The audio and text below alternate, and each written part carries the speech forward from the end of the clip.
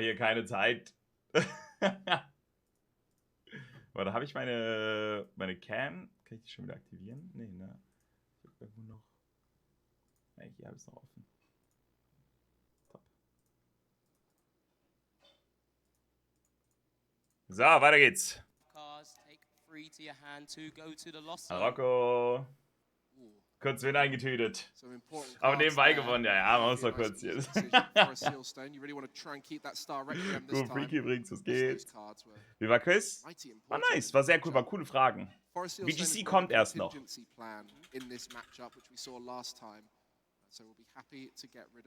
BGC kommt erst noch. Genau, BGC ist nach DCG. War aber sehr cool, ne? Also wie fandet ihr es, Chat?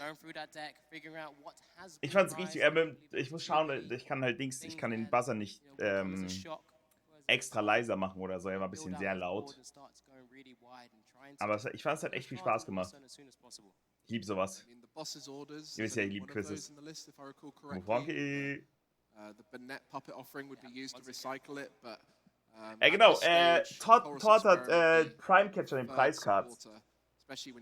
Danke, Leone, Dankeschön. Das Ding ist, okay, soll ich euch meine Anagrammstrategie sagen?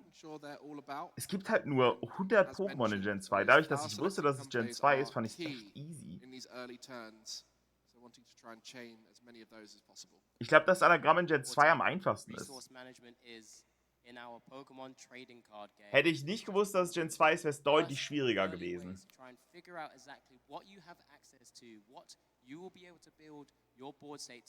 Having already, for example, lost zoned a couple of pieces. Sometimes those lost zones could be tricky if you don't know what's going on. Die tauschen gerade Karten, Frankie. Das ist Europameisterschaft und Karten tauschen. Wer mehr Geld am Ende plus macht. Imagine. Wer kann besser verhandeln?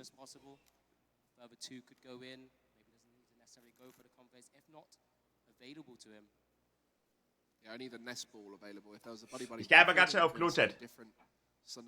Ich bin sofort da. Also Poker zu dir bei Pokémon, ja. Genau das, Ricky, genau das. Ich gehe ganz schnell auf Klo-Chat, ich bin sofort da.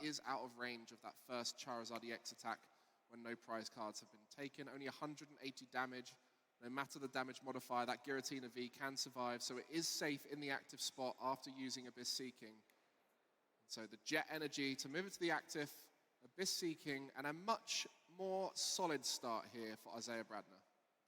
Yeah, can just have this scenario, be quite comfortable with this board state to begin with. You know, typically we'd have some comp phase down, but might not be as necessary when you just don't have the cards available to yourself, as you will be going up to 4 in the Lost Zone. That Cramorant as well, used as a easy, efficient attacker. Doesn't want to start taking prizes, start putting himself in range of the Burning Darkness attack with a damage modifier as well. So just knowing he's safe from any sort of big knockouts on his Giratina V, and Abyss Seeking, putting some of those less useful cards into the Lost Zone there. Oh, Rare Candy, Pidgeot EX, a nice way to kick things off here. Find any important card you need, and for the rest of that hand, well, there's a Charmeleon. It's a good little start, and the disruption plus a little bit of an attack at this stage after that large hand was gathered for Isaiah could be a great way to kick things off. Yeah, could start to chip away as well at that Giratina V if he chooses to do so. We've already seen Tord heat tackle his way through some big Pokemon, but just trying to figure out what was available. There was that Cleffer in hand, so could have taken a bit of a slower approach if he wanted to do so. The hand there has Ultra Ball, has a way to quick search for the Rare Candy as well. Buddy Poppin also trying to grab maybe the Bidoof outs. We saw how vital that piece of the puzzle was in your game plan toward Reclef. So let's see the first Buddy Poppin here from the hand being utilized. That Bidoof maneuver to the front of that deck very quickly. And the Jirachi too. I mean, you mentioned the Cleffer. Without the Jirachi in play, it's just an easy part of a Sableye attack. That Lost Mine sprinkling 12 damage counters into play, but with the Jirachi on the bench, only the active is a target for the Sableye, so a great way to reduce the damage output of the Lost Mine. Can't take multiple prize cards with it in one turn, so Jirachi, a key part of this matchup. Quick search being activated now. Again, a fantastic ability. We've spoken about spoken about it a lot throughout this weekend. Excuse me. So just being able to choose any card you'd like for the matchups that you're facing up against. Such a key component for this deck. We've had discussions amongst us, amongst the crowds, amongst online about which engine is best of a partner for Charizard. Well, how about both? Seems to be the key, especially when you're in a deck that doesn't want to be taking one prize card at a time. You want to be taking those 2 prize knockouts. If the barrel is there as a backup option, it can protect you after, say, something like a Roxanne, which has been a game-swinging card throughout the tournament. So Tord stabilized similarly to the first game, but rather than opting to attack with Charizard this time, well, first time was Pidgeot EX, but rather than choose to attack with a 2 prize Pokemon, we'll be looking to use that Heat and Charmander in the active. Yeah, just for the moment, knowing as is not able to really disrupt towards hand, he's just kind of targeted a particular Pokemon, which was the barrel from that quick search, just readying it for future turns, and then has to react then on how Isaiah is able to play out his turn. Well, similarly to the last game, that Ino was played against Isaiah when Isaiah had just used Abyss Seeking and the Chorus Experiment, so choosing the best cards out of all of that draw support. With the Ino, it will disrupt it, reduce that hand size, reshift what resources are available, so Isaiah now having to rebuild that up, find those combo pieces to get an early knockout potentially, and Chorus Experiment, finding some good cards, but not those ones to develop what they're trying to achieve here, which is that loss zone count going up. Wieso kann ich keine Nachricht anpinnen? Könnt ihr eine Nachricht anpinnen? Die Mods? Ich habe da oben die angepinnte Nachricht geschrieben, aber es geht nicht. That Temple Sinnoh could be a great way to bump away a collapsed stadium to give himself space to go wide. Grass Energy, of course, plays multiple copies of, so can sometimes be an easy choice. Already knows how many Grass Energies are in deck from his deck search earlier in this game, as we do see the Comfey hitting the board and a Jet Energy to push it into the active spot as well. When you attach it from your hand, you may maneuver Pokemon you attach it to the active spot. Das ist so crazy, dass, also Tord spielt das Glurak-Deck und Isaiah spielt Lost Zone, also Lost Box Giratina. Das ist einfach, wir haben jetzt eine komplett neue Meta, komplett neuen Metashift, komplett neue Rotation und es sind trotzdem dieselben Karten, die gespielt werden, also dieselben Decks, die wurden auch schon vor der Rotation gespielt. Das ist so crazy. Energy acceleration at this stage, and now Tord will have to play around that. Yeah, this Nest Ball now being utilized here. We'll try and maybe set up some additional Giratina Vs. Typically you'd want aber die Dings, die sind aus Temporary Forces, ne? Ja, plus Ace-Packs, ja. Ich glaube, die Dinger hier sind aus Temporary Forces, die Knursbringer. Die sind schon strong. Und Charizard. Factoring that in, having this Charmander deal some chip damage away. Ja, genau. Those Giratina Vs do start to become within range with a damage modifier in towards that. Ne, First Blood, aber am Ende gewonnen mit 6600 Punkten. Every prize card does another 30 damage for Tord, using that Charizard EX, and then you mentioned the Defiance Band. Great tool card to increase that damage output, especially without the maximum belt, which we've seen featured in a lot of the Charizard EX list. Does need to find a way to put more damage onto opposing EXs. That seemed to be the option there. Isaiah in a much more commanding position this time, able to set up. I feel like, as far as setups go, both of these players will be happy with the way these early turns have gone, and so we'll be seeing the true form of how this matchup's meant to go. Yeah, it's a bit of a throwback to pre-rotation prior to this European International Championships here, where we had both of these decks. Das ist so krass, wie consistent Tord ist, ne? Das ist so crazy. Really taking down a lot of tournaments, a lot of games. And we do see the prime catcher of his own here with that Giratina. V-Star now evolved up with that 30 damage that has taken from the heat tackle, targeting down towards support Pokemon. Here we go, first couple of prizes. Looks like it's going to be taken with that Lost Impact, 280 damage to knock it out. Pidgeot EX has been taken out of play with the first knockout from Isaiah Bradner. Advantage to Isaiah now, as Tord has limited ability to set up now with the perfect card. He has the barrel available, Ultra Ball available too. Can he get everything needed Damn. now to set up the Charizard? Für Glutexo zu gehen ist schon ein bisschen risky. Also pick out that barrel from the last turn with a quick search as well, knowing that it is a bit of a target if Isaiah Also nicht für could hit the Glutexo 7 gehen, in aber er hat the schon eine lost zone. Fall. Ja, wobei. Now should have, I believe, the 9 in the lost zone with the lost impact as well. 2 further energies hitting Ich schaue es mir später an, the Rocco. lost zone area. Just one more flower selecting away potentially. Jetzt. Ich habe halt aktuell kein Handy und ich bin halt also mein Handy ist gestern kaputt gegangen leider. Und ich bin außerhalb vom Sabaton dann gerade kaum am PC und wenn ich halt hier bin, dann bin ich halt immer Sabaton gefesselt. Aber schau mal.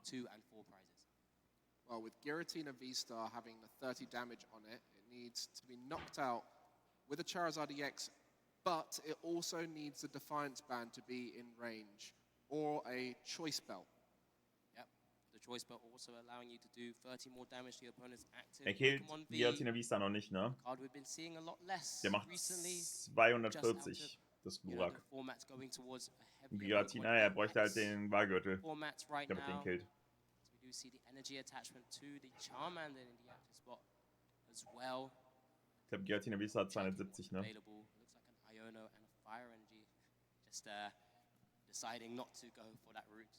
With one in hand, I think he wants to try and play that second energy onto the Charmander from hand, but is he going to try and draw with that barrel to find the Choice Belt or the Defiance Band? Is that the plan here from Tord, or is he going to try and use the Heat Tackle to set up the Giratina? Mein Handy ist gestern von der erhöhten Position auf die Küchenzeile gefallen, auf der Kante sehr unglücklich und trotz Hülle und Schutzfolie komplett kaputt. Yeah, I think it's down to likely to try and target down that Giratina V-Star at first possibility, at first opportunity to be able to do so. Big 4 cards here for Tord.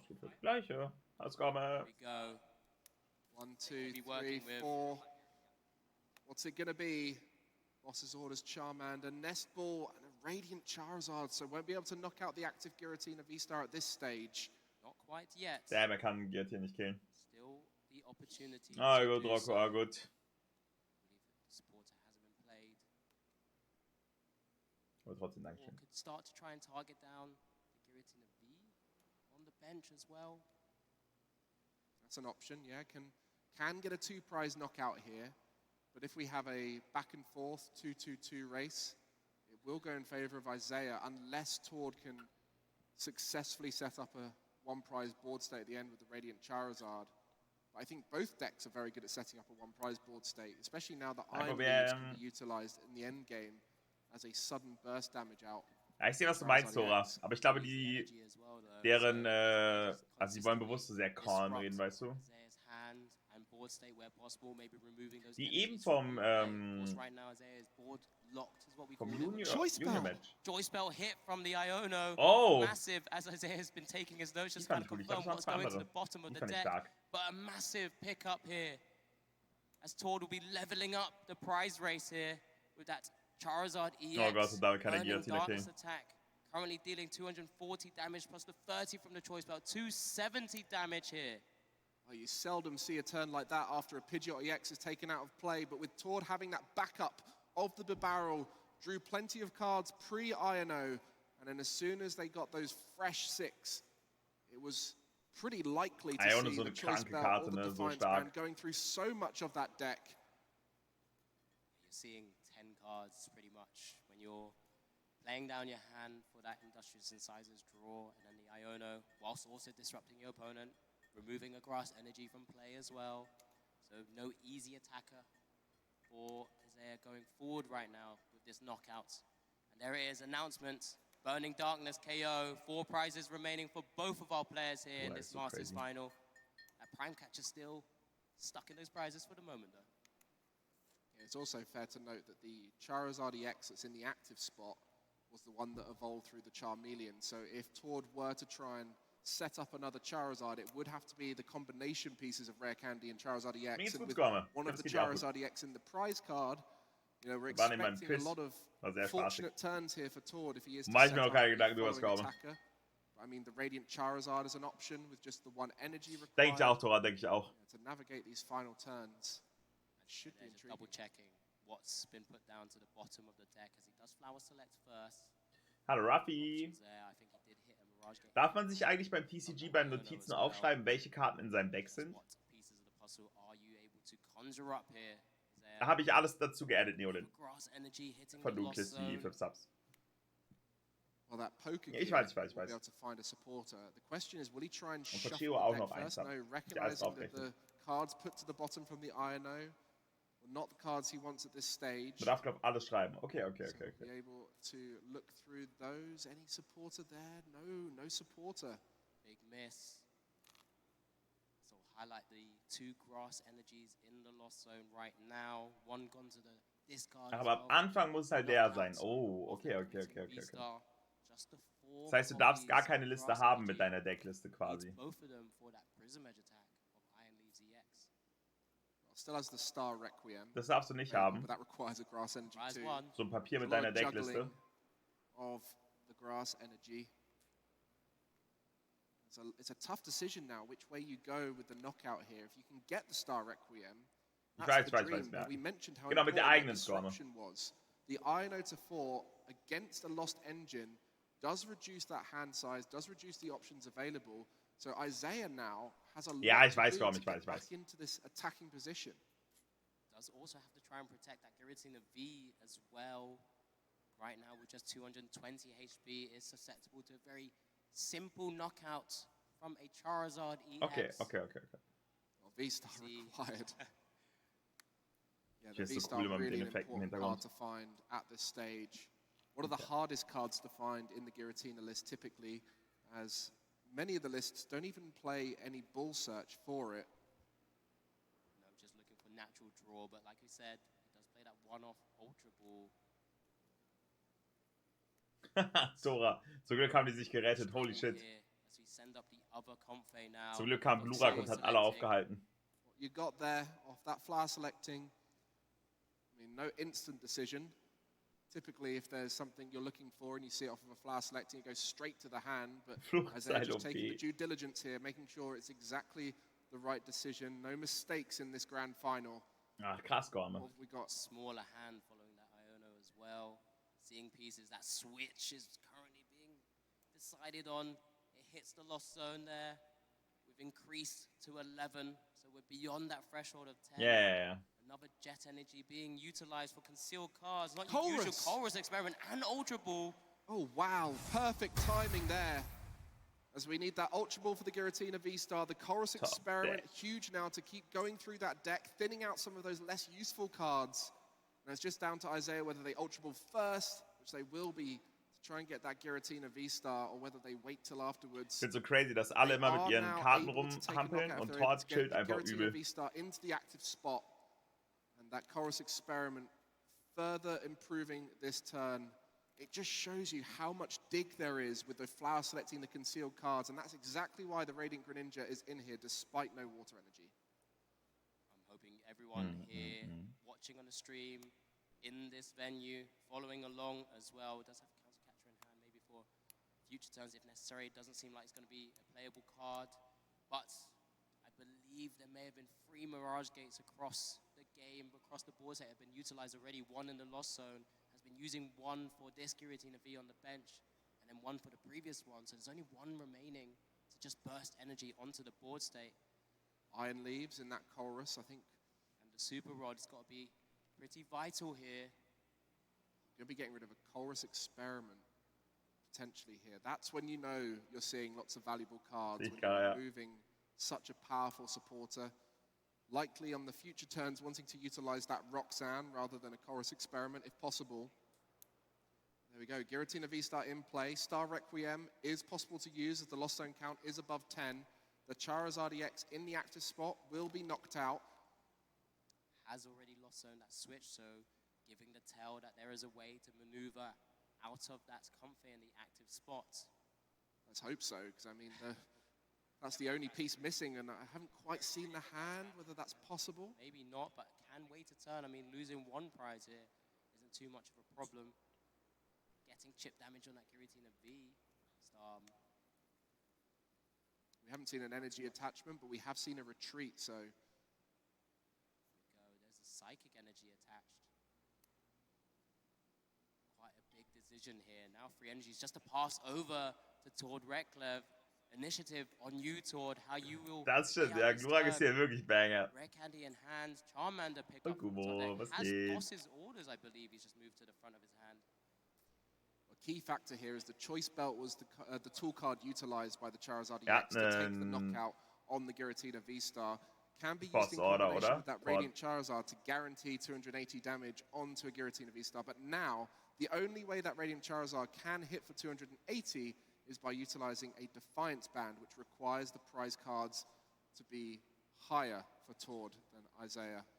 And there we go. The boss's order is going to be taken to the active, getting some damage. It's not enough to knock out, but it puts it in range of something like that Charmander with the heat tackle. 280. 270 damage here. Macht 270 erklären. The Burning Darkness attack, the choice belt increasing it to 270. 10 HP remaining. 10 Leben hat Giratina noch. I mean, this is one way to get your Pokemon that you want to be utilizing to switch into the active spot, but ideally wouldn't have Ja, wanted das to see ist so that many crazy, damage Scroll, counters on it. wie consistent Tord ist, aber ich feiere das so unnormal. I can help you out, as that has now got 10 HP remaining. I mean, there's some attackers in Tord's list that could probably knock this out that I've never seen attack. Can the Pidgey knock it out? I mean... Yeah, he's got that tackle for 20. He does really 2 energies, though. Not ideal.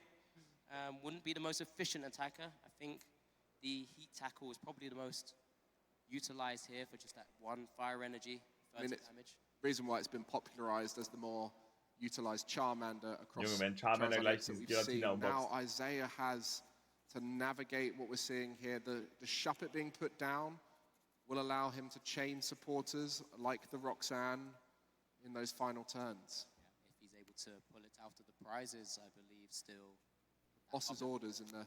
Oh yeah, the puppet offerings in the prizes. But, you know, it's filling the deck, but it's also getting a potentially very useful card. Strongest Fighter Glumanda, ja. As Star Requiem has activated their V-Star ability, an instant knockout once you're able to get 10 cards into the lost zones, has missed that puppet offering Burnett, so won't be able to utilize that as a way of maybe safeguarding yourself away from something like a disruption supporter. But it's on Tord now. We do see that Heat Tackle Charmander in the active spot. It's going to be over KOing this Giratina V-Star. Yeah, when we caught up with him before the match, he was very particular about this situation now. He said, I can take those knockouts and set up to use that Radiant Charizard in the final moments. And by leaving just 1 prizes in play, the power output of Isaiah's list with the Iron Leaves and the Giratina V-Star won't be able to knock out anything there for 2 prizes. And with Jirachi on board, Sableye also not an option. So Tord trying to set up a 1-prize endgame. Possibly here, you'd want to be attacking with your Radiant Charizard. It's big enough for Pokemon with HP to be out of range of that Cramorant to force a 1 single prizer. That means Isaiah would then have to put a 2 prizer to try and knock it out or find a way to gust around it. But that's habe ich eben genauso gesagt, Scarve. Mitigate losing a prize to Isaiah and just allowing Isaiah to go down to 1 prize.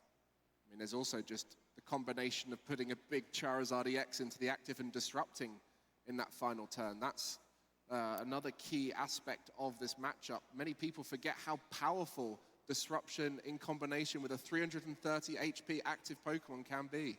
Yeah, you're right, but you just have to be fearful that Iron Leaves EX, Mike. It's hiding around somewhere. Super Rods are still on the deck. Those grass energies may be out on the field that Tord can see, but Super Rod can replenish those, and Mirage Gate can quickly put them onto the board, an energy attachment from hand, and then Iron Leaves can come in with that Rapid Vernier and just take a big swing knockout. I mean, what you've just described is a lot of pieces in combination. Lot of pieces. So that would be asking a lot. Isaiah now having to work with small hand sizes after the Ionos of both turn. Isaiah muss noch einen Dings Charmander weghauen, is oder? be taking the knockout. This Charmander was MVP in Tord's semi-final match as it knocked out an opposing Charizard EX. And it looks like it's poised and ready to take down the Giratina V-Star. The little Charmander that could is ready to heat tackle, whereas Isaiah is waiting with not many options available after that collapsed stadium, removing a Comfey. Barrel, Industrious Incisors, getting that back online once again. Just allows you to get your board state ready. Pidgeot and Arven ready for future turns as well. Does have the energy for the Radiant Charizard. He's gone for the play that I've mentioned. Combustion Blast live with that excited heart ability. Able to take a massive knockout now that Isaiah has taken 4 prizes. 160 Okay, HP. aber er holt sich nicht Glurak, oder? Aber den Prime Catcher.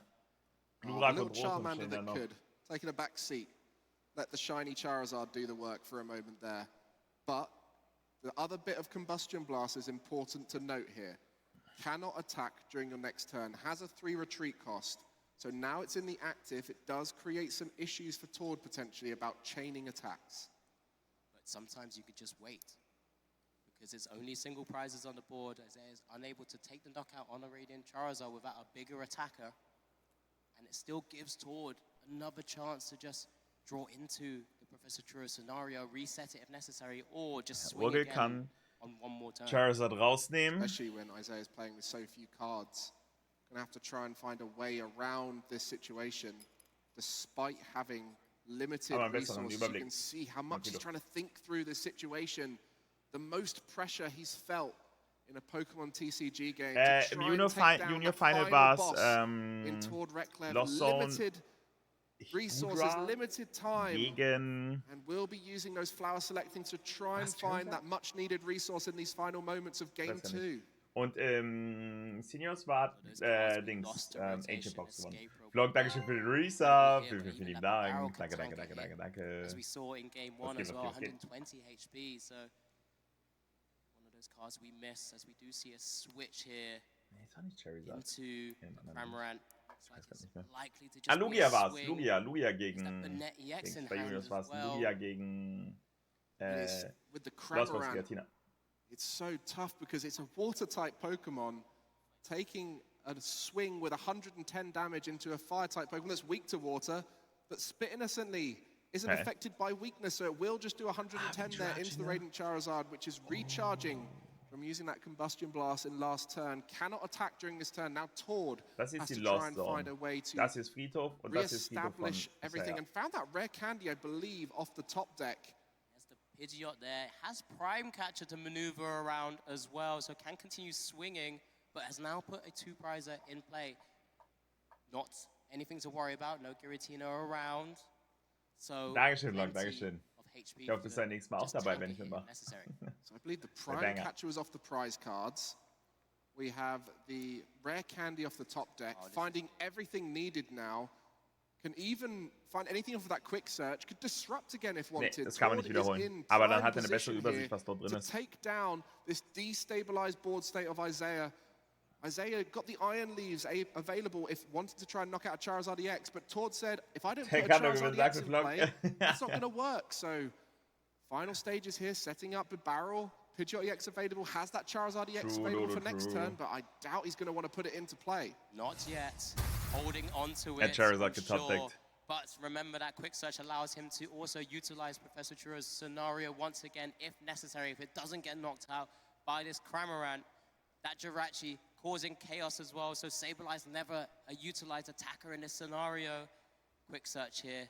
Grab any card you want from your deck. How do you want to telepath the next turn? Super Rod, it looks like going down as an option. So many different options available for Tord, Reklev. Last couple of turns, I'm getting to that moment there, Super Rod being played. Actually got the Professor Churro scenario off the prize cards alongside that Prime Catcher. And this Super Rod just going to get back all those important options in the final turns, especially as there's only 6 Fire Energy in the list.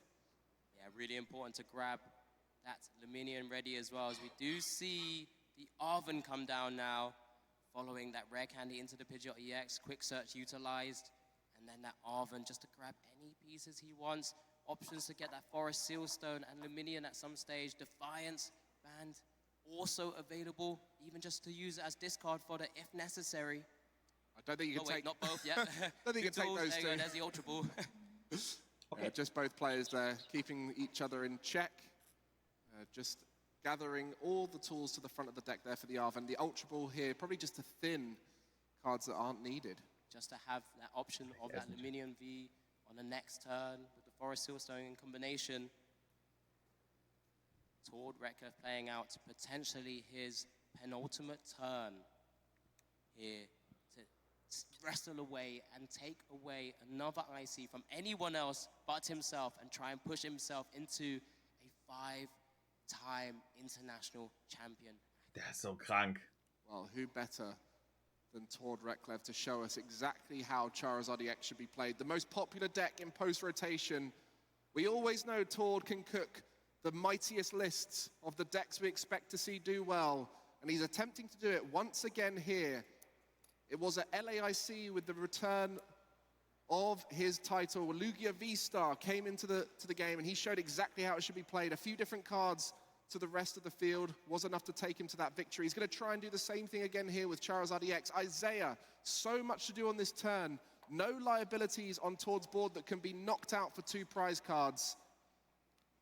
What can you do here, Isaiah? There's a Super Rod being eyed up here. Does have to get those energies at some point back into the deck.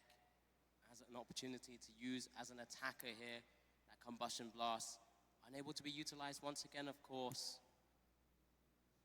But with Quick Search as an out, maybe has access to that Professor Churro scenario. Be reset very quickly. Do you attack with the Iron Leaves still and just try and disrupt and hope that the Iron Hands attack, Charizard EX pieces aren't available? I mean, we've spoken about it. You still need so many pieces just to kind of weave in an attack Habe from ich nicht the wieder, Iron Leaves EX. As we do see a Flower selecting, look at the top 2 cards, put one into your hand, one into the Lost Zone. Psychic Energy, decision there. What was that card, Isaiah? Do you have a chance? There's a concealed cards. If that Grass Energy goes, Boss's Orders. Oh, Roxanne. Ich will hier nicht Werbung von anderen Influencern machen. Giratina V hits the board. We're at the point now. Anything can be knocked out, so that Giratina V can come down. Roxanne, shuffle your hand in, draw 6. Tord Reklev, shuffle your hand in, draw 2. The Barrel and Pidgeot EX are in play. You have 2 cards that are allowed to get you out of this Roxanne situation. You can draw up to 5 with the Barrel, find any card you need with the Pidgeot EX. So, yes, it might seem like there's a lot of combo pieces needed here for Tord with that Rare Candy and a Charizard EX, but at any moment you can find one of those pieces from the Barrel and find the other one with the Pidgeot EX. So now Tord will be disrupted, and Isaiah will need to find a knockout this turn without leaving any liabilities in that active spot. Cleffer and Buddy popping in Tord's hand. Mirage Gate there with a Super Rod as well, so that's a couple of pieces. And the switch.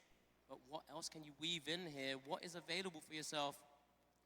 Get a knockout with the Cramorant and just hope that the disruption is enough. That's asking a lot. Maybe that's all Isaiah can do at this stage. That's the Nest Ball as well. Doch, das geht schon. Man kann schon im deutschen Raum das TCG spielen. Das geht schon fit. Schwierig, vor allem weil die mehr Punkte brauchen. VGC schon angenehmer, was das angeht, aber es geht schon fit. Wird auch immer beliebter. Even with something like the Mirage Gate, you still need a Grass Energy either on the board or in hand to be able to attach as well. So Super Rod is utilized here. You don't necessarily need to use the Iron Leaves now. The Shred of Giratina V would be enough to knock out the active and would put Giratina V into a strong position to be potentially out of range. But I think a lot of Isaiah's plan is just hoping that Roxanne has done enough. There is a world where, locker für 30 bis 60 as you draw with that Barrel, you find none of the combo pieces needed to evolve that Charmander up. Right, you need es geht. That Rare Candy and a Charizard, but Barrel will do its best to try and get there. Can play his hand down as well once a Pokemon is knocked out.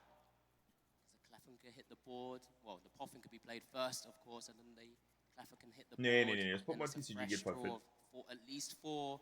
Well, I think I'm going to ask all the questions here, I think. Exactly. I think at this stage we are going to be seeing that Cramorant attack, and Isaiah will just be relying quite heavily here on that Roxanne. It's been the MVP for so many people throughout the tournament. We mentioned how powerful a card it was for Tord during the semi-final. That just begins to scratch the surface of how much Roxanne has done in this tournament. So now Isaiah, one last time, will be crossing his fingers for that Roxanne, hoping it does enough. The knockout, 1 prize card remaining each. Can Tord find the knockout this turn off of this draw? The Barrel there, there's an energy. That's fine, attachment to the Charmander, if he can evolve up, of course. So many cards in there, you don't want to draw off the Barrel. don't want to be putting a card down here because you want to be maybe putting down that Cleffer just to make sure that hand draw is as high as possible. Lots of outs, things like the Luminion are an option too. 2 rare candies, I see. Ultra Ball for the Charizard. Ja, hat noch ein bisschen Optionen mit Biddy fast leicht zu... Seeing a fresh 5. He just benches that Cleffer and an attachment. Could have put the Buddy Poffin Pokemon down, but doesn't want to because he needs Biddy to leave that muss jetzt space carryen. for the hand, or whether he wants to leave the space for the Luminion as well as an option. Lots to think about here for Tord to optimize this end game draw after the Roxanne. It's great to see both players still enjoying it. I think Azai's didn't want to be the one to cut it. Didn't want to. Ich habe die Judges das nochmal mischen lassen. Tord, as we do see the energy attachment there. The barrel for 5. For 4, I think. Left the Cleffer in hand. What have you got here? Having Luminion. Charizard EX in hand. One more piece. Und er kann sich Rare Candy holen. And that's gonna be it. The rare candy. Oh my God, Tord, let's go! Let's go! Charizard EX, the knockout. Tord Reckless. Let's go! International champion. 5-time international champion. Big. The greatest player of the modern era. From finalists of 2023 to champion of 2024. What a story. Tord Reklev, congratulations. Ich hab gehört, dass gar nichts You gerade. are the Masters TCG champion. Isaiah Bradner tried so hard to make his way to this final. He made it and just couldn't quite find the combination to take down Charizard EX. You saw how rough it was in game 1, not quite drawing as planned, but with the disruption being thrown his way from Tord, it was just too much in those final turns. But schreiben die dort, dass so ein Zettel, wo drauf steht, wer gewonnen hat, die Runde. Making it to the final alone was an achievement. Damit da alles auch mit rechten Dingen zugeht. Keeps on winning. Be proud. What a run to the finals. Tord ist einfach strong. Once again, unfortunately fallen short, but I mean to only fall short to 2 of the best players at ICs in Azul and now Tord Reklev. You know, you just have to pat yourself on the back. He'll come again. We know he will. He's been here before. Massive congratulations for both our players for making it to this TCG's Masters final and giving us a fantastic show. Stark. And thank you to everyone in the crowd. You guys have been amazing and 100%, for all those highlight moments. You guys were getting involved. There was tension during the middle of those games, and as they closed out, you guys gave it the applause it deserved. What a final we've just witnessed there. And the prize cards were interesting, but for the most part, it was the disruption that was the key to this matchup. Yeah, it was, I mean, on good spirits from both of our players. It was just unfortunate that game 1 happened the way, what maybe is what he described as scuffed. More than scuffed, I think, there. I mean, he even was given that chance. He couldn't even scoop because his next top deck was that Chorus's experiment to keep himself in the game. But it goes to show you just how close it was, even despite being 2 prizes down and with 0 in the loss zone at that turn. Yeah, Pidgeot EX initiating that final with the first attack. Didn't expect to see that, but the back and forth, the 1 prize cards being utilized at the right moments, the prime catcher on both sides.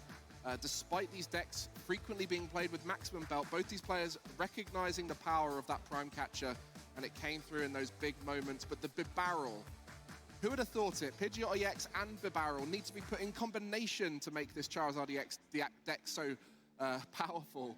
You know, Bibarel helping you out in disruption, Pidgeot EX helping you out in finding those combo pieces. Tord showing us what optimal Charizard looks like.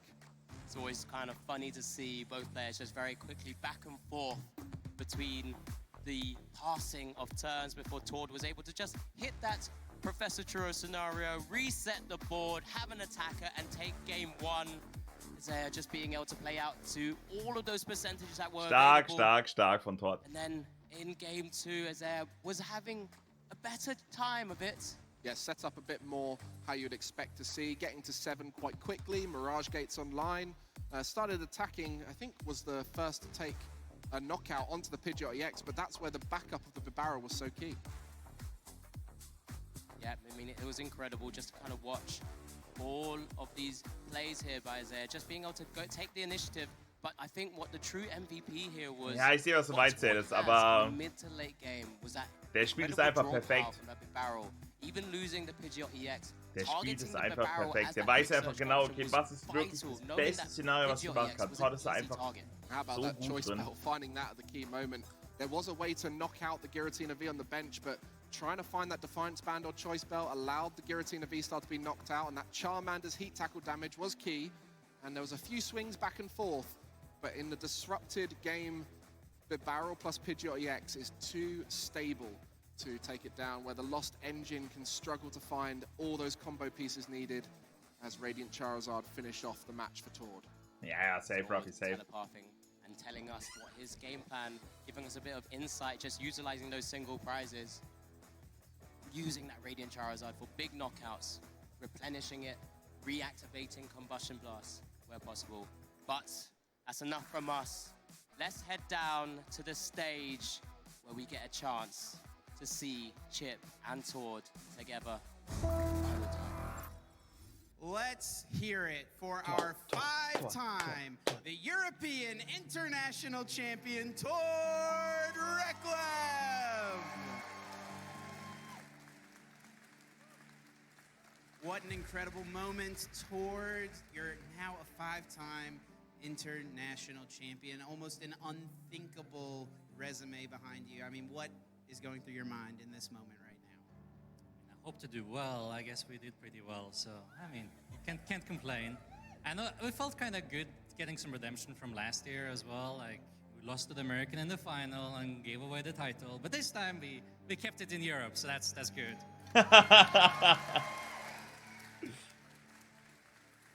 It was a very interesting matchup there. Obviously, game one, things didn't go great for Isaiah to start.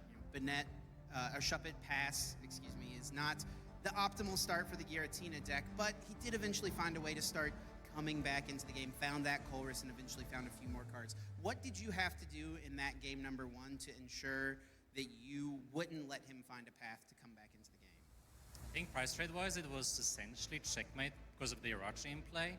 Even if he stalls out the big barrel, I know that I eventually have the Turo, and then like we have to start price trading again at some point, and then like I'm too far ahead for him to actually come back. So I wasn't really too worried there. I was like, maybe if my Turo is the very last card in deck, and then I forget to play my Super Rod, I could lose that one, but it should be more or less locked up. So I wasn't really too worried there, but I just had to be careful to not waste my last Turo. But I also had the Yell Cheer left as well, so I could have used Turo twice. I wasn't really afraid of being locked out of the game resource-wise. So the first game felt pretty fine. I think he stuck it out. Genau, das so wäre. Situation would probably be favored, so it made sense for him to just keep on fighting, just in case I mess up at some point. Oh.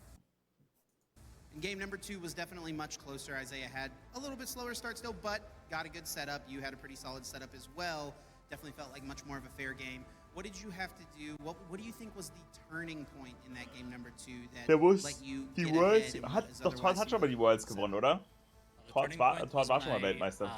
Hit with the Radiant Sword, and he did not have the Gust effect to answer.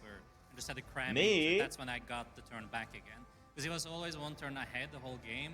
And got the very quick pitch at KO as well. Crazy. I didn't really Er war realize Finalist until letztes Jahr. started playing Oh, the gate okay. of Und davor Giratina. I was Vierter, like, whoa, okay. we have the Prime Catcher too? I mean, I guess he must have. Otherwise, this play doesn't make any sense. So. Okay. Yeah, Das heißt, dieses Jahr holt sich cool, Tord that's why we den played the Bibro, Titel. right? So we can still do something even if the pitcher goes down. So it was nice. Got some value out of the Bib there. Yeah, and you mentioned that, Bieber. I actually want to ask you about that. So Was back geht in ab, EUIC in Leon? the 2018 season, you introduced the world to Zoropod, Zoroark GX, and Golisopod GX. That became the main meta deck for months to come. At EUIC last year, the way that you built your Gardevoir deck became the way that players imitated from there on out. Do you think that this build of Charizard with the Cleffa, the Bibarel, all those different setup options, is this the way players should approach the deck moving forward? And also, of course, that A-Spec choice in the Prime Catcher. I mean, it worked pretty well, right? So I think it's the way to go for sure. I have a lot Der of Tord arguments ist so for krass. it. Like Also das ist auch so untypisch, wie er das gespielt hat mit Bedifas, Taubos und Prime Catcher. That card is good. The Bibarel is obviously great as well. As a Charizard deck, you're more or less a combo deck, right? So you're not really happy with a single piece each turn. You need Candy and Charizard, like, repeatedly. And Pidgeot can only get one card, even though if it's really good, any card, you still need some card already. So if you Bibarel first, you can draw cards. and then you use pitcher to just search out the missing piece instead. And like obviously that helps your consistency tremendously. I think that gave me a pretty big edge compared to what people have been testing against for this tournament. There's quite the crowd built up here at EUIC, and I'm sure many more watching along at home as well. Plenty of people that have helped support you on this incredible journey you've been on. Is there anyone you'd like to say thank you to? Anyone watching along at home or here in the crowd now? I mean, I have all my friends right here, and I have a lot of friends back home. So many supporters, and thank you so much, everyone. Shout out to my sponsor, Rector TCG. Shout out to like just everyone for being so supportive, so kind to me, and really makes me want to now grind for these events, right? Because there's a lot of time and effort going into each and every tournament run I have. So just very, very grateful. Thank you so much, guys. Well, let's hear it one more time for EUIC champion Tord Reklev. Congratulations once again, my friend. Let's throw it back to the casters as we prepare our trophy ceremony. Wow, what an incredible set that was. Got to see Tord Reklev take home his 5th international title. An incredible set, a lot to take away from this weekend. Yeah, absolutely, and kind of proving us all wrong with our predictions at the beginning as well. We were saying, you know, we think that Isaiah is such a strong player, has the perhaps advantage in the matchup with the Iron Leaves, but Tord just saying, no, you know what, forget about that. 2-0, I am taking this finals, and I'm putting my stamp as the international champion once again here in Europe. I mean, I feel sorry for Isaiah on that first turn, you know, shot, attach, pass. Almost managed to claw it back, so fair play in that situation. But it was the Professor Turo scenario, which was put in there to deal with the controlling archetypes, but it also works to stop those backdoor game plans of gusting up the Bibarel and trying to stall. Yeah, there's a lot to really take away from this tournament. I mean, Chip sort of touched on it. Will players now think that this 1-1 Bibarel is going to be standard? Is this what we're going to really see? I mean, with the introduction of a lot of great resources, lots of players can really just take these deck lists and bring them to their own tournaments. How are we feeling? Do we really like the Bibarel? Is this really the key sauce inside of Charizard? I mean, it makes a lot of sense, right? Even when we're looking at the early results of Japan and going into the new format, we did see that a lot of the Charizard lists were going more to this Bibarel line. I guess Tord was taking that same logic and thinking, hold on, Bibarel, yeah, this makes a lot of sense, but Pidgeot's still really good, so yeah, why not both?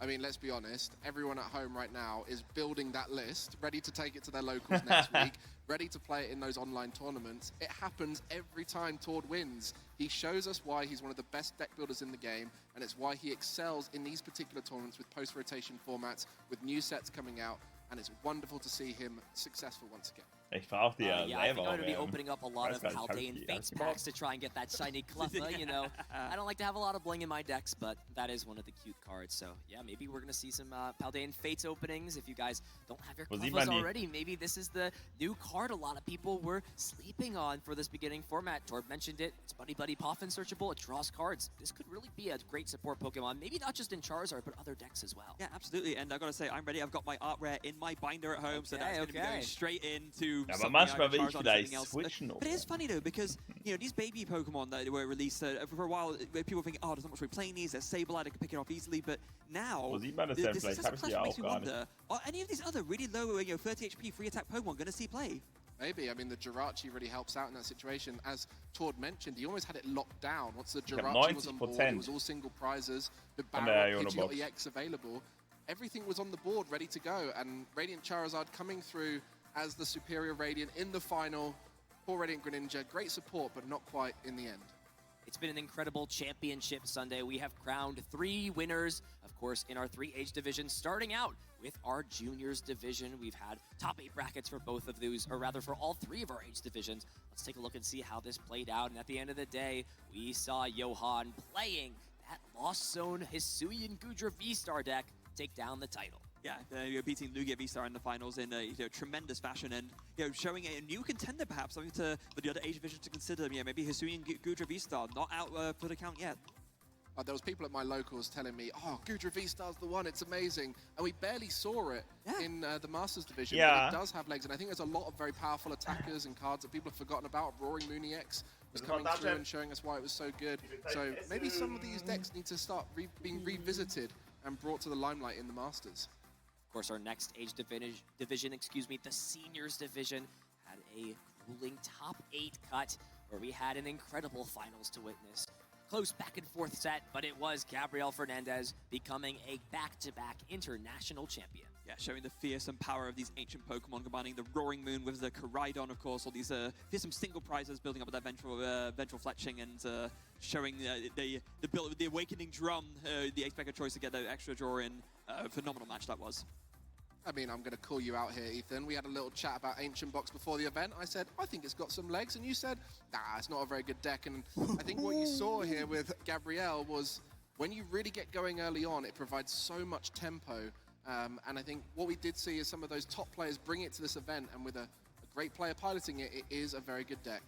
Fair point, but I will raise you the caster predictions that I got correct. So you know what? At the end of the day, who's really losing? Well, of course, we also just saw our Masters Division top 8 bracket conclude with Tord Reklev taking down the International Championships, adding to his dynasty his 5th international title, now over double the next person under him with 2 international titles. Really, when is it going to stop for Tord? This is another great accomplishment. Every time he wins an Internats, I just keep thinking, it's that Worlds win that he was so close to last year that he's really just still looking for. Yeah, that's going to be the one thing that I'm sure is at the top of his mind. I mean, when you've got 5 international championships ready, that's old news. I mean, it seems crazy saying this given that he just won another one, but, the World Championship title is what he really was going to want to be going for, and having come so close this year, I'm sure he's going to be having his mind laser focused now on Honolulu.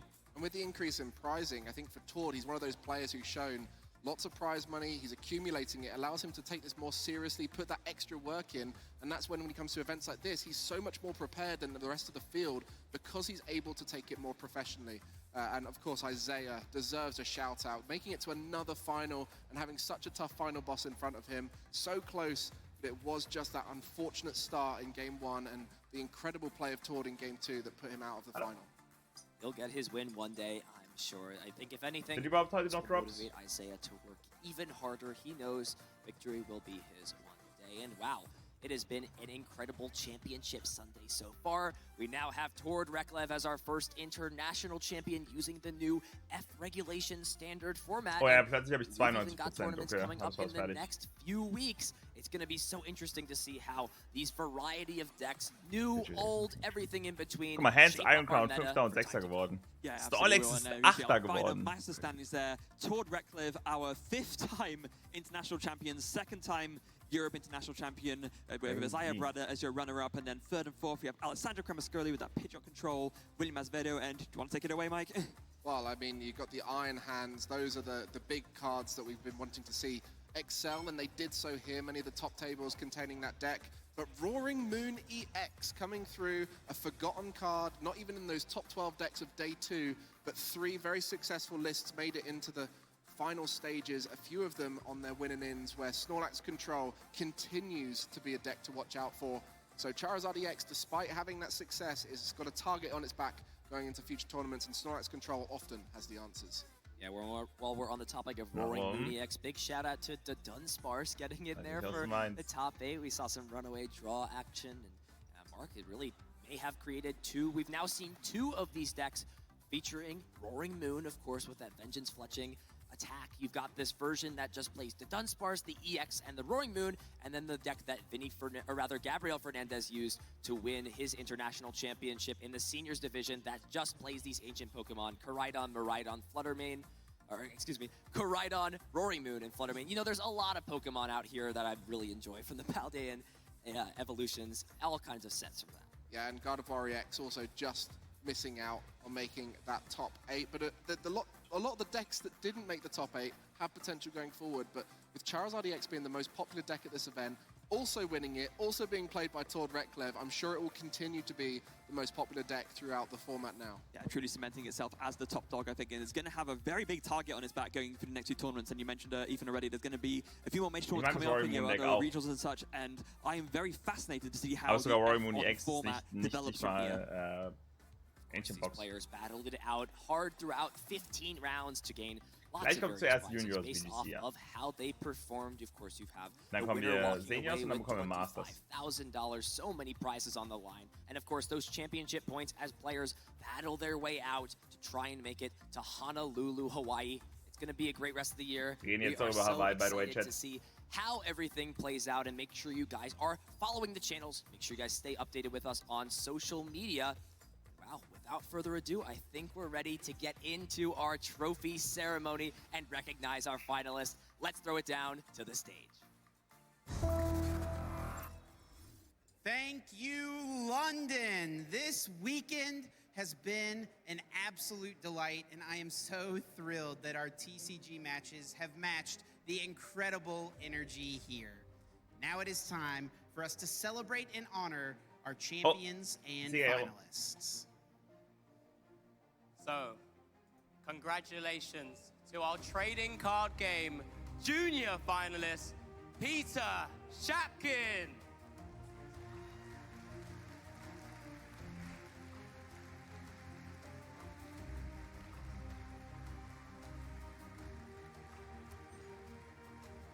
And a big round of applause and congratulations for our trading card game junior champion, Johan Kote! Jeder hätte gewinnen müssen.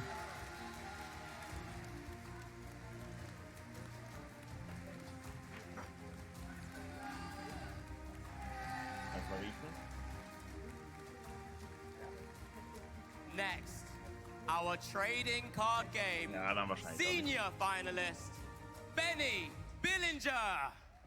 Benny Billinger.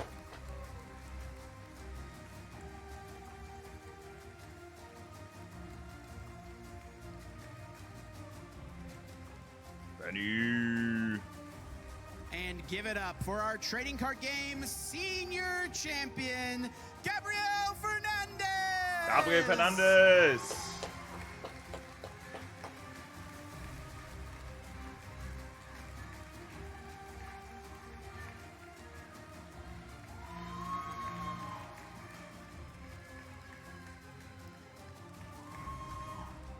And now, in our Masters division, our trading card game Masters finalist is Isaiah Bratner. Was war das für ein Cut? Isaiah Bratner.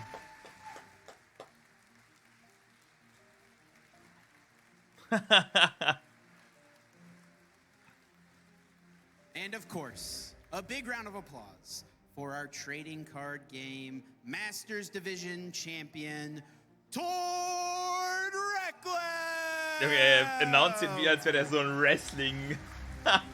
So ein Wrestling-Einlaufen. Tord Reckless! John Cena!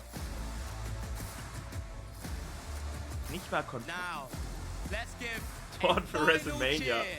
Oh, WWE Champion! Pokémon European International Champions and finalists. Wieder ein Staubfänger.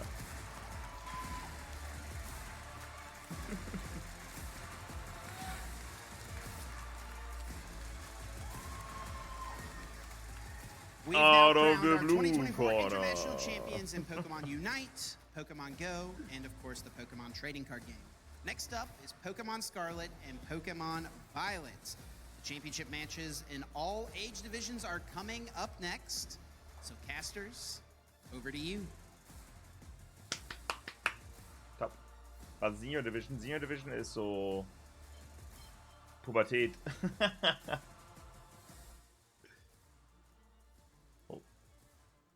Welcome everybody. Yes, that was the trading card game ceremony, and we're here for the video game.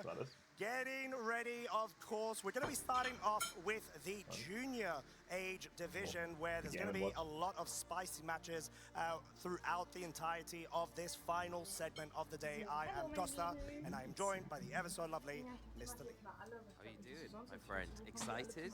Extremely. This is the culmination of the entire weekend for us here in VG. It's going to be so exciting. Like you say, we've got our juniors, our seniors, and then our masters to cap off the show. We're crowning all of our champions this weekend.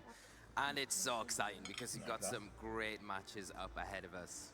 Yeah, and I think it's like you mentioned, Lee, a bit of a culmination of the entire weekend. This is the moment that trainers have been vying for, getting those team building factors going in, getting all of that practice, whether on their own or with their team building partners, and being able to reach this stage is such a monumental success story for them in order to allow themselves even further progression and success in future events. Looking at you, Honolulu, Hawaii. Yeah, exactly. And what are these players playing for? Well, there are some big prizes on the line this weekend. You can see here in the juniors division, $5,000 for first place. Seniors, again, $5,000. And in masters division, $15,000 up for grabs to our players today. Wurde heute Morgen schon sicherlich. Prizing, but for anyone that may be tuning in right now and a bit unfamiliar with our tournament structure, we're going to go ahead and cue a video just to give a very quick refresher. Hey Maurice, was geht?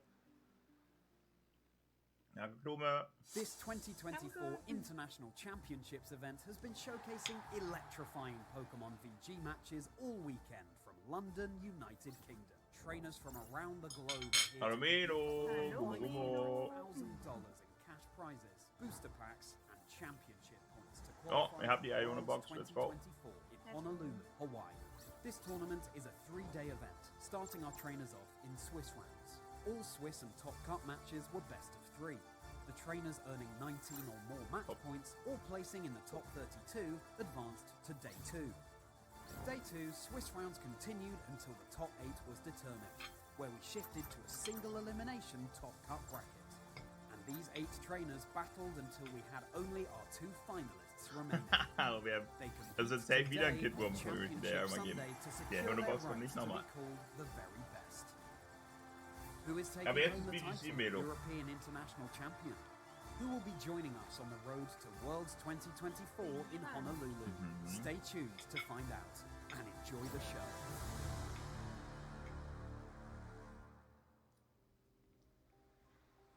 Thank you so much, Charlie, for that great overview of the format, and we can get straight into the juniors bracket here. This is the top 8 from the juniors division. We can have a look at our finalists and the route that they've taken to get here today. Exactly. We have Kevin Hahn from the NA region versus Ismail Orgi from the European.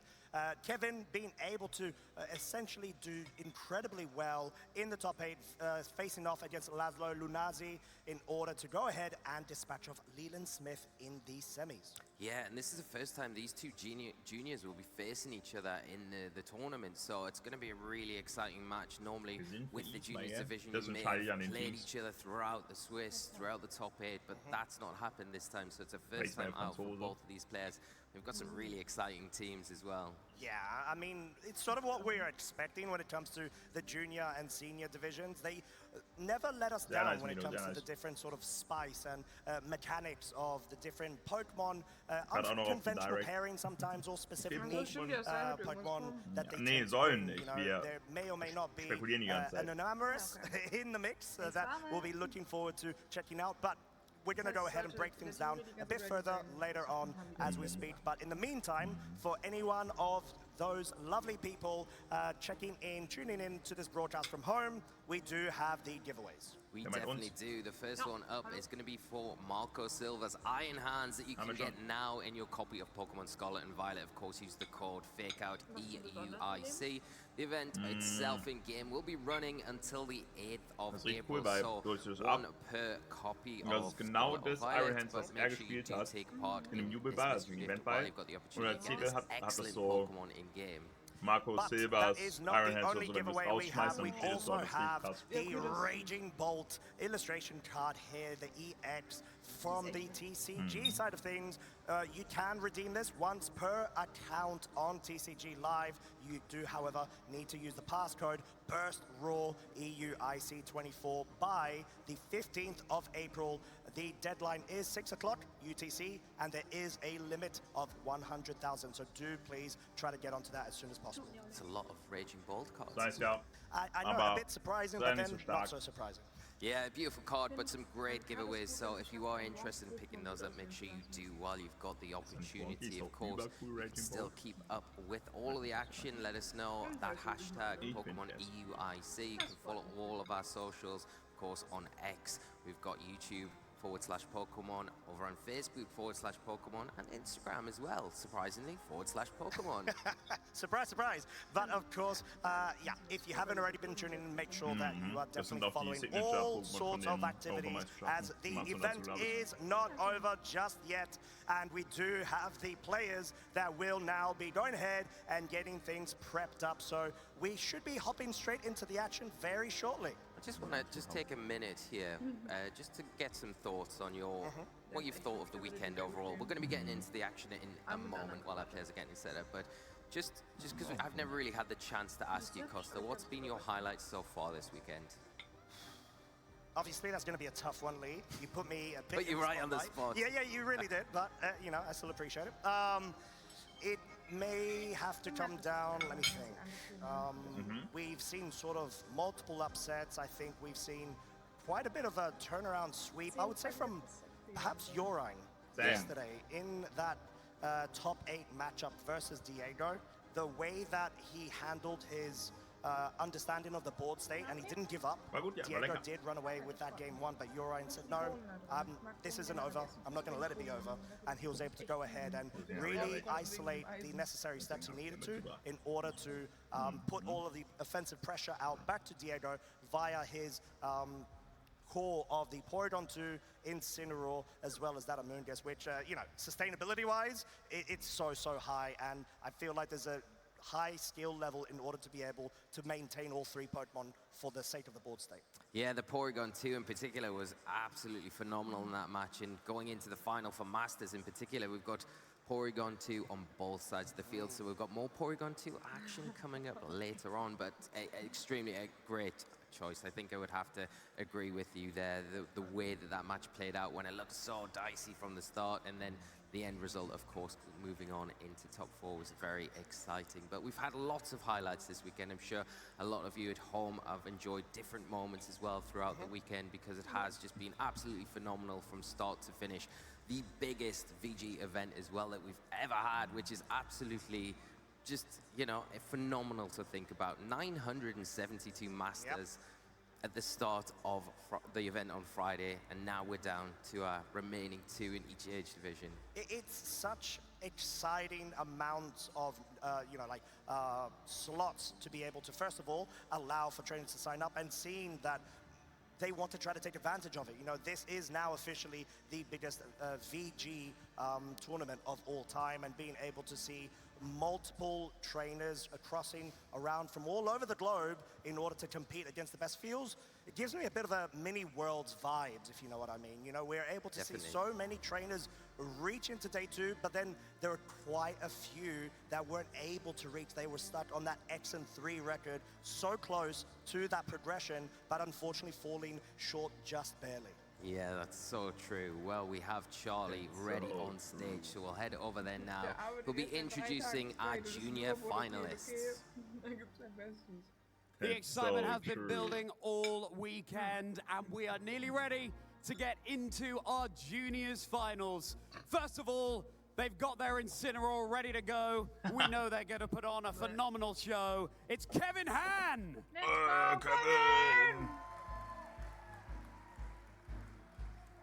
hat sein Peskragon-Plüsch mit. Please join me up here. And our next finalist. They've got their Enamorous team ready to set sail. Are they going to write their own fairy tale? Okay, ich bin für den mit Kupidos zu 100%. Das ist ja so ein cooles Team. Das sind ja die Juniors. First of all, huge congratulations to you both for making it this far. Starting with you, Kevin. Are you excited? Yeah, I'm very excited. That's fantastic to hear. What problems do you think your opponent might put up in your way? So my opponent has Trick Room, and it'll be very hard for me to stall out the Trick Room turns or deny it. That's completely understandable. We wish you the best of luck. And finally, what's your favorite Pokemon? Also kein Plan von Pokémon. That's completely understandable. Gehen wir zum nächsten. Dracovish, there he is, ready to go. Good luck to you, Kevin. Now, Ismail, how are you feeling?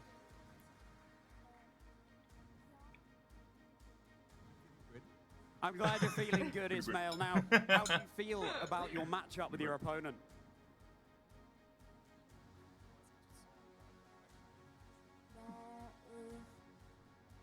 Je peux gagner, je peux perdre. Oh nein, der ist Franzose. Ja, wir sind für den. Well, we'll keep our fingers crossed for you, Ismail. That's great to hear. And finally, what's your favorite Pokemon, Ismail? Ogerpon. Ogerpon. Ogerpon, okay. Well, let's hope it works out well for you today. Bon chance, Ismail. Good luck, Kevin. Trainers, take your positions. Let's get Championship Sunday underway! Come sofort. Thank you so much, Charlie, and great to hear from our junior trainers as they get set up. Really good Pokemon choices as well. I know! Favorites. Dracovish and the Ogerpon, two of my favorites. We kind of forgot of Dracovish, you know. Unfortunately, we don't have access to it in the latest games. But, you know, Ogerpon, I think there's very good reason to be able to absolutely fall in love with the Pokemon. Because, you know, the amount of flexibility with the various forms has really come to the fore in terms of essentially establishing itself as VG meta. Well, there is an Ogerpon on one of the teams. Wie das actually mittlerweile at the moment, but there's some interesting things that both players said. Obviously, Kevin saying that maybe one of the things that wanted to do would be stopping the trick room, maybe being able to slow it out. Does have the option there with the Ferrograph. Does have access to with that trick room, so that is an option. It's risky play where you kind of try and trick room on the trick room turn, but you do have the option to reverse it in those really sticky situations. It's just about being in the right spot with the right Pokemon next to it to help support that kind of counter play. Yeah, I think there's definitely a couple of mind games, like you mentioned, the trick room versus trick room. Which trainer gets that set up or not may be quite integral. However, we do have the accomplishments. Kevin with the 2022 World's Top 16, six-time regional champion, which is amazing to see. 2023 EUIC Top 4, and that two-time Top 8 in an international. Incredible accomplishments there from Kevin. Wobei Kevin World Top 16, NAIC Top 4 und sechsfacher Regional Champion. Ja, aber guck dir den Taper-Paper von Kevin an. Der ist richtig, der weiß, was er tut. Schon crazy ist. There in the Stuttgart Regional on the Chiyoyana Regional over in Brazil. Yeah, both trainers definitely not strangers to high-level competition. That's done notably well recently. Top 4 in Vancouver Regionals as well as the LAIC. Yeah, incredible performance this weekend from Kevin's brother, that 5-2 finish. Seniors division, but it's all about Kevin going into this match. We can have a quick overview of the teams here. You can see on Kevin's side of the field, got that Urshifu. That is the single strike variant, the Ferrograph, the Fluttermane. We do have the Incineroar, Ogerpon, and the Blood Moon Ursaluna as well. We'll be able to touch a little bit deeper onto the teams in just a moment. Over on Ismail's side, we have the Torkoal, a real big pick there. Blood Moon Ursaluna, Urshifu, Ferrograph, and the Cornerstone Ogerpon. But Kevin's team is up now. We can take a closer look at all of the details. Yeah, Assault Vest Incineroar, not something you typically see, so I'm quite excited to actually see that interaction there. It does have the Grass Terra type in order to forego any sort of susceptibility to spores. Ja. Howtail. Incineroar, Knock-Off U-Turn. Als Standard. Strengths Fluttermane. Especially alongside that Ursaluna Blood Moon. Mind's Eye, Life Orb, Blood Moon with normal Terra just deals so much damage to anything where it sort of neutralizes resist to a certain extent. Yeah, you've got some big powerful attackers here for Kevin on his side of the field, and the other thing to mention is that single strike Urshifu got that dark terrestrialization there, which is going to boost that Wicked Blow, already guaranteed a critical hit every time it goes into the opponent. And nice support options as well with the Ogerpon there, with that Follow Me going to be critical to protecting some of these big hitters throughout this match. indeed. And the Hans making an impression, a little bit of a flavor text there on EUIC, both in juniors and seniors. I believe you did touch on that very quickly there. Christopher, Kevin's older brother, being able to get 5 and 2 in seniors, very close on being able to actually make their way through to the finals. Yeah, very close. And you know how fine these margins are at these tournaments. You've got to be flawless. Just unfortunately missing out there on getting any further in the tournament. But a big shout out to the Hans family on doing so well this weekend here in London. Whilst we do have the second opponent, of course, who is going to be Ismail. And Rocking, like we mentioned, a very interesting team. Just from the get-go, I think we cannot ignore the Enamorous Therian form. It is choice specs. It does have that overcoat ability. So it has a really nice way of being able to completely ignore any spore-type moves, focusing in on that slot. Yeah, this is very exciting, because if the Trick Room goes up and you think, okay, you've got the Enamorous Therian and that Torkoal out on the field at the same time, it's going to be very difficult to Banded single strike is big. Pokemon, because you've got the spread damage there from the Heat Wave, the eruption from the Torkoal, and then kind of boosted by the choice specs over on the other side is going to be that Dazzling Gleam. The spread damage is very heavy there, also boosted by that choice specs item, but you've got to get the Trick Room up first. You do have some nice options though for Farigiraf there with the Trick Room, and then you do have Follow Me again with that Ogapon.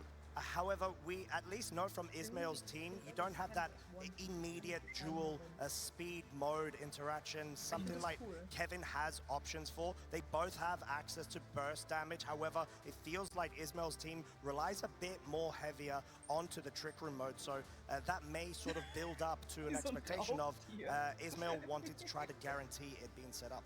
Yeah, I think that's one big thing that you can say. And here we've got the caption, taking to the Internationals final stage in the first year. Wow, which is an absolutely incredible accomplishment.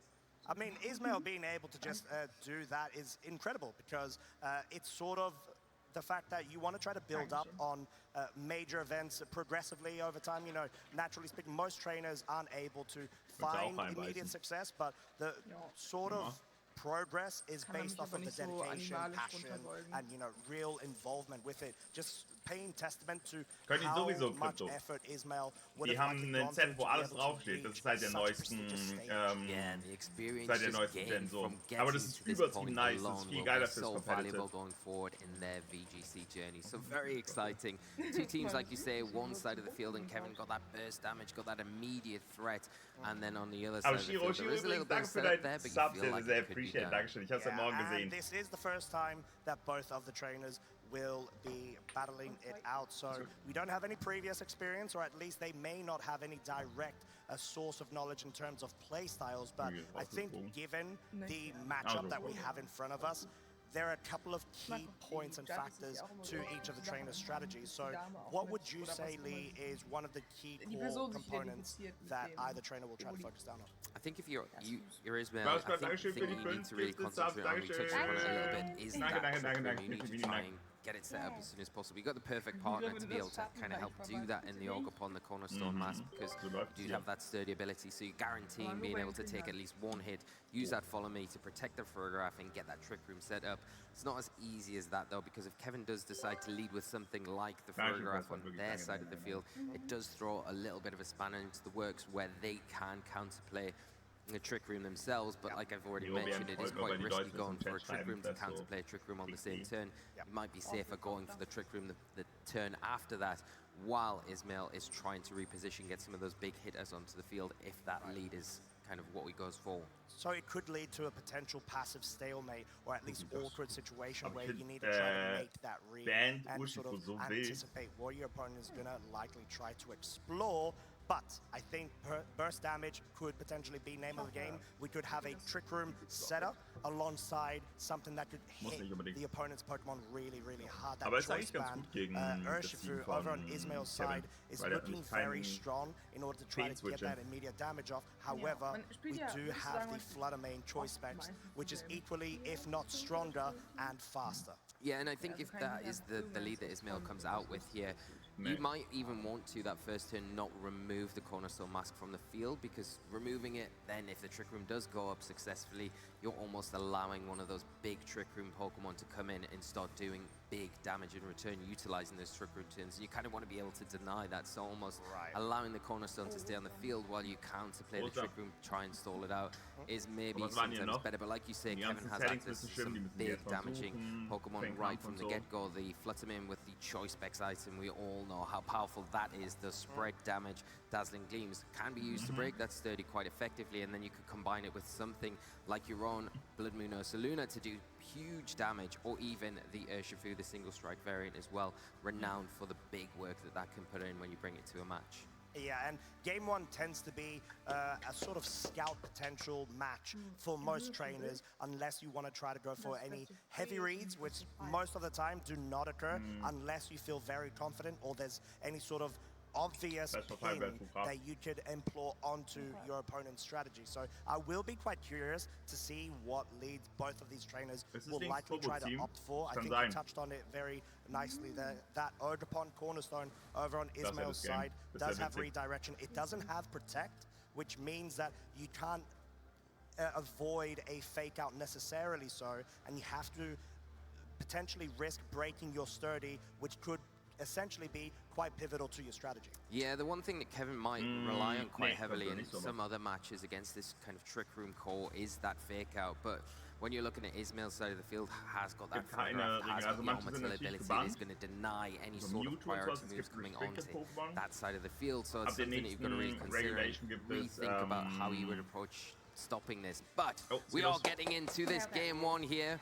Here we go, Game 1 of the Junior Finals. Let's get it started. Holy shit! Hab ich schon gegeneinander gespielt? And Blood Moon Ursaluna over on Kevin's side versus the Ogerpon Cornerstone and the Farigiraf. Yeah, the Cornerstone Ogerpon here with that sturdy ability, going to be a great partner, go for that follow me potential, but we are seeing a Terastallization come straight out this turn 1. All go as we see Kevin go for that Terastallization on the Blood Moon Ursaluna. Going to be that normal Terra type, boosting those big normal type attacks. Could be a Hyper Voice here. As the follow me will be coming out, getting redirection going, not wanting to jeopardize the Farigiraf setup of the Trick Room double follow me. Another one coming out from Kevin's side, but Blood Moon being the focus here, quite nicely being able to target down the Ogerpon, and Ismail, thanks to the Sturdy on the Ogerpon, even though there's so sollte ein bisschen besser sein, Chat. Quite enough to pick up the KO. Yeah, just surviving there. 2 follow me's coming out, taking that Blood Moon. One thing we are going to see now is that Farigiraf go for the Trick Room, set that up. But the Ogerpon on Ismail's side of the field in a really awkward position. That will go down, but that might fall into Ismail's favor here. Get some damage off if you can. If not, just allow it to go down. You've got to contend. Hab absolut nichts mitbekommen jetzt leider. If you are the Farigiraf, not wanting to take any damage, just going for the Protect. And Kevin's going into a sort of preservation mode of wanting to geht für den Double Protect, der will ein bisschen Trick Room Runden stallen. Geht für Follow Me und naja, ich weiß. Lightscreen, oh stark für Ismail. Der Lightscreen ist richtig gut. Gegen Ursaluna. Lightscreen in particular, it's going to lower the damage of that Blood Moon if we do see it come out this turn. Obviously, the one caveat with Blood Moon is you can't use it consecutive turns, but that Protect there allows it to be fired off this next turn. We are seeing another Follow Me protecting that Farigiraf at all costs, but down to that 1 HP. Big Dazzling Gleam coming out, doing some respectable damage here as we see. Ja, Follow Me bringt nicht so viel gegen Hyper Voice. Aber ich glaube, für Ismail ist, er dachte sich wahrscheinlich, okay, wenn er für Hyper Voice geht, ist okay. Wenn er mit Blood Moon in den Farigiraf-Slot geht, ist nicht so geil. Weil es lebt er halt noch. Und deswegen war es okay.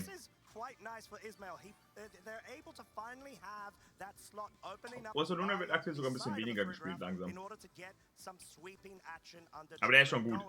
As well as having the helping hand to further amplify the damage of this Ursaluna that has now just been brought in. Yeah, sagte ich, und es wird Ursaluna reingeswitcht.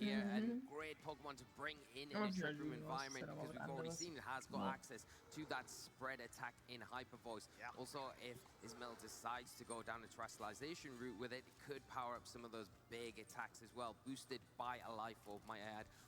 Ja, Ursa Luna heißt, glaube ich, im französischen Ursa King. Ja, so wie mit Krabos, ne? Zum King da. Oh, Kubidos!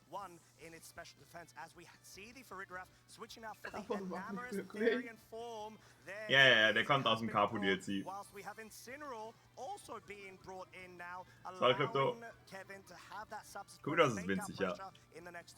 Yeah, and we are going to see the Trustalization on Ismail's side of the field now. You've got to think it will be into that Blood Moon. Ursaluna going to Trustalize into the normal Terra type, boosting those hyper voices, boosting die scheppern sich da echt alles um die Ohren. Will the attack be going into though, because potentially going to be able to pick up a knockout, but not into the Ogopon as the spike shield comes out. Ismail may be trying to go Und for das the ist read was für there, eine but epische no, Form wanting gibt to es, wir play haben a einen bit more Raubtiger, safe, wir but haben goes einen for that dramatischen voice. It Adler. will still Das be ist doch a eine lot of Schildkröte. damage. Ogopon is going to be able to avoid it. However, Guter Schaden. is built quite different from the looks of things, being able to not even allow it to be that 2-hit KO thanks to the Assault Vest. Yeah, really clever. Ja, kann halt choice Dings there easy from fake Kevin, outen. coming in really clutch here Kubidos. as it's not even down to 50% health. Coming in now, has access to that fake. I'm going to be able to slow things down a little bit more and get through these Trick Room turns. Doing very well at being able to handle that. But got to worry, if you do go for the fake out here, could the Farigiraf come back in? That Armor Till would activate, preventing the fake out, giving the Blood Moon Jo, Ismail mit dem Double Switch. There it is, it has been brought, so Ismail Der kommt acknowledging aus that, Frankreich, wanting der to be muss able to essen. capitalize off of all of this offensive pressure that the Ursaluna has in store. Armortail does activate, as the fake out did try to at least slow down the momentum, but no. Ursaluna will not pick up the KO, but either of Kevin's Pokémon are so close right now, they will be taken off by just another. Das Problem ist, Farigiraf stirbt. Kubidos kommt rein. But Farigiraf is no longer available for Ismail. Und der Trick Room ist halt jetzt over. The final 2 Pokémon as Trick Room expires. Yeah, the Trick Room expiring. Kevin doing a really good job to get through those Trick Room turns. Not really take any big losses there, but removing the Trick Room setter, so it's no longer an option going forward. The Enamor's coming onto the field now. Kevin hasn't really got the offensive pressure that you would like at this point, because you probably are going to have to let the Incineroar Ogopon go down. Maybe spiky shield here, but get damage off is all that counts. Big Ivy Cudgel into the Enamorous. Killt es. 2-hit KO guaranteed, maybe with his double enough as well. Enamorous is down. Kevin is really pushing this momentum pressure straight onto the Ursaluna.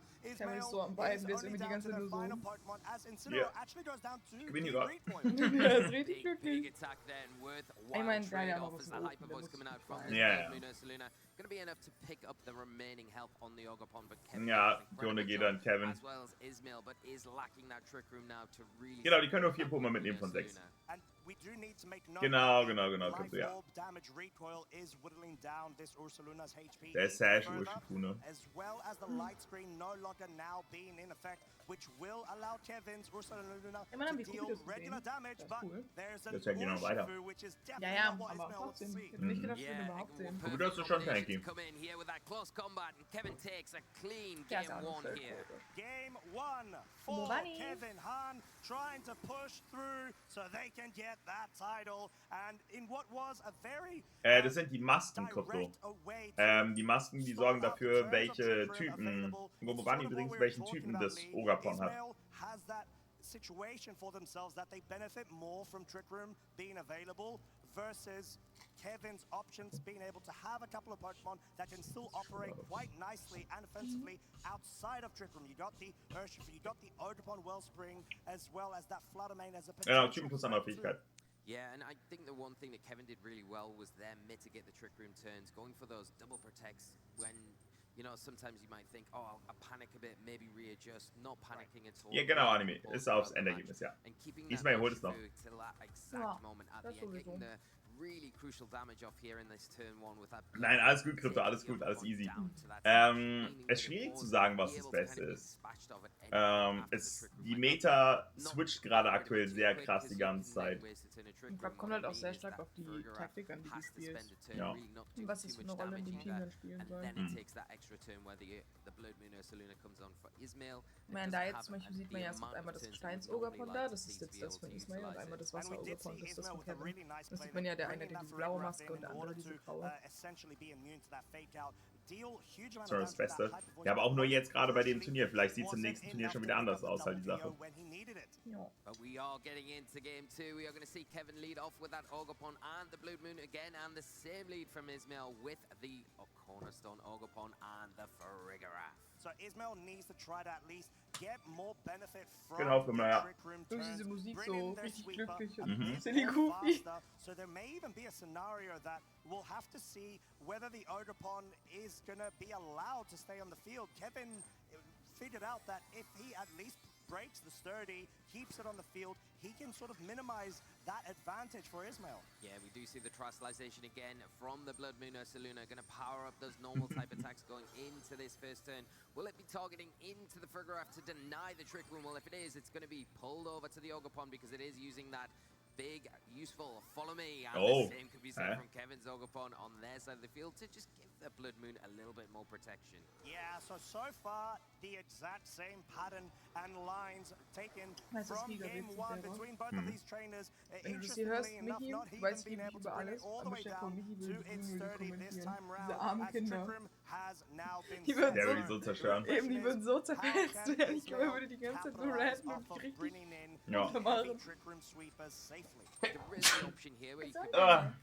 Das nächste Mal hier ist hier. Danke.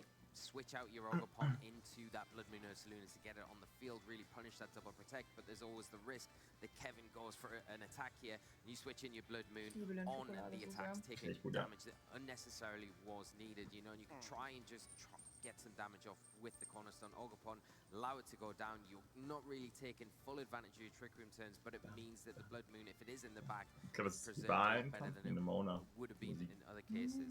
And you also have to think about, well, ja, auch seine gerade Schnacke. Aber ich glaube schon, Chat, oder? Direct one, and it's actually gonna be the Urshifu brought in here. Ursaluna Signature-Attacke macht 160 Stärke, aber kann nicht zweimal hintereinander eingesetzt werden. As we are gonna see a Hyper Voice from the Ursaluna here, gonna take that Urshifu down to about 50% health, do some really good damage to the Farigiraf here. Ivy Cudgel coming out into the Farigiraf, going to do some big damage as well. Not quite enough to pick up the knockout, but the Urshifu gets in. Ich verstehe noch nicht genau, was Ismails Gameplan ist. However, this is really the key moment on how these Pokemon have been trained in terms of their speed. Is this Urshifu really the best placed Pokemon right now to be able to bring in, or is it more so a switch out of urgency in order to not jeopardize the true hard Trick Room sweeper in the back? Well, we are seeing Ismail react to this with a translation of their own, and it will be into that dark terror type Urshifu. Boosting those dog type attacks even further. Will it be able to pick up a knockout before taking another round of attacks? Ismail is going for it right now. Follow me. Been redirecting any attacks coming from the Ursaluna, but before then, we've got the Dazzling Gleam. Ursaluna does outspeed. Kevin ist so glücklich und am Nicken. Ja, Kevin auch komplett am Rasieren gerade. Do so on the Farigiraf. However, we're in a situation where the resources available for Ismail are starting to diminish. Yeah, and it's getting really tricky in this situation. This Blood Moon Ursaluna on Kevin's side is just doing so much damage each and every turn. You're not able to kind of get the damage in return. Schade, wo ich schon gut ausversucht. But things might change here as we do see the Enamorous introduced zwei to the Trick Room. Yeah, and I think there were Wieder jetzt Spike shielden und protecten. Still left to allow Ismail to try to capitalize as best as possible. We know this is choice specs and Enamorous. Believe it or not, it deals a lot of damage. So this is fine. This could finally be the moment that Ismail has been waiting for. However, the Ogopon is still available to allow any redirections of sorts. So it's going to have to really come down to Enamorous whether it can or cannot pick up a KO onto that Ursaluna. Well, Ismail is going all out with the helping hand to boost those attacks. Warum geht Ismail nicht für Terra? Going to protect this turn, not wanting to take any damage from this Enamorous. Scout out what it locks into. Same can be said with this Ogopon. A really smart play here from Kevin. But what has Ismail locked into it is that 7 Wins und 1 Lose. Yeah, Dazzling Gleam makes the most sense. You want to try to capitalize off of that double spread advantage, especially when it comes to helping hand. Ich werde Ismail verstehen. Ja, der ist bestimmt sehr, sehr cool. Remaining 2 turns Boah, unentschieden ist sau schwierig zu erklären, Krypto. Sehr unwahrscheinlich, aber sehr schwer zu erklären. Das ist wirklich ein bisschen tricky.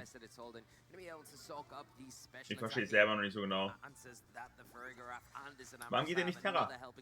Take advantage of the last turn of Trick Room here as the Enamours fires off a dazzling gleam, doing huge damage. Not quite enough to pick up the Ismail schon geterrat? Er hat schon mit Urshi. Ja, mit Urshi Futera, der hat nichts gemacht, oder? Er ist einfach rein und gestorben.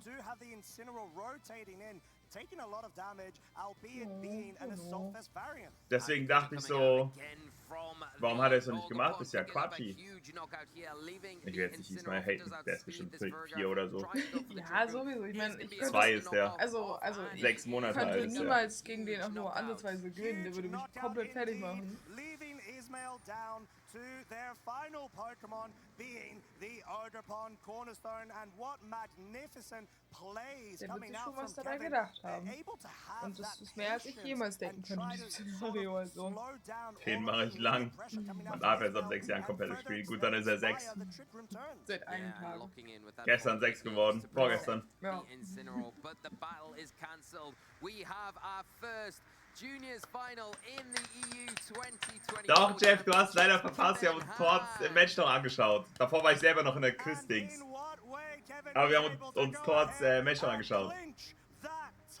Good job, Kevin. Hey, aber trotzdem, good job. Jeff, wie viel bist du schlussendlich geworden? Hast du deinen Worlds Invite? Du hast auf dem Rückweg. No!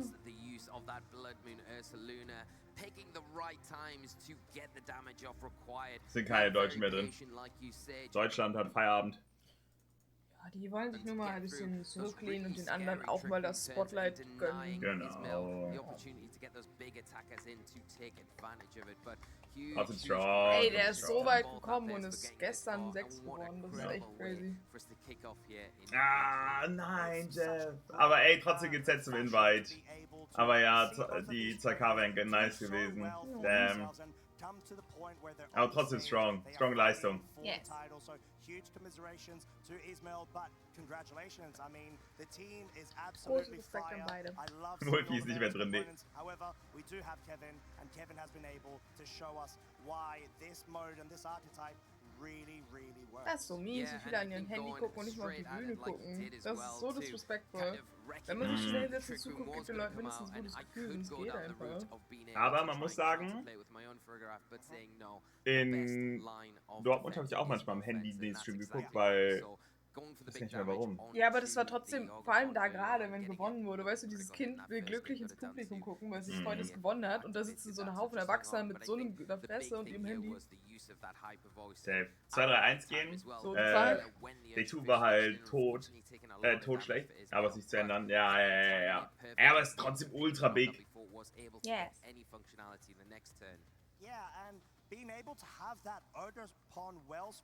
Ich habe gesehen, die erste Runde Day 2 hattest du gewonnen, ne? Ich glaube, du warst 8-1-1.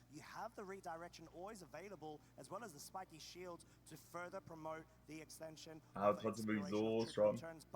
Allgemein EUIC.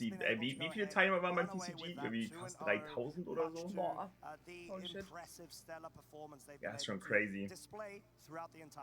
Yeah, and I'm just kind of pleased as well that we got to see the Enamours, so we haven't seen that Pokemon at all, really. So great to see, and a great showing as well from Ismail. A really tough run. Über 3000. Ja, das war very tough opponent. Soll ich das essen? Congratulations on getting to the final, but ja, massive das ist deiner. Gönn dir. Kevin, who is our new European Juniors champion. Yeah, Kevin being able to essentially not only outperform every other like high-performing trainer, wie viele Games muss man dann spielen insgesamt? Being able to maybe guarantee travel awards Viele. to the North American International Championships as well. Hast du Heads Crown gespielt?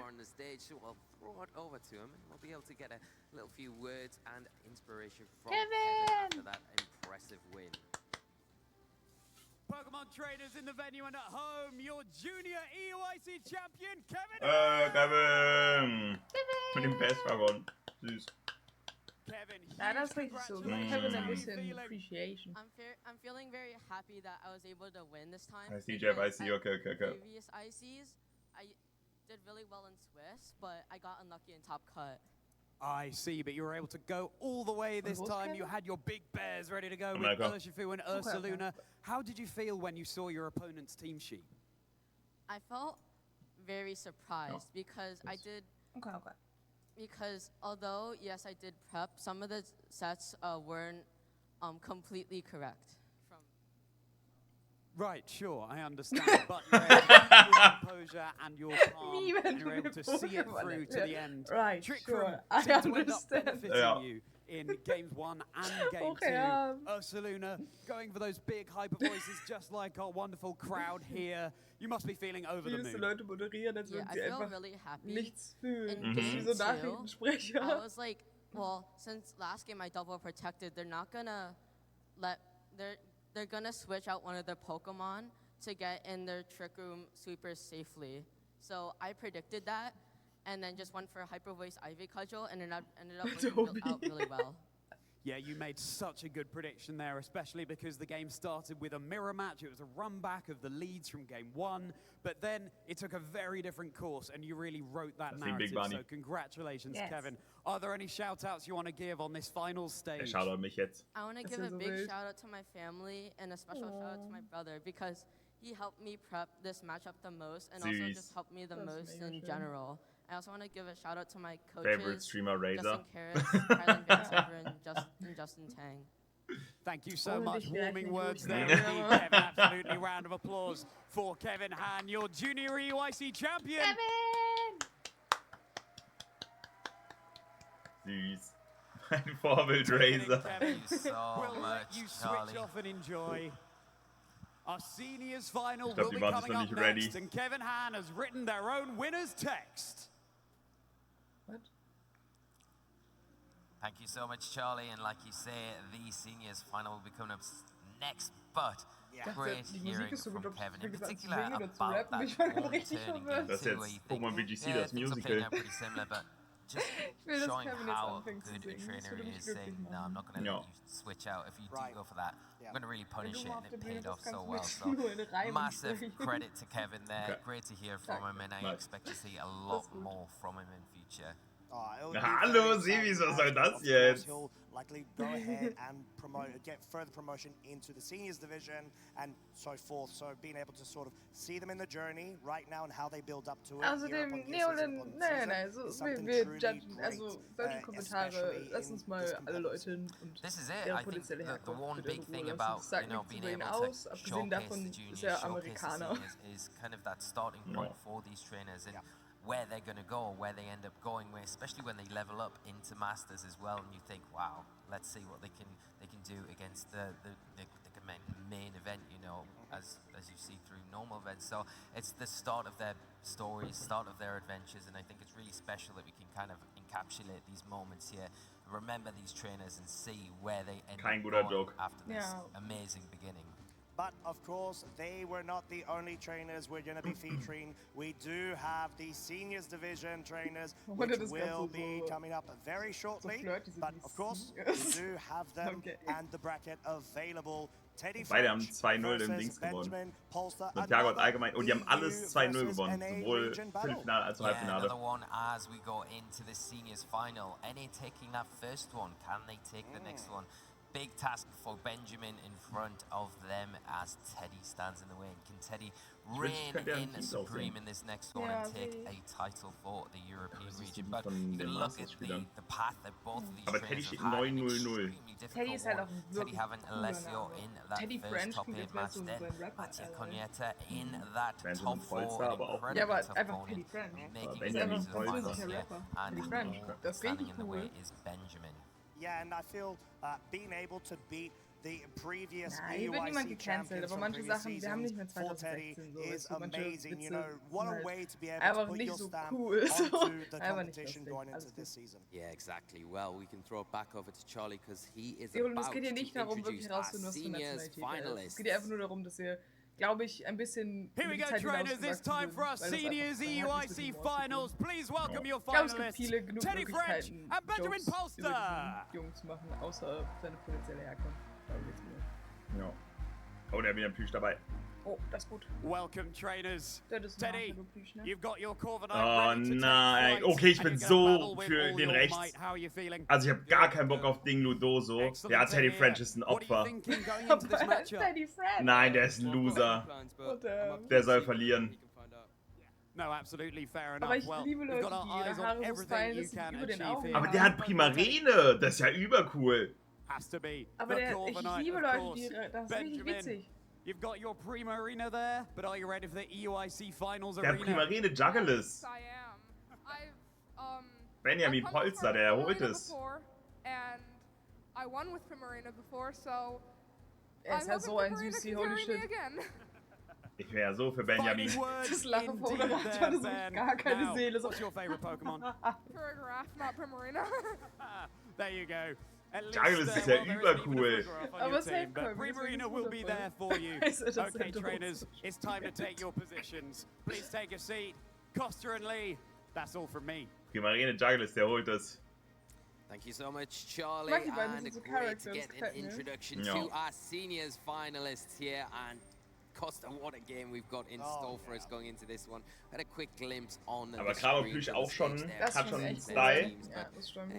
Mag die beiden. I like the favorite Pokemon. Nee, er hat echt ein scheiß Team. My favorites, I like it. Long neck Pokemon, they seem to do well in this format. That's a Corviknight over on Teddy's side. Pokemon that he is running this weekend. Ja, ich habe auch keine Lust mehr, aber Primarene Jugglers ist es ja einfach. Pokemon that have been a bit forgotten this generation, being introduced in the Sword and Shield era, but definitely one that shouldn't be snubbed against having that mirror armor ability, but generally speaking, being such a cute little bird. One of the Pokemon that Benjamin did talk about was the Primarina.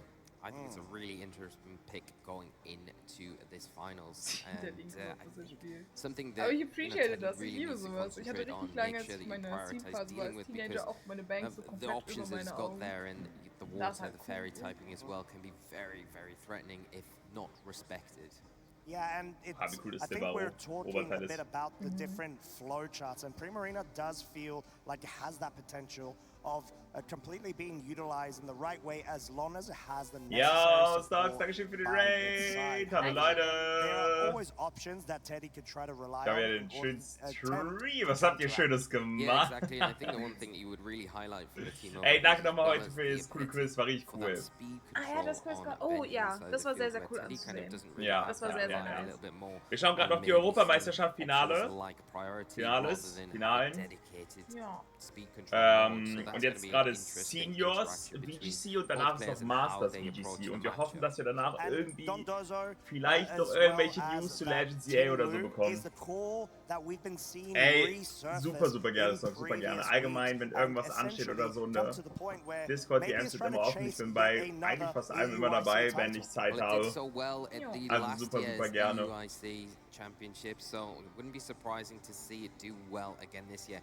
Both very difficult Pokemon to take down, so the ways in which you need to deal with them, you have to be able to set up some sort of strategy. But the perfect thing, if you look up at the Benjamin side of the field, is has a lot of setup to be able to do that. Yeah. And that's sort of what we Benjamin may need to try to lean a bit more into. The fact that we don't have any other ability that is susceptible to that unaware is so crucial for the Dondozo, having Oblivious, allowing it to capitalize on Yeah, exactly, and we have actually some friends and family of our players over with Charlie now, so we can get a bit of insight from those here supporting these finalists. Also Pokémon CA, Pocket Breeze und Worlds. Die Datum, irgendwie sowas halt. It's a real honor to be here with friend of Teddy French, Chris, and Benjamin's mother, Justine. Starting with you, Chris. Aber it's Benjamin's mama. Getting a little cheer there as well. How do you know Teddy? I met Teddy, I would say last year at LAIC. He really impressed me with his play. He ended up beating me actually, and I see how hard he works, and it's incredible, and it's amazing to be friends with him. Let's hope that the hard work pays off. Do you think he's got a good chance? Solltest du jemals sitzen, ich werde I think he has a good chance. Die ganze We Nummer. prep this matchup so much. Guten Hunger, Stocks, Dankeschön. Anyone's favor. That's very exciting to hear. Who knows which way it's Dankeschön, Len. coming to you now, Justine.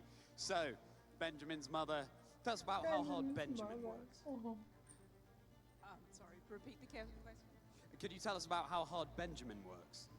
He works very hard with his team, and this is his first year in competition. Oha! And so we're just wishing him best of luck. That's incredible. First year of competition. That's fantastic to hear. Der hat's einfach im Blut, der Benjamin. Ich glaube auch. Der wirkt aber auch wirklich so ein Süßli. Die sind beide so cool. No, but I'm very into supporting my son. That's a very good answer indeed. I'm sure that you will get to know some of the creatures that we have along the way and find your favorite at some point. So, Chris, Justine, thank you so much for joining me. Let's give it up for Chris and Justine and Teddy and Benjamin. Ich mag beide, aber ich verstehe, was du meinst mit dem Team. Really great to hear from Benjamin. Ich meine, man muss sagen, also Benjamin spielt so eine Mischung aus Japanese Balance, Furien Blitzwurf, Gotham und Incineroar. Das sind halt so die 3 Main-Protagonisten schon beinahe. Und dann halt so Primarina und Jungle ist also das ist so crazy. I think we've already met Teddy in our local scene, being able to be one of those ferocious players in the seniors divisions, even taking on Masters divisions and proving that. Guck mal, im ersten Jahr Peoria Regional Top 4, San Antonio Regional Top 8 und Knoxville Regional Champion.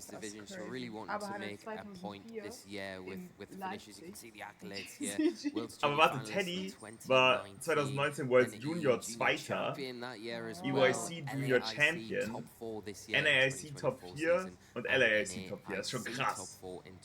Sind beide cool. Aber du musst überlegen, Teddy war vor 5 Jahren schon in den Juniors unterwegs und Benjamin ist sein erstes Jahr. Das ist crazy. Champion as well, followed by the San Antonio Regional Championships Top 8. So a lot of very recent achievements, just going to show that Benjamin's really on a stride right now of great performance. Yeah, it's incredible accolades to have in your first year of competing. It is phenomenal to see, and again, another one here at the minimum will be finalist at the 2024. Der spielt Rocky Helm mit Primarina.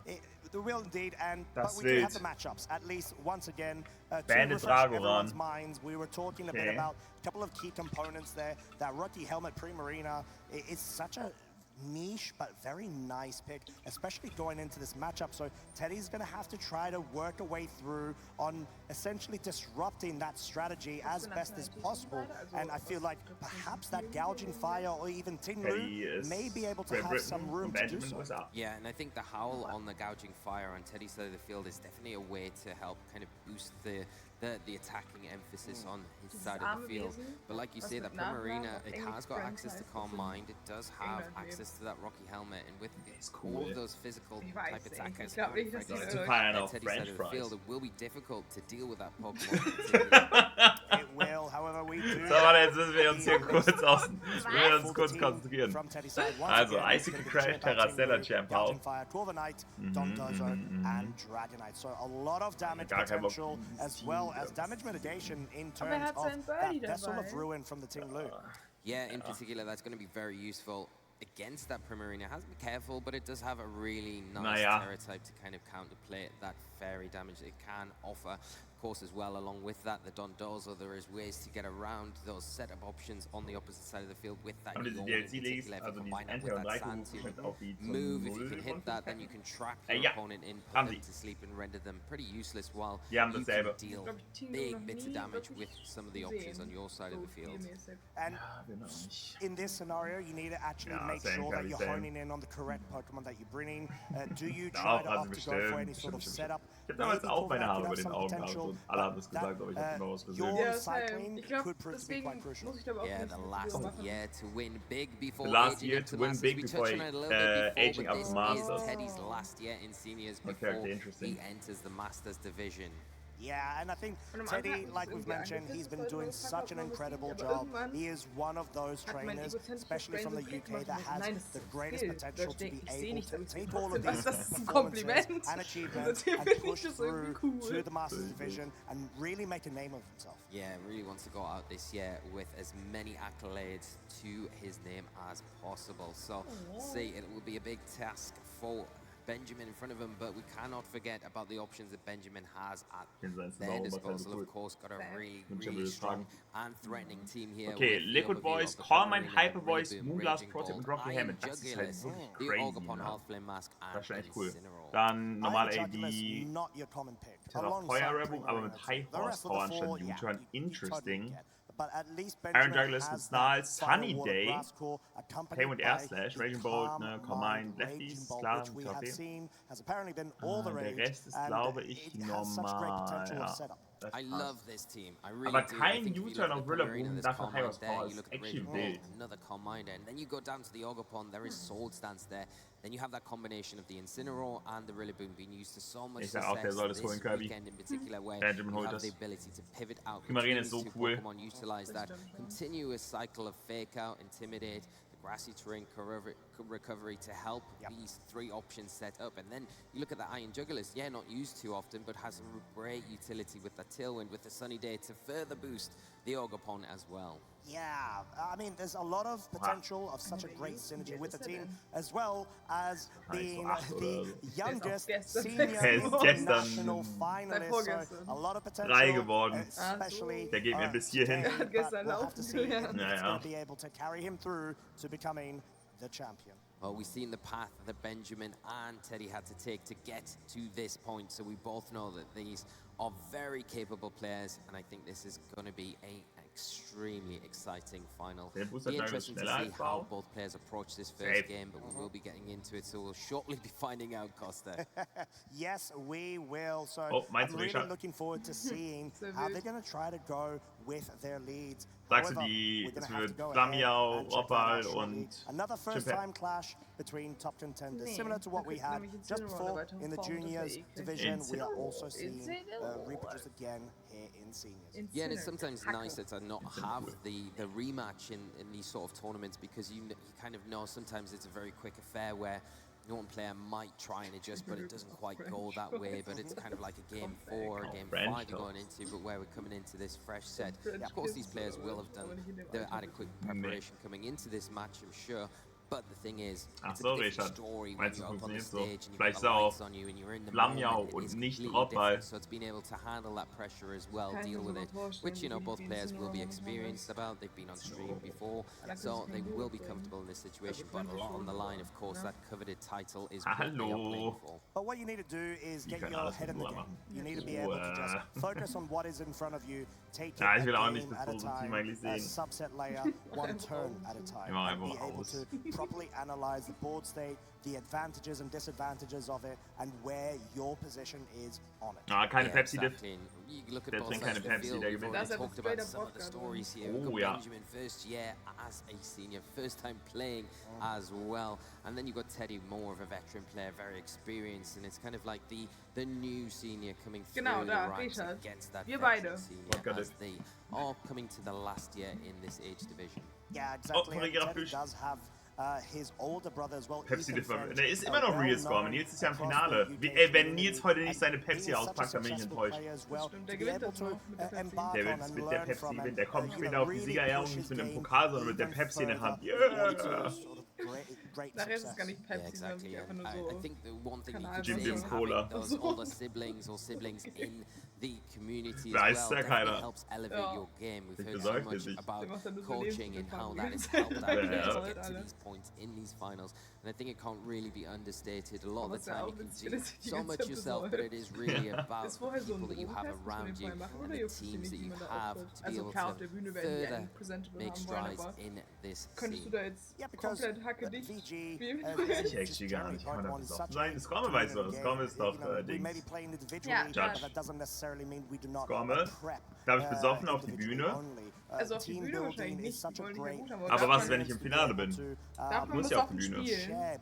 Was weiß ich? Also, hast du es noch nicht ausgetestet? Nein, das war so. Nein, okay. Aber steht es ja auch in den Regeln? Haben die da ein Drogentesting? any potential main staple Pokemon currently in the meta. Yeah, exactly. Yeah, damn, we crazy. Are going to see that Corviknight. Take a little zoom in from it. One of Teddy's favorite Pokemon will it come to this match. I think you made a good call about it being an option here. It does have access to taunt as well. Das darf man jetzt hier nicht anmerken. Ja, so wie some Nils. of these options down on Benjamin's field, especially if they want to go for those setup options. The problem is if you do see the Raging Bowl. Ich weiß, dass dort ein paar Leute waren, die darüber geredet haben, dass sie schon die ganze Zeit was trinken. Ja. Probably quite good against the Primarina though, of course, because it's not really going to take too much damage initially from the attacks that Benjamin bestimmt manche auch so, weißt du, Kopf frei bekommen, schnell so einen kurzen und dann geht's rein. Ja, genau. So, jetzt geht's hier los.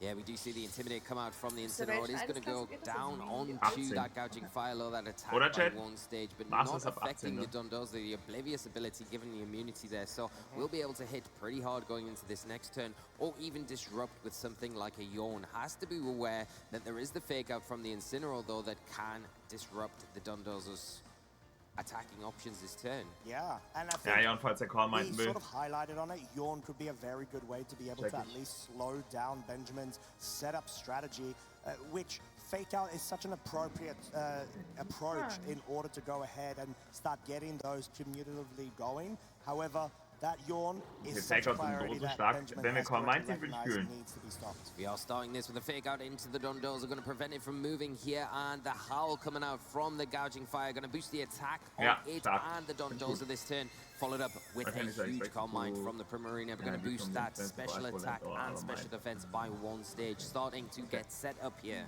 Yeah, so in essence, we see a double setup situation occurring. Thanks to the Oblivious, the Dondozo is now at +1 of its physical attack. Heavy Slam will be hitting neutrally into the Primarina, but also look at the sizes of these Pokemon. It sort of gives a bit of an indication that it's going to be a great option for Dondozo to actually try to prioritize whether it wants to go for the disruptive strategy or just full-on damage. Yeah, and we are going to see maybe an attack into that slot, and another Howl coming out from this Gouging Fire, going to take the Dondozo to +2. The Gouging Fire will be at +1 now after that Intimidate. Initially, a big Moonblast coming out into the Dondozo after the Calm Mind boosted about 50%, followed up by a Parting Shot from the Incineroar. Going to lower that attack, trying to keep it in check, but removing itself from the field, not to take any big Water-type attacks. You can be only so oblivious to that Intimidate. Parting Shot being such a nice little way to circumvent that ability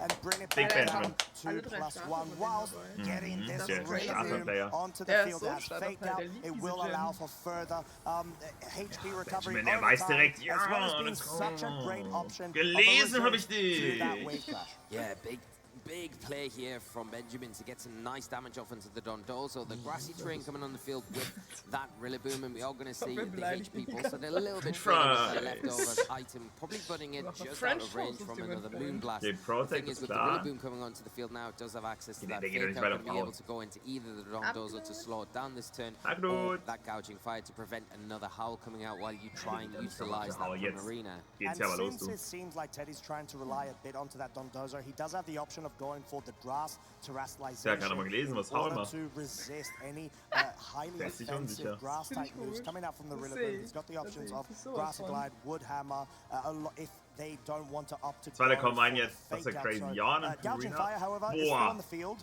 It's still in a good place to be able to provide further support. But we do have our first terrestrialization coming out right now. It will be into the Rillaboom here. We'll be going into that Fire Terror type. Moonblast, Primarina in Dozo. Maybe some attacks coming out from the Aber der Protect von Teddy ist eigentlich so obvious. But it does get in a weakness to those water type attacks from the Dondozo. Burning Bulwark coming out from this Gouging Fire. It wants to be able to catch Let's go! But it's completely ignored. Let's go, Benjamin! Onto the Dondozo. No Und jetzt Call Mind, Call Mind! Teddy's side, and all of a sudden you got such a pivotal Pokemon. Call Mind! Oh my God, let's go, Benjamin! Holy shit! Ist so drin! Hast du diesen Confidence auf? Ist so drin! Ist so drin! Into a position where you think, oh no, it's going to be weak to those water type attacks, but disposing of the Dondozo Mendoza so quickly put himself in a great position. Now on the field, we know this is choice banded. Its potential with outrageous damage output is definitely there. It's going to likely force Benjamin to really need to take into consideration to perhaps bring in the correct Pokemon to get those resists, because Dragonite, especially with this normal Terra potential E-Speed, is going to be such a huge threat. Yeah, and it's going to be hitting so hard here as we see that normal Terra type boosting these normal type attacks. The extreme speed coming out. Where will it be targeting into? It is the Rillaboom, and it will be enough to pick up a huge knockout. Huge knockout. Terrestrialization is already gone as an option from Benjamin's side, as well as another fake out user, allowing this gouging fire to go for the howl setup. You thought choice banded normal Terra. Aber Hypervoice auf das 2 wäre big. Think again. Now it's a +1 of its attack. Yeah, this is very dangerous, very quickly. Moonblast fired out from the Primarina, going to do big damage in return, but not enough to disband this Dragonite this time around.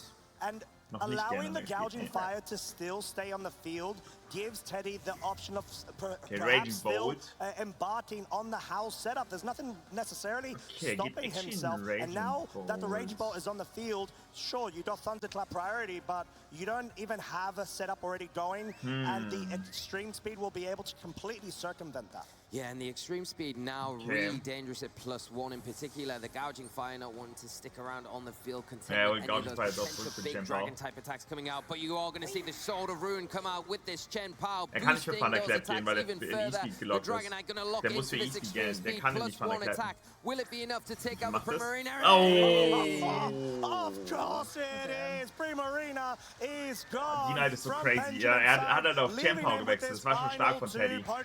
The Dragon Pulse, however, is trying to go for the retaliation. Okay, kriegt aber den Kill. Onto the Dragonite, so one momentum swing to das ist aber jetzt, glaube ich, den Free Calm für Raging Bolt. Down to their final 2. Yeah, what a great play from Teddy there to bring in the Chen Pao to guarantee that the +1 extreme speed was enough to get rid of the Primarina that was becoming so threatening on Benjamin's side of the field. Losing it to the Raging Bolt, but you feel like an adequate sacrifice in that moment now. 2-on-2. It's going to come very close at the end play of this game. And this is going to force a very interesting scenario. Fake Out is on the field. Intimidate has dropped both Gouging Fire and Chen Pao's damage output. So this may lead to a defensive play if you're Teddy, which can also allow Benjamin more room to get a calm mind set up. Yeah, and that's the danger about Benjamin's team. Going to be able to support here perfectly with the ability to calm mind potentially. Nee, kann nicht für Hard Protect gehen. Ich sag Benjamin, Fake Out hier vielleicht sogar in den Dings-Slot. In den... Oh, er hat so gemacht, okay. Weil er hat doch Chen Pao gefaked out, okay. Okay, dann ist fein. From the gouging fire, going to be super safe this turn. Yeah, and because er hat Chen Pao fake out, oder? Ja, no longer having access to its booster aber kriegt Chen Pao meinen trotzdem raus. Also Howl von... Oh, geht für Deep Pulse? Nee, Benjamin. Nö. Benjamin. A potential focus sash break or chip damage dealt. Yeah, and we are going to see a situation Man, Benjamin. If the does take a double up this turn, it may go down to potential Icicle Crash that's there on that Chen Pao. The one play that you could see maybe coming out from Benjamin is to identify that, protect it this turn, and utilize the really healthy Incineroar to at least break the focus sash on that Chen Pao. And then you've got the Thundercap to take advantage of the next turn and then try and create this 2 versus 1 situation with the gouging fire. However, we see the protect from the Starker Protect. Well aware ja, macht so, ja. Ich bin so wild, wenn Benjamin die ganze Zeit so zu Leuten in Crowd gucke, mit denen kommuniziert. Das ist richtig wild. Breaking Swipe, klar, aber wenn er so ein Flareblitz Burn. Flareblitz Burn. Flareblitz Burn. Flareblitz Burn. This Raging Bolt with super effective damage as Chen Pao is down. Oh my god!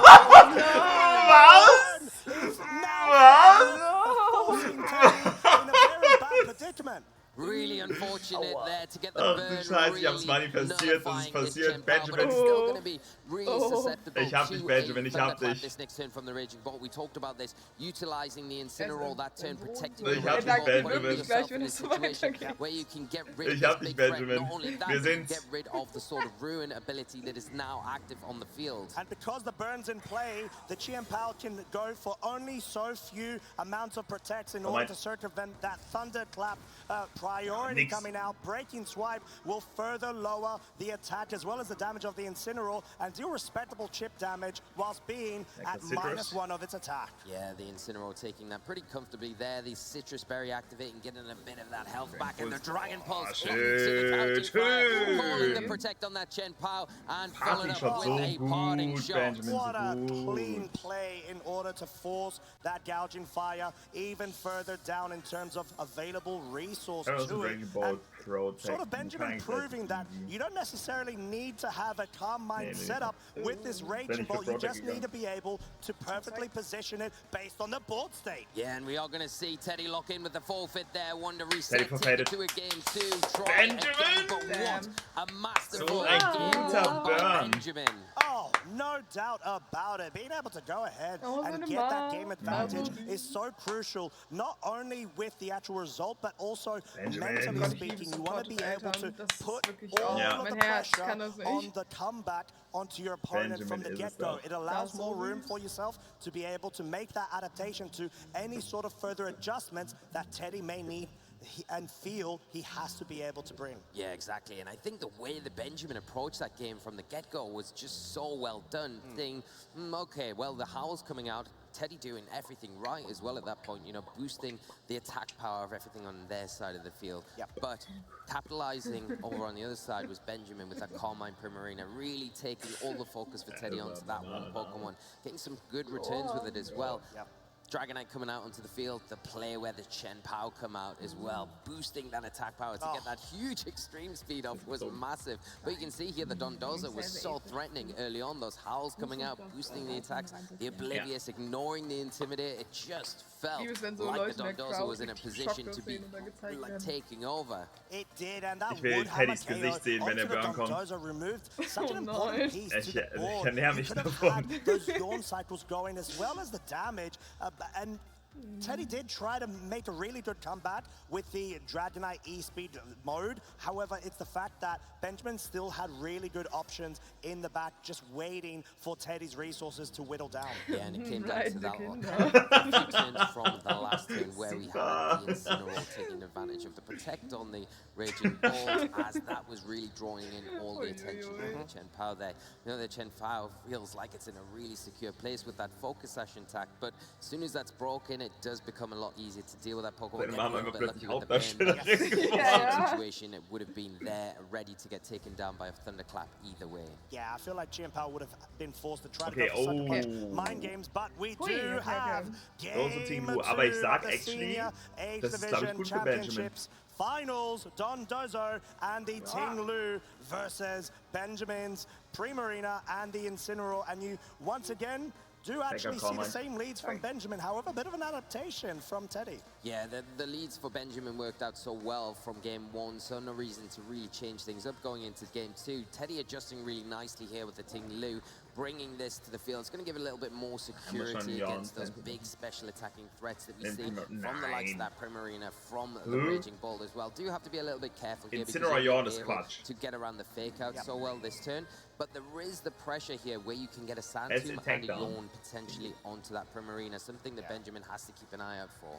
And it's sort of to the point where you're wondering which fake out, which user is going to get faked out here. It has to be one of them. Seems like the priority is on the Dondozo due to the potential of that Yawn, as we have the Calm Mind set up from the Primarina in order to sort of mitigate, or should I say neutralize, the effects of the Vessel of Ruin. Yeah, that's going to be big. And no, a Sand Tomb here, just a Ruination taking 50% of the Primarina's health. Yeah, really nice play there. In order to start whittling down its HP over time, yes, it does have leftovers that it may be able to get access to in terms of the recovery you'd expect from a grass terrain. However, the important thing right now is trying to limit and get rid of every single Pokemon that Benjamin can rely on later on in the mid to end game. Yeah, and we've already seen one Calm Mind set up, so we know the Primarina is kind of getting ready to start throwing out these moonblasts. Exactly what we see, but the Ting Lu taking that that pretty comfortably for being a super effective attack. Ja, genau, der predicted den Switch. Ja, genau, wer predicted den Switch mit Jorn, Santos auf Rillaboom. Das ist schon echt big. But most crucially, the switch, the pivot. We've got potential of Rillaboom coming onto the field. It will be able to super effectively threaten both of Teddy's Pokemon. Yeah, exactly that, and help recover some of that health loss on the Primarina as well. The Grassy Terrain setting up for the next 5 turns here, and also going to be able to have to contend with oh my god, Teddy was so here for Teddy, not connecting with that Rillaboom as the Yawn comes in and does connect, but as we know with Yawn it has to take 2 turns to be able to activate that sleep condition. Hence why you need to get that Sand Tomb off. You're able to essentially lock in that target whilst the user does remain Ich hate Doso, Tinglu bis hier. Also wirklich, ich habe mehr Tinglu Santos müssen sehen dieses Wochenende als Treffen. Zu Recht.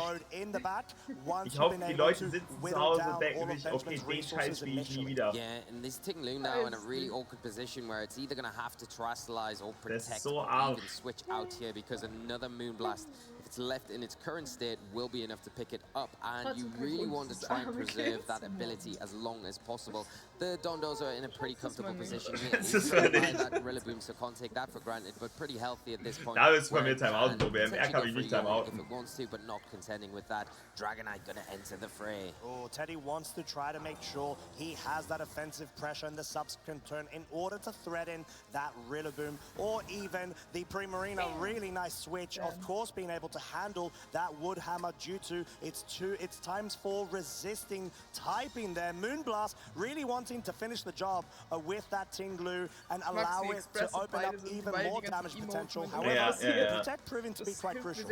Yeah, and it is going to give you a turn to be able to recover a little bit more health there, which might put you out of range from another Moonblast. Although the thing is, if a double up comes out from the Rillaboom and maybe a U-turn from the Rillaboom here into the Tinglu and then followed up with a ich sag so ein Hyper Voice hier wäre so geil. Classic Glide might be just as good an option. Komm, Benjamin, es wird Zeit. Muss jetzt hier auch mal den Hyper Voice loaden. Means it was forced to likely succumb to that Yawn. However, we've got the switch up here. Chien-Pao is on the field. Maybe a bit of an indication of Teddy really trying to falter through with this Dragonite and pick up perhaps a KO if possible. Yeah, we are seeing that huge combination come out. Ja, Teddy muss Rillaboom wegbekommen, der ist and the terastallization coming out from the Dragonite, boosting those normal type attacks isn't got enough to be able to deal with this Primarina. Returning with a terastallization on the opposite side of the field. The Primarina this time going for that steel terastallization, which is a great call here from Benjamin. Yeah, it's just going to have to come down to which slot has been targeted. Extreme speed. This is going to be a powerful one if it goes into the Rillaboom, and it doesn't quite pick up the KO, but most crucially has the Primarina's hand to have to terastallize there. Stark.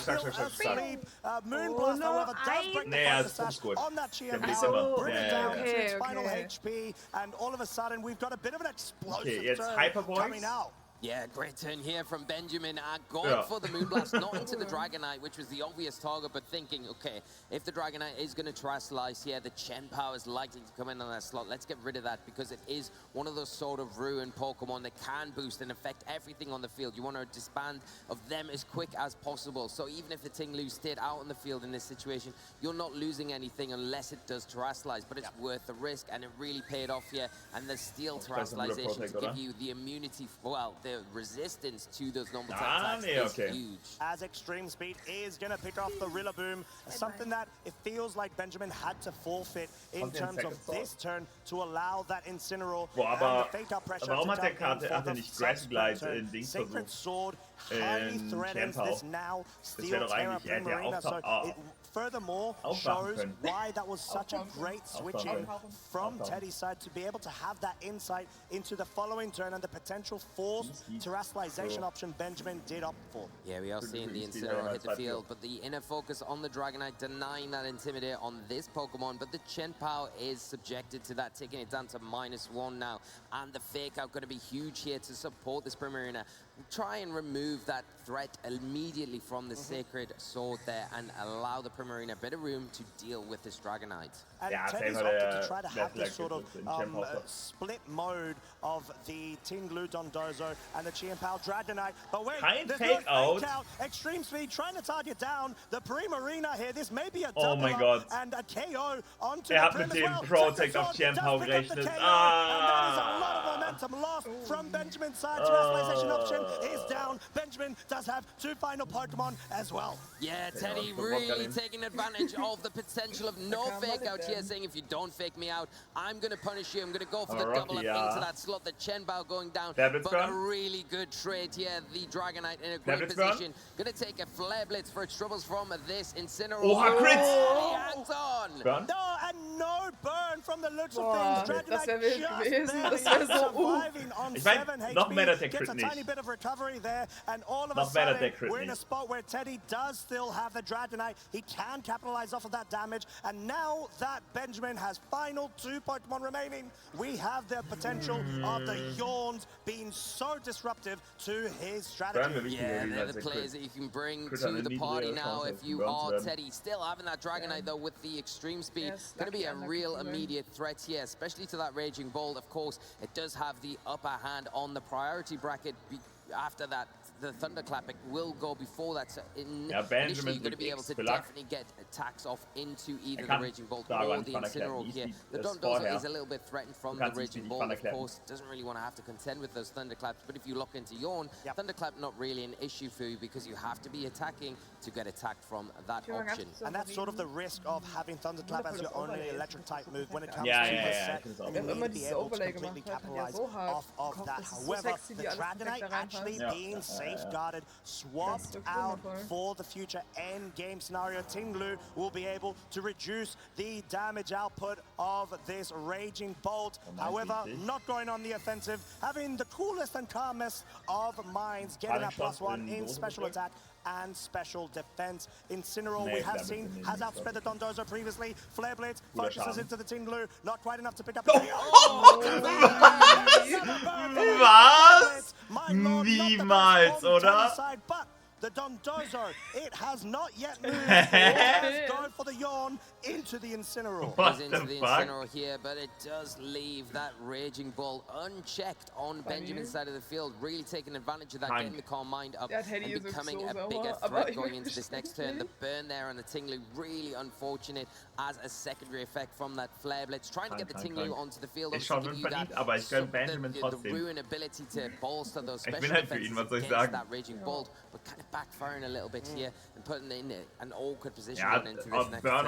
It is going to force the Raging Bolt to go a bit on the defensive, opts to go for the Protect, followed suit by the Tinglu. So Dondozo may likely want to try to get that Yawn off once again. Flare Blitz trying to go and finish off the job when it comes to the Tinglu and even pressure the Dragonite if there is any switch-ins, and a bit of a stalemate from this scenario right now.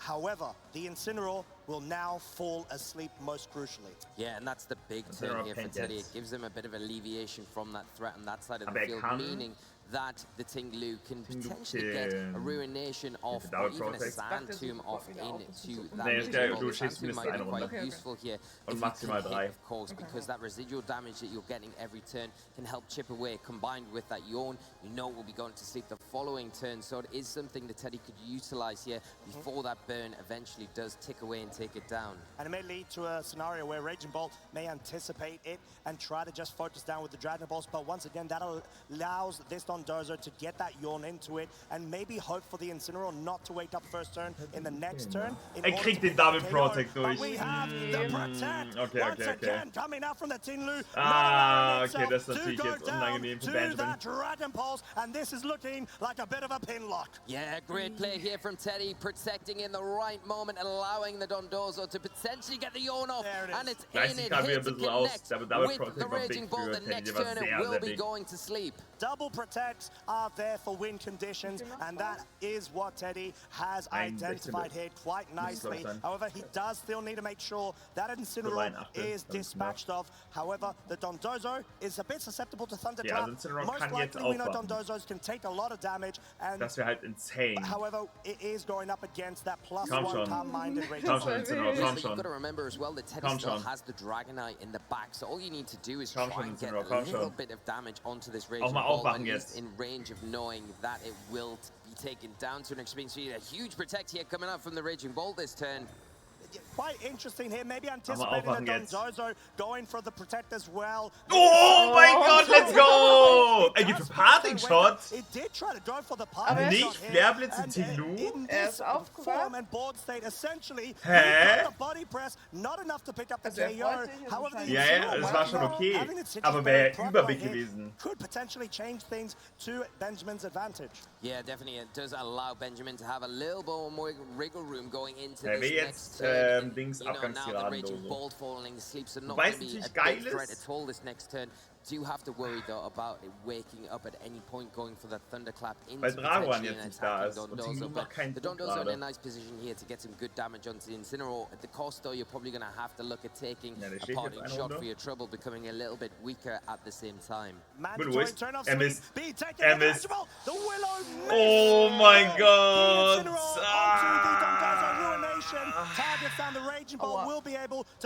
Was ist für ein Match? Immerhin sind beide so. Ja, das ist wie für Teddy. Was ein Match, holy shit. Aber das ist cool. Yeah, huge turn of events here for Teddy, doing everything right, getting a bit fortunate with needing to. Has had a little bit of luck against himself, evening up the tables here. Huge knockout onto the Incineroar, leaving this Raging Ball the only line of defense left for Benjamin against these three Pokemon on Teddy's side. Although two now because of the burn chip. The Tinglu done a good job here, but allowing the Dragonite to now come onto the field. Perfectly timed KO there from the burn to allow the Dragonite to actually now come onto the field and finish up this game too. What a nice way to be able to sort of weave your way through the two different modes you've opted for, the Dondozo, Tinglu Disruption, as well as that very highly offensive Dragonite and the Chimpao. No wake up here, extreme speed is going to be targeting the Raging Bolt. It's not quite going to be able to pick up the KO, but guess what will? It's going to be this Dondozo, and there we have it. Game 3 is on. What an incredible turn of events here to tie up this match. Take us to a game 3, which is exactly what we want, because this is going right down to the wire at every side of things. Teddy doing so well in that match, dealing with a really awkward situation, bringing it back, clutching it, keeping that Dragonite alive as well till the last moment, and needed to bring in, utilizing the extreme speed and closing things up with that Dondozo. And bringing the Dondozo Tinglu initially straight off the bat, knowing that Benjamin wants to rely a bit on setup, is so nice. We've got this Ruination that just essentially halves the HP of the target. With combination of Sandtoon, that would have been really nice if it had connected onto the Rillaboom, locking it into its slot, but the Dragonite E-Speed just proved so crucial. Yeah, it was really good in the end, and you know, the Dragonite, I think the double up there, playing on the fact that Fake Out was there, maybe Benjamin getting a bit cheeky, bit ahead of himself in that situation and getting punished for it. I tell you, I'm realizing that, going for the double up there, saying if you're not going to fake me out, well, I am going to take down the Primarina in this situation, and getting a big return there. You could see what Benjamin was doing because he really played off it in game 1, but Teddy saying, he's caught out with it in game 1, not getting caught out with it in game 2. The Incineroar, though, they're putting in so much work, that huge critical hit onto the Dragonite as well, so close to taking it down.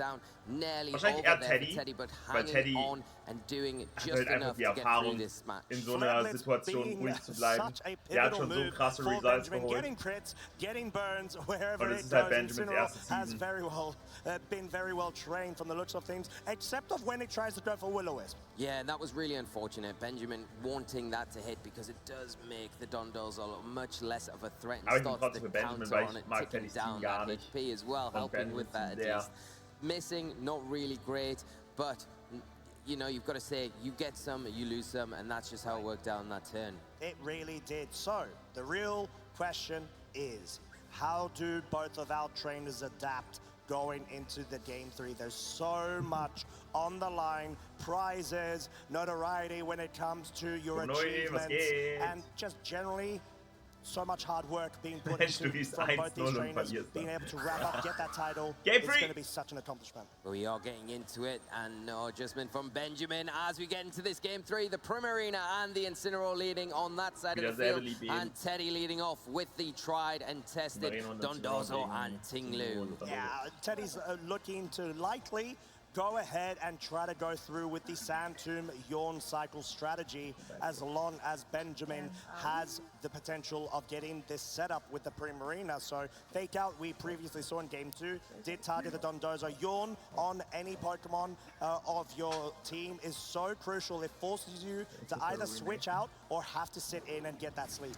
Going straight for the Fake Out though, the Incineroar not wanting to allow a Yawn to come out from that Dondozo as the Primarina starts the setup, going for that +1 with the Calm Mind in special attack and special defense. It does leave this Tinglu open to go for an attack, and it goes for it, hitting the Ruination, taking the Primarina down to 50% health. Yeah, consistently going for the lines that you feel have the highest probability of your success is what is needed. It seems like both of the trainers are doing the exact same as Game 2. Maybe Benjamin's side wanting to hold off from the terrestrialization a bit longer, which may prove to be more flexible for mid to end game scenarios. Yeah, definitely, and I think if you do go for the terrestrialization, you want to have ways in which you can better deal with that Chen Pao, because as long as that has taken care of, as long as it's gone off the field, then things get a lot easier, especially against a Dragonite that may be locked into an extreme speed. As the Protect is going to be the option from the Primarina. It doesn't want to fall susceptible to any sort of Ruination or even heavy slam combinations to pick up a cheeky KOs that it could do so. But parting shot into the Dondozo. Similar fashion, this may be a Rillaboom. Yeah, and I think the Rillaboom coming in here is the obvious call. Maybe you can scout that out before Teddy can take advantage of this play in particular, but we are nonetheless going to see the grassy terrain set up onto the field and the Rillaboom be here, taking a huge Ruination for its troubles. Yeah, not wanting to go for Sand Tomb in case the miss may come back. However, the Yawn is still going to target that. So once again, Teddy recognizing the Primarina's board state, wanting to go on the defensive. This is going to force Benjamin once again to have to consider, is it really worth getting a Fake Out or a Wood Hammer at this stage, or do I have to feel forced to switch another Pokemon in? Yeah, I feel like it didn't really work out in that game too, so maybe you want to preserve that Rillaboom, have it active, but not choosing to do so. Going for the Wood Hammer into the Dondozo, but not enough to pick up the knockout. Not enough at all. 16 HP survival, but the Moonblast, a double up is definitely enough. Dondozo we saw was so crucial for Teddy's side in Game 2. It is gone from Game 3, and this set Ruination focusing into the Primarina will now definitely bring it down to extreme speed range, but will have to depend if we see a Steel Terror once again. Yeah, that's the big question here as we go forward. At the cost of taking down the Dondozo, this time the Rillaboom now falls susceptible to that sleep condition after the Yawn the previous turn at a worthy cost, I think. And now the thing is, the Chen Pao's not on the field. This is force out that Chen Pao. Can you kind of position yourself in a play where you can terrestrialize with the Primarina here? The Chen Pao not on the field, so not really threatened by it right now. Can you go for that Moonblast into that Tinglu slot, predicting it to come in, but position your Rillaboom off the field, get the Incineroar so you have that active Fake Out the next turn, or at least have the ability to pressure that slot so it isn't accessing that Sacred Sword straight away. No switch outs from either trainers. We are going to have that normal Terra Dragonite ready to be unleashed. Just looking left, right, and center for damage. We know that Benjamin is going to be put in a very tough spot right now. However, the immediate adaptation, which Pokemon is going to Terra here? It's going to be the Primarina, of course, going for that Steel Terrestrialization. No switch to the Chen Pao here, so no sort of Ruin on the field just yet. But the Primarina primed and ready to go, as well as that Dragonite that locks in to the extreme speed. Where will it be going into? It is into the Primarina. Never mind, okay, er hat die Kalks.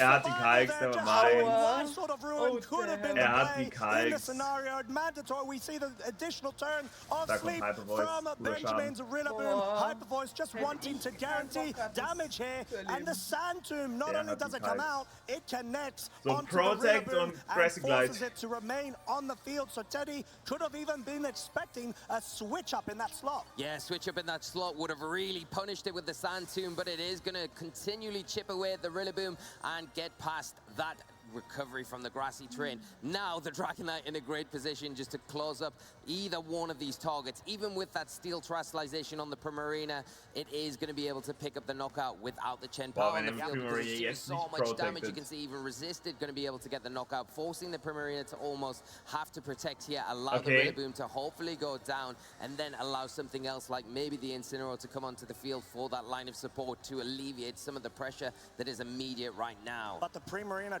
could try to go on the offensive, anticipating a focus into the Rillaboom slot. Kein Protect mit Primarina.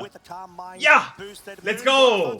Schön, schön, schön, schön, schön, schön, Benjamin, schön! No protect from the Primarina if it does outspeed. Schöne Sache. Damage this Team Lu. We may be seeing a bit of an upset here, but the target is into the Dragon Knight. Aber ist okay. kommt leider nicht in Fake-Out-Range. Oh, das Hand to Miss! Oh no! Aber es ist auch einfach ein Scheiß-Move, wirklich. Es ist auch einfach ein Arsch-Move. Es ist krass, wie viele Hack-Sachen Es ist auch ein Arsch-Move. Das ist schon crazy. One of these big priority attacks that are doing so much damage each and every turn. Incineroar now coming back onto the field has Fake-Out active, so is going to be able to at least stop the Ting Lu from attacking this next turn. And Dragon Knight may even be within range of a Fake-Out KO, even not necessarily going for the flinch there, but it'll have to depend. Dragon Knight tend to be a bit bulky, naturally speaking, in their stats. So ein Whiteboard unten aufgebaut und Nein, das so Sachen auf. Keine Ahnung, sagen wir jetzt, ich sitze in der Crowd und du spielst gegen die andere Person und ich sehe, was du so klickst, du rufst die an und ich mime dir irgendwie so Protect oder so.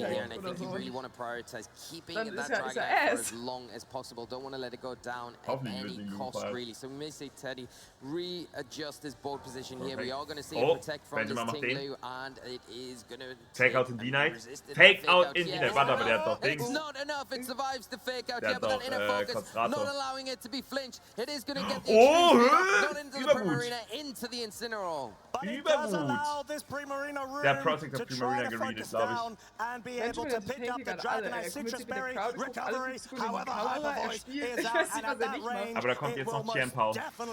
Den musste jetzt noch mit Flairblitz burnen. No longer being available for Teddy in order to get that burst damage potential out. Okay, das wird jetzt wild, das wird taking interesting. advantage of the position that he was in. Benjamin able to get another attack off onto the field. The fake out pressure enough there to put Teddy off going into that slot with an extreme speed in case of risking going into a protect in this situation, going after the guaranteed damage into the Incineroar here, which makes a lot of sense, but getting punished at the same time, losing the big attacking option that you've got. But you've got the Chen Power to come onto the field now, has got access to that Sacred Sword, going to be super effective into that now Steel Terror type Primarina. And Primarina is such a big player from Benjamin's side. You've got the potential of being able to outrightly pick up KOs on both the Ting Lu and Qianpao as the turns progress. However, Benjamin hasn't revealed their final Pokemon. It is most likely gonna be the Raging Bolt, which is what Qianpao has been brought for. But if there's any sort of cycling out here, it could be quite crucial, unless Teddy goes for a read of an Icicle Crash into an Incineroar, predicting a Raging Bolt switch.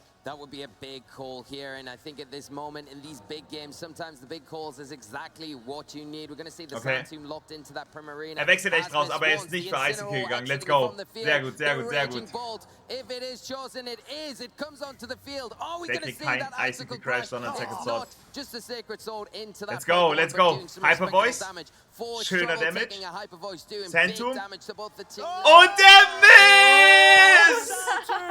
Der Miss! So ein dreckiger Move. Den spielt man auch einfach nicht. Du spielst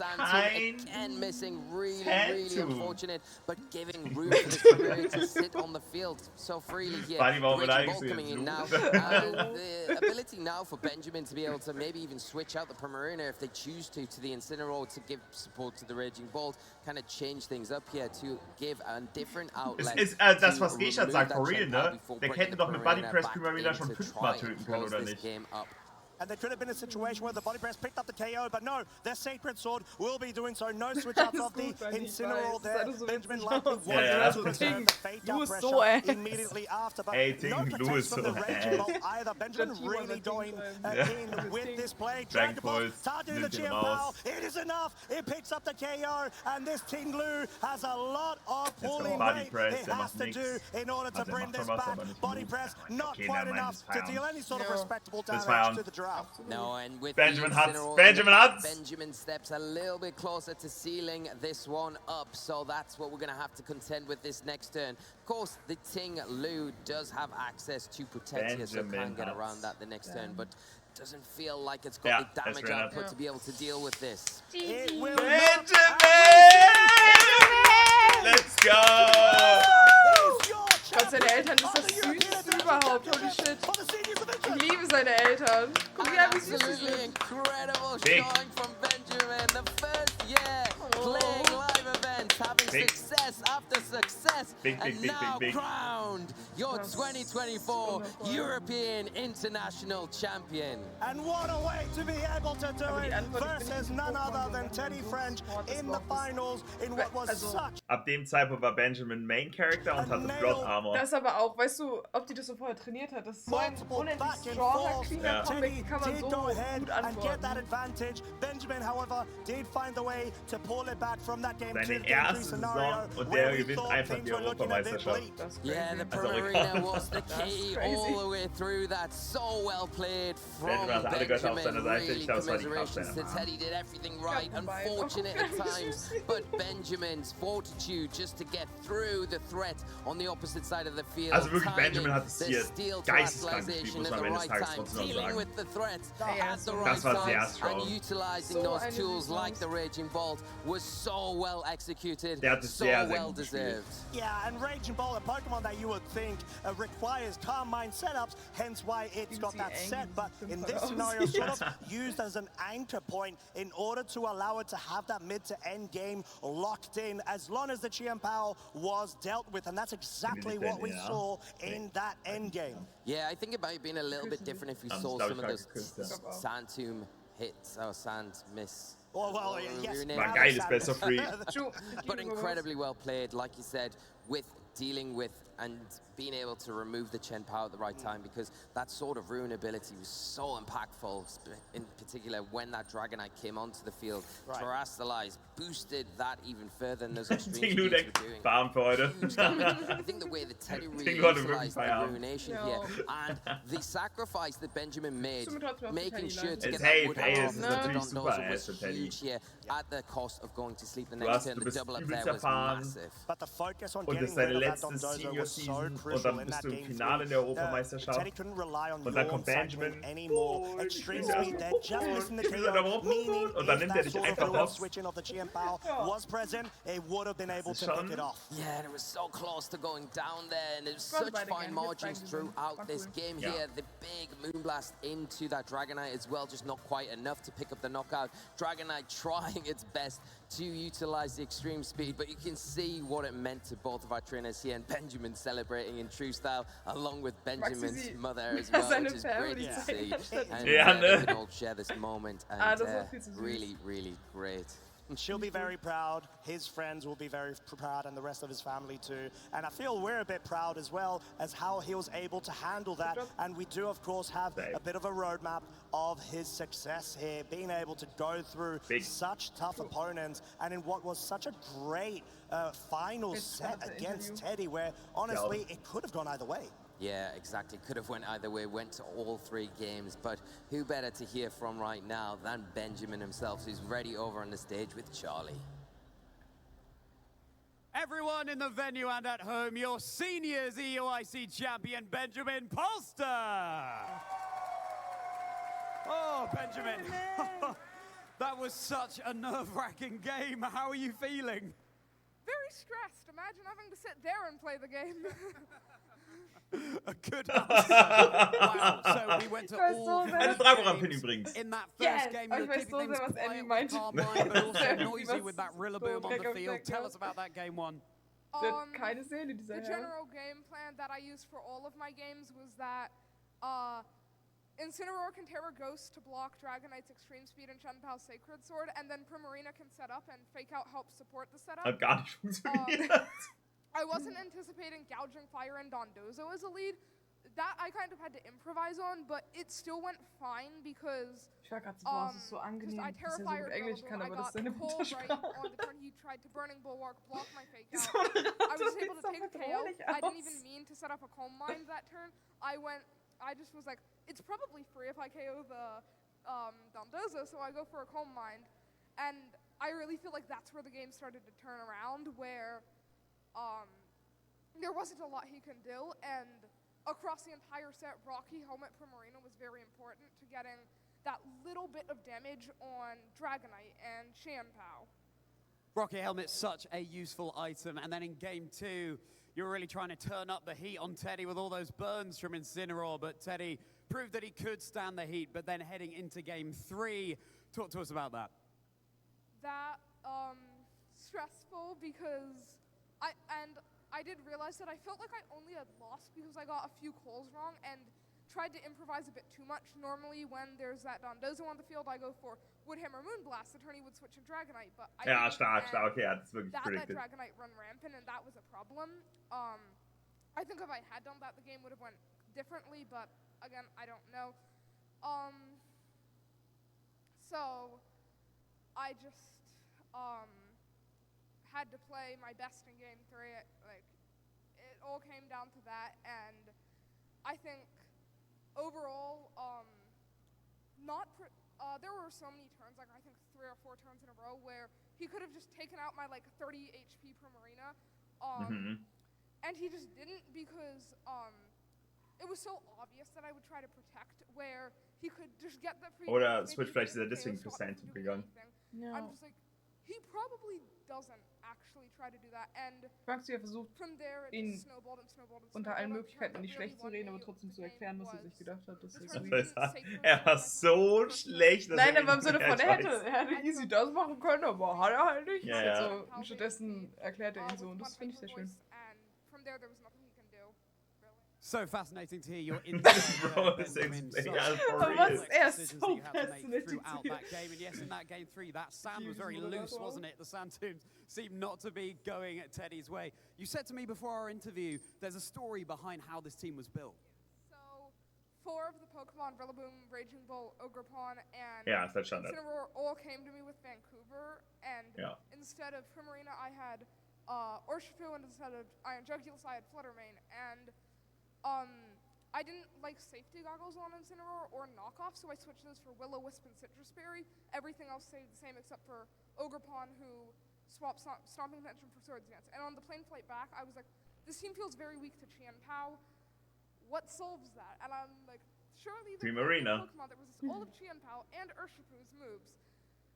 And surely there can't be a Pokemon that I've practiced with that does that. And then I'm like, wait, Primarina. That's sick. In the first place, and conveniently through compressing Fluttermane. Fluttermane's primary benefit is a fairy type, and Urshifu's primary benefit is water type, and Primarina is the combination of those two.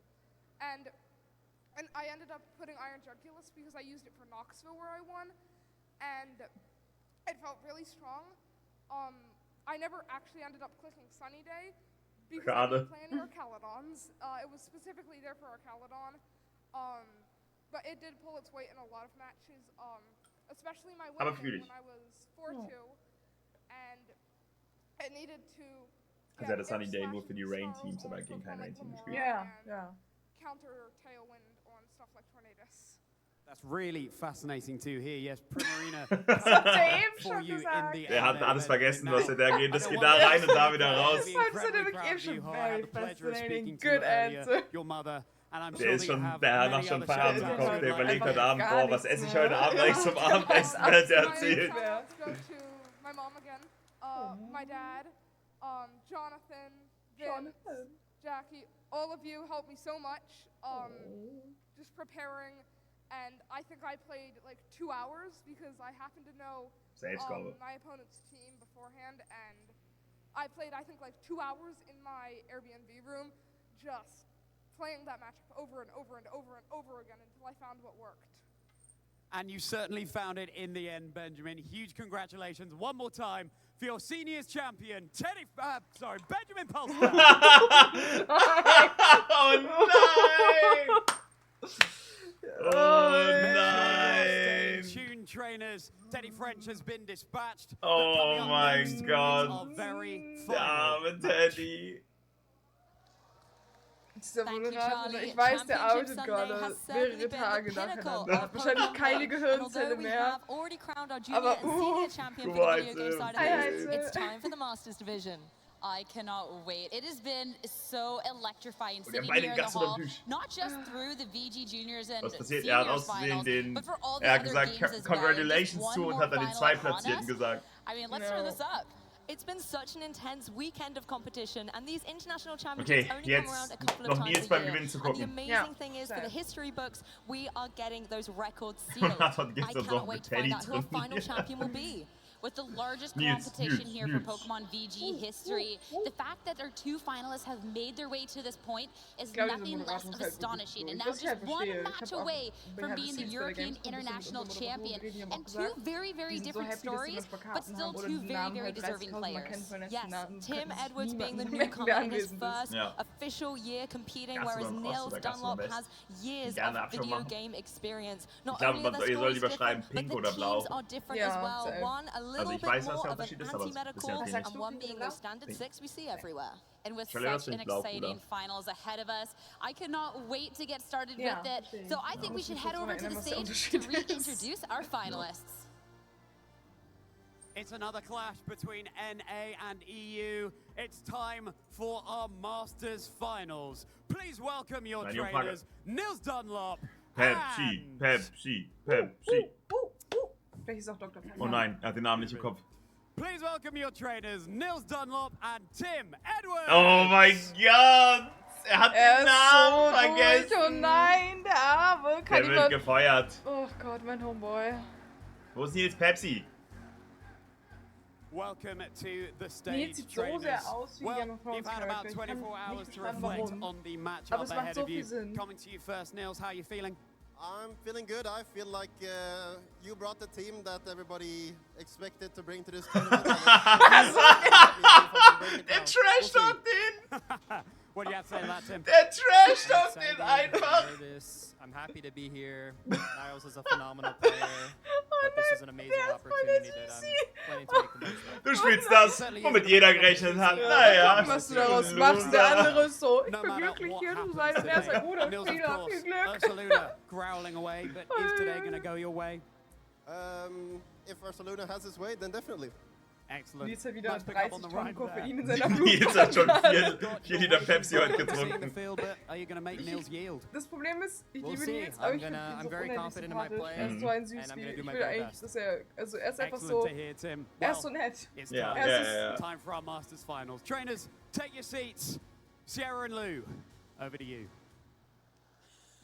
Love hearing from the players before their match and the little insights beforehand. Nils right off the gate, like, hey, that was gonna go down. I respect it. I'm excited to see this passion and fiery from both trainers once they hit the field. Ja, seine Pepsi! Ja! Ready in the tournament so far, so they're well versed with what their opponent is bringing as well as their play style, and this provides a fantastic opportunity for redemption for Tim, who was defeated by Nils in that previous match, but also for Nils to assert that dominance with us. And that's the thing that really adds an extra layer into this grand finals. Having that previous information, having just even the opportunity to sit down, recognize where your team might be weak into the opposing team.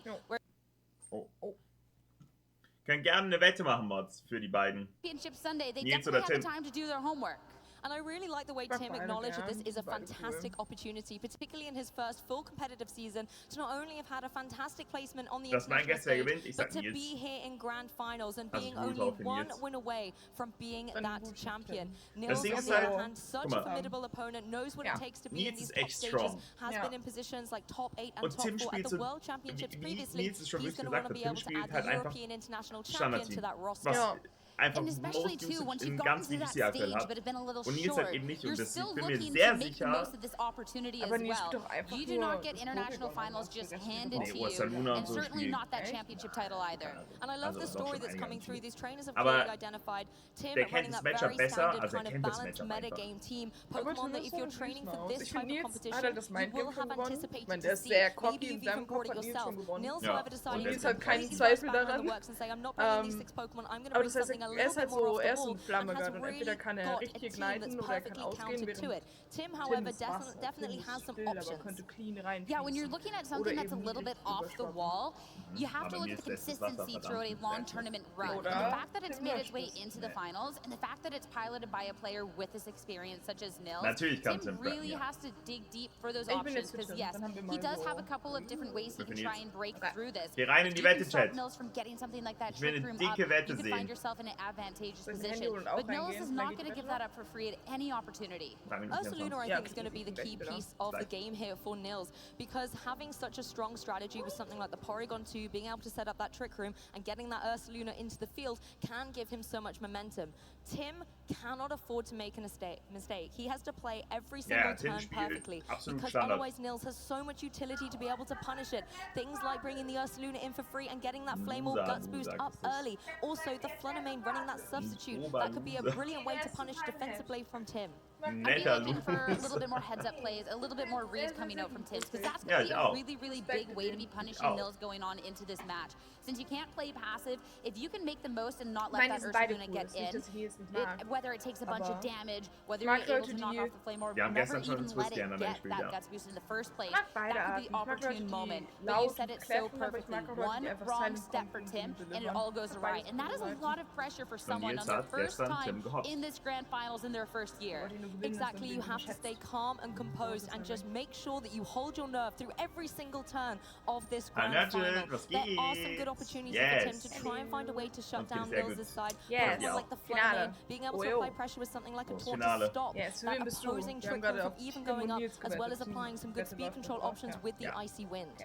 But when we're looking over at Nils' end, when you have a team that has this trick room option, especially that can lean into it so heavily with this Ursaluna, you know it's not just a one-trick pony. You know that that's what your opponent's going to be looking for, is a way to stop that trick room. And there's powerful options here as well. If we get something that's a little bit more offensive, that can all of a sudden really pressure into something like the Fluttermane, deal some big damage. You do have some really powerful Pokemon, the Urshifu, the Surging Strikes, this Incineroar even with a powerful Flare Blitz. If you can take away Tim's options of stopping that trick room, even a late game trick room can wreak havoc.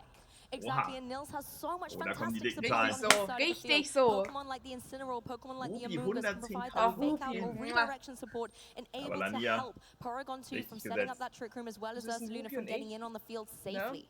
And of course, with such a big finals ahead of them, we had to take an opportunity to speak to the families of those in the finals. Ich believe nie wieder und ist dann in der nächsten Wette auch wieder mit 100.000 dabei. Aber das ist richtig so, das fühle ich, finde ich gut. Ruby macht es genau richtig. We're here with Dakota, Tim's friend, and with Daniel, Nils' brother. Now, Dakota, you know Tim pretty well. What do you think he'll be thinking right now? How do you think he'll be feeling? I mean, this whole weekend, he's been calm, cool, collected, and confident in himself and the moves that he's selecting, and I expect to see more of that today. Yeah, we certainly do, just like that calm mind raging cold. And this is Tim's very first season of competing seriously.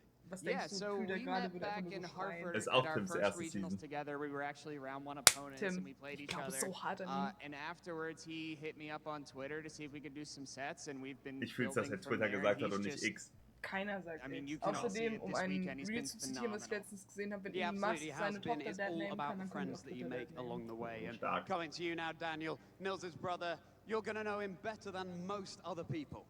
I would hope so, at least. I just want to start by saying, though, it's really nice seeing the younger players at this stage, at such a great point of their career. It's really motivating, I think, for anybody out there trying to get into it. But in terms of Nils, I know him really well. I know that he really wants this, and I know that he is calm and will do everything that he has to get it. Twitter is auch richtig, Touching words there, and yes, Nils is so focused and ready for this. Nils has had a long career in competitive Pokemon, and you've been there every step of the way. No. I don't know. he likes to call me his coach, but I think it would better be described as a water boy. It's coach to such a great player. Warum alles unendlich zwischen Familien und Freunde? Ich lieb das. Like speaking candidly, it's been probably the best journey of our lives. Just growing closer together.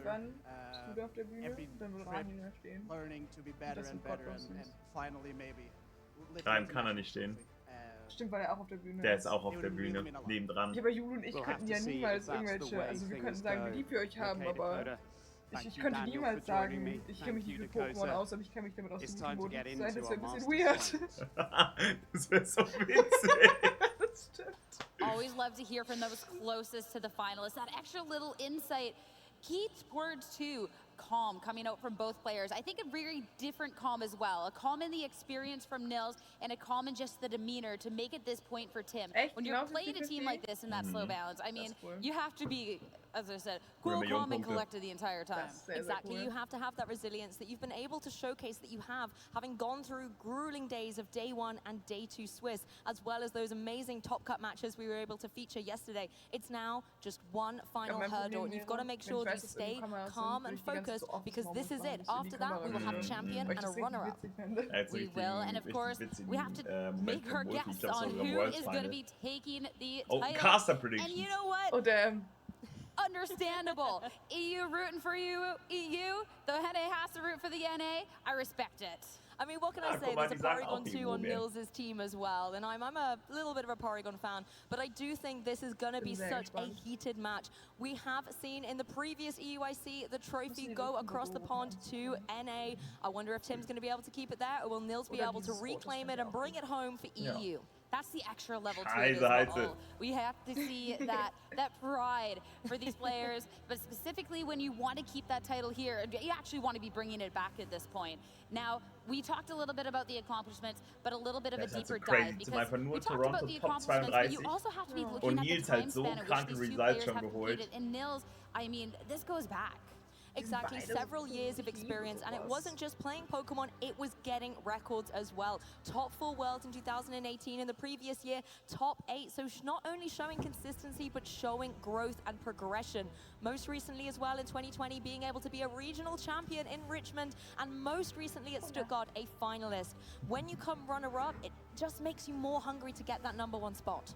Yeah, it's so close, you can taste it, but still one more step. Whereas on Tim Ed's the top 32, I mean, these tournaments are getting bigger and better. That is fantastic. But making it to the grand finals here, you heard him before, does not want to waste this opportunity. And with this really, really solid team, it makes sense on why he's made it to this point. And I love the contrast that we have between these two finalists in that way. Yes, a lot of balance on Tim's side, that very classic fire, water, core. And one of the key things is this Raging Bolt. Now, it's a Pokemon we saw yesterday. I don't think we're going to see it in this final, however, Sierra. It doesn't give a lot of momentum against Pokemon like the Porygon 2 and the Ursaluna. So it's going to be, I think, a little bit more reliant on Tim to bring that damage through with a Pokemon like the Ogerpon or even something like the Rillaboom. It's tough when you're going up against a team like Nils, because hey, Nils even admitted, yeah, this team that you're playing, Tim, there's a lot of it out there. But of course, he's experienced at this. I'm sure that he's seen these Raging Bolts everywhere. And when you have something like this Ursaluna, that of course is going to be completely immune to a Thunderclap, and you can find yourself in a Trick Room with it. There's a lot of things that don't really match up well to a headlong rush or an Earthquake. Even the Facade, just hitting that normal neutral damage, is incredible when you have that ability Guts to be boosting those attacks. And the Porygon 2, I mean, hey, it's been around a VGC for a long time for a reason. Set the Trick Room, but it can be picking away at Pokemon as well with damage. And that's the thing I like about it, that flying Terra type on it not only gives it the immunity if the Ursaluna next to it wants to start going for all these Earthquakes, but being able to go for a flying Terra type gives you so much coverage into Tim's team. Pokemon like the Rillaboom, the Ogerpon, even the Urshifu, if it hasn't gone for a Terastallization, is not going to want to take any of these flying type attacks. That also means, too, if you have the Ursaluna and the Porygon 2 sitting on the field, you can go for the flying type Terastallization and not be hit by your own Earthquake. Love this quote. The old Nils is back. Exactly, this was the most recent runner-up position that Nils got in Stuttgart. He says he's back, and by that he means his consistency, his results. He's back in the format. Watch out for his name, because he's going to be coming for you on those top tables, and he has shown that he's going to do that here at EUIC. hey, if there's any doubters there after that statement, I'm sure there isn't at this point anymore. Especially, too, since we did get to see his run throughout to get to this point. And if you wanted to see some fantastic matches, well, you have to go check these out. Because Nils, I mean, he's definitely been proving it in more ways than one. Nils has such a unique playstyle as well. Sometimes he can throw a wild card out there, but he's always so in control of what he wants to do within a match. Here you can see as well the Flutter Mane behind the substitute. So machen Kinder immer, wenn die was Taken down by trinken. the sport, but it still doesn't stop Nils. He has such good utility to be able to bring it back in this match. Okay. Thing is, there's a couple of different ways that can be pressured, but there is ways that your own team can be kind of taken down. Grass translation on this Incineroar, I think is really interesting because, of course, it means that you will take less from the Earthquake, but also primarily you will not get spored, but also something that players can be taken advantage of. And you can see how much damage those facades do, particularly if it's burnt and enabling its gust ability. There's really nothing that the opposing team can do, unless, of course, you're something like a Flutter Mane and immune. Ursaluna, though, is the one thing that you're really going to be looking at in this matchup, and I'm sure there's the key piece of the team throughout the entirety of Nils' run there. The headlong rushes, sure, you're going to be taking that defense and special defense boost, but if you're just taking consistent one-hit KOs with it, it is incredible. And all of a sudden, well, this Pokemon's resisting that, or I just don't want to have that happen to me, all these drops. You have the Facade as well. Going to be so boosted with the fact that you are going to be burning yourself thanks to the Flame Orb. Ursaluna has all the options. It has that coverage as well with the Earthquake, and that's something that Tim is going to be very cognizant of. Maybe wanting to try and bring the Rillaboom and bring that grassy terrain onto the field to try and kind of negate some of that damage. But if Ursaluna is able to get onto the field unchecked, then that is going to be such an uphill climb for Tim. You can take a deeper dive at his team here, and for me, the two key components are the Flutter Mane and the Ogerpon. Flutter Mane, we did see yesterday that boosted energy boosting up its speed, and that enables Tim to gain an advantage on Nils' team, being able to apply pressure with the taunt to try and shut down the opposing Porygon 2, or even the Incineroar from going from the parting shots and pivoting out of the field, while at the same time maybe applying pressure to something like the opposing Urshifu that's running that Choice Scarf. If your booster is a Flutter Mane, that makes you very speedy. Yeah, and it'll all come down to in these faster moments where these Pokemon are trained. And we've seen these key pieces on Tim's team here being something like the Raging Bolt, and a lot of core things to kind of enable that. But of course, it isn't all about that, even though if that is how yesterday's match went. Looking at the other Pokemon, you do have a lot of ways to be putting a lot of pressure on, and that's what I'm looking for in this match. Pressure. Whether it's shutting the Porygon 2 down with something like the taunt so it can't Trick Room, to then try and get big damage, you need to make sure you're capitalizing on those turns while you can. Making waves in the first year competing, I'd say that's about right. Definitely. It definitely has established him as a key name to keep an eye on in the future. And for the first year, not only being able to make it through to the grand finals, but being one set away from possibly being the champion, really does establish him in the history books of VGC. And even when you see a name make it this way, you might be, are they really making a wave? But hey, his top 4 match was up against NAIC champion last year in Alex Gomez. And this was a really, really good match. This was the Raging Bolt mirror, and really just step in step with Alex throughout the entire thing. And this match was an absolute grind. This is another one where you did have a little bit of an advantage with just the difference in how your Raging Bolts were kind of set up. Tim, of course, having the leftovers, but still, if you make one too many wrong moves, well, that's going to spell disaster. Exactly. You can see the narrative coming through of this kind of David and Goliath storyline between Tim and Nils, but Tim versus Alex was exactly the same precedent, and Tim was able to fell the NAIC champion, a titan of competitive play in the form of Alex, showing that he has the caliber and the composure to be able to do so. The issue is going to be that room for error. In this match against Alex, there were a few opportunities where you could maybe make a mistake and not be too heavily Das war nicht cool. And Alex made a couple of those as well. Schau es dir an. Schau dir bitte nochmal das an. Dings gerade und sag mir nochmal, ob das cool war. He can punish those defensive plays and errors and then start sweeping through the match with that Ursaluna. So cool. And a big thing of Tim's team as well is the double pivot that you have with the Intimidate on the Incineroar and the Rillaboom coming out and fake out on both of these Pokemon. And there was a lot of pivoting and a lot of really good calls being made here. But again, you have to get it right. If you're all of a sudden pivoting and Nils is going to take the opportunity, hey, you're not attacking with one of these Pokemon, we're going for it. And there we go. And as we said earlier, this is the rematch. This is one that Nils won. But it was actually a very, very commanding position as well. This wasn't a close match. And that has to be lingering in Tim's mind as well. I think Nils said it there on the stage, that the 6 Pokemon that Tim have brought was something that he was expecting to see. So he would have had a very clear game plan going into that match. Not only does he already have a strategy, but he's already faced this trainer, and a lot of Pokemon isn't just playing the Pokemon, it's playing the player. So he has a bit of insight into the way that Tim operates with this team. However, in a rematch situation, so many different things can be learned. Tim will no doubt have studied this, looked and reflected on the mistakes that he made and the opportunities he could create. So I think if you're Nils, you cannot expect it to be the same match you played earlier. But that's where that experience comes in. You know it's not going to be the same match, but you can swap it up, and it's time to head into the grand finals here at EUIC. Incineroar, Fluttermane for Tim, and over on the opposing end, Porygon 2, Incineroar, let's get it started. Yes, Incineroar, the king of VGC, out on the field. Perfect positioning for Nils here to try and maybe enable to get that Trick Room up. But Tim reading into it perfectly, bringing that taunting Fluttermane onto the field to try and ruin Porygon 2's day. And what I love about the Fluttermane having the taunt, since it is a ghost type, it can't be faked out by the Incineroar. Normally you can see these leads coming out from Nils, so you can make sure that your Porygon 2 isn't too pressured the first time around. So this is going to be tough. Since the Porygon 2 is going to be the ghost type, I mean, you won't be worried about the fake out. It's always going to be about the taunt here. Yes, exactly, and that's the pressure that Fluttermane wants to put down on the field. My question now is how these trainers are going to be able to switch things up, because at the minute, it looks a little neutral. The Incineroars want to be able to have that fake out pressure. They want to be able to go for those parting shots and bring a Pokemon in from the back. But Nils is not going to be able to get the Trick Room up here if that taunt is coming into that slot. And for Tim, you need to make sure that you're shutting things down and making the most of the momentum that you have with this lead. And the Porygon 2 swapping out. I'm curious what Tim's going to be doing here. It's going to be Ursaluna, the chosen one, right away to be making an appearance. Porygon 2 knowing it cannot thrive on the field there, bringing in the Ursaluna as the fake out goes down into the opposing. Oh, schön jetzt, schön, schön, schön, schön. Und da hat er seinen Flame-Up aktiviert. As the Incineroar on Tim's side, unable to move. There goes the burn. Guts is activated. Now things look a little dicey for Tim. If you can be bringing the Ursaluna in mid-turn, you don't have to have that turn of protect to wait for the Flame-Up to activate. To shoot your taunt and you can't protect past the next turn, but you now have that burn, you now have the capability to off-putting a lot of pressure here. You don't want to be taking too much damage, but at the same time, if Tim's not taking a KO onto this Ursaluna, with something like the Facade or Headlong Rush into either of these Pokemon, well, it's going to be a clean KO. That's the thing, Headlong Rush can only target one of these Pokemon, but it's going to be a very easy knockout. You don't want to go for Facade with something like the Fluttermane on the field, and the Earthquake is going to be able to hurt your partner Incineroar as well. So I think if you're Nils, you just want to start getting those clean and easy knockouts with the Headlong Rush. On Tim's side, though, now you've got to play defensively, and again, this is something that Nils can punish.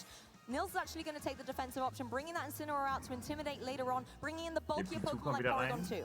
And the Porygon 2, now the taunt, it is gone. Download, that will be the attack boost, so not going to be relevant too much for that one. Is Moonblast, the target into the Ursaluna, start chipping away at this Pokemon. Parting shot, this will be a chance for Tim to pivot. Ich bin, glaube ich, mit Headlong Rush und Fluttermane gegangen. It's definitely one way to start countering this Guts boost, but the issue is with that Fluttermane, you're not very naturally physically defensive. So even if it is taking that little bit of a drop, something like the Headlong Rush is still going to connect in and absolutely wipe this Fluttermane off the field.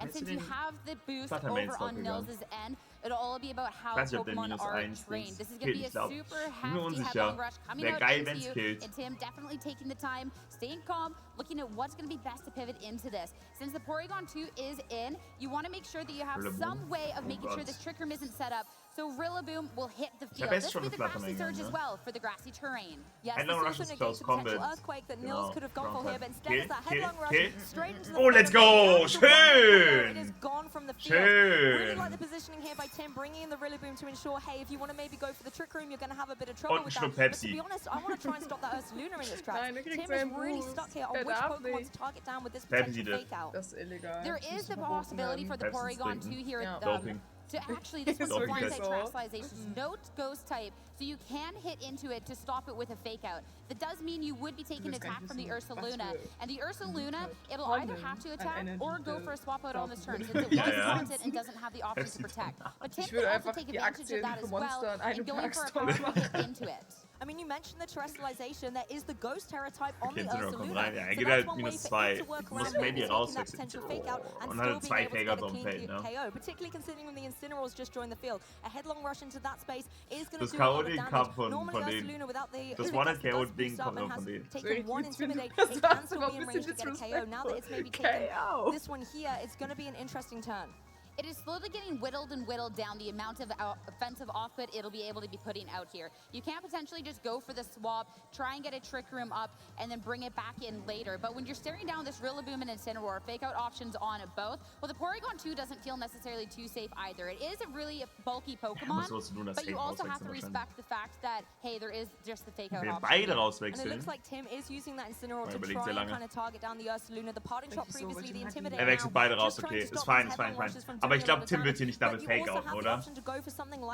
Nein. Der drückt hier doch U-Turn-Abgangstirade oder so. Safe, so Amoonguss is going to be hitting the field in its stead as the double pivot swapping out. If you don't think this one's going to be taking you too far, sure, it might feel a little bad to take that pause, take that moment, but Intimidate here will at least negate the damage coming out over on Tim's end and have these Pokemon eat the schön in den Amoonguss-Slot. Big. Okay, Helmet-Schaden. Rocky Helmet recoil in return. I honestly love this play by Nils, keeping the dynamic duo in the back of the Ursaluna and the Porygon 2, bringing these two pivoting Pokemon onto the field. Jetzt kommt Raging Bolt rein. Shake up that ball position as well as enabling Ursaluna to come in a little bit safer later on. It also means that those Intimidates, the parting shots are null and void coming out from Tim. Ogapon! What he's trying to do, target down that slot and apply a lot of pressure to the Ursaluna. This is one of the Pokemon that can deal a lot of damage. You can go for something like the Cudgel into that Amoonguss and try and remove it from the field. Amoonguss in an issue where it cannot go for something like a Spore. There are two grass types on the field here. Er hat die Pepsi dabei, ja. Er trinkt schon fleißig.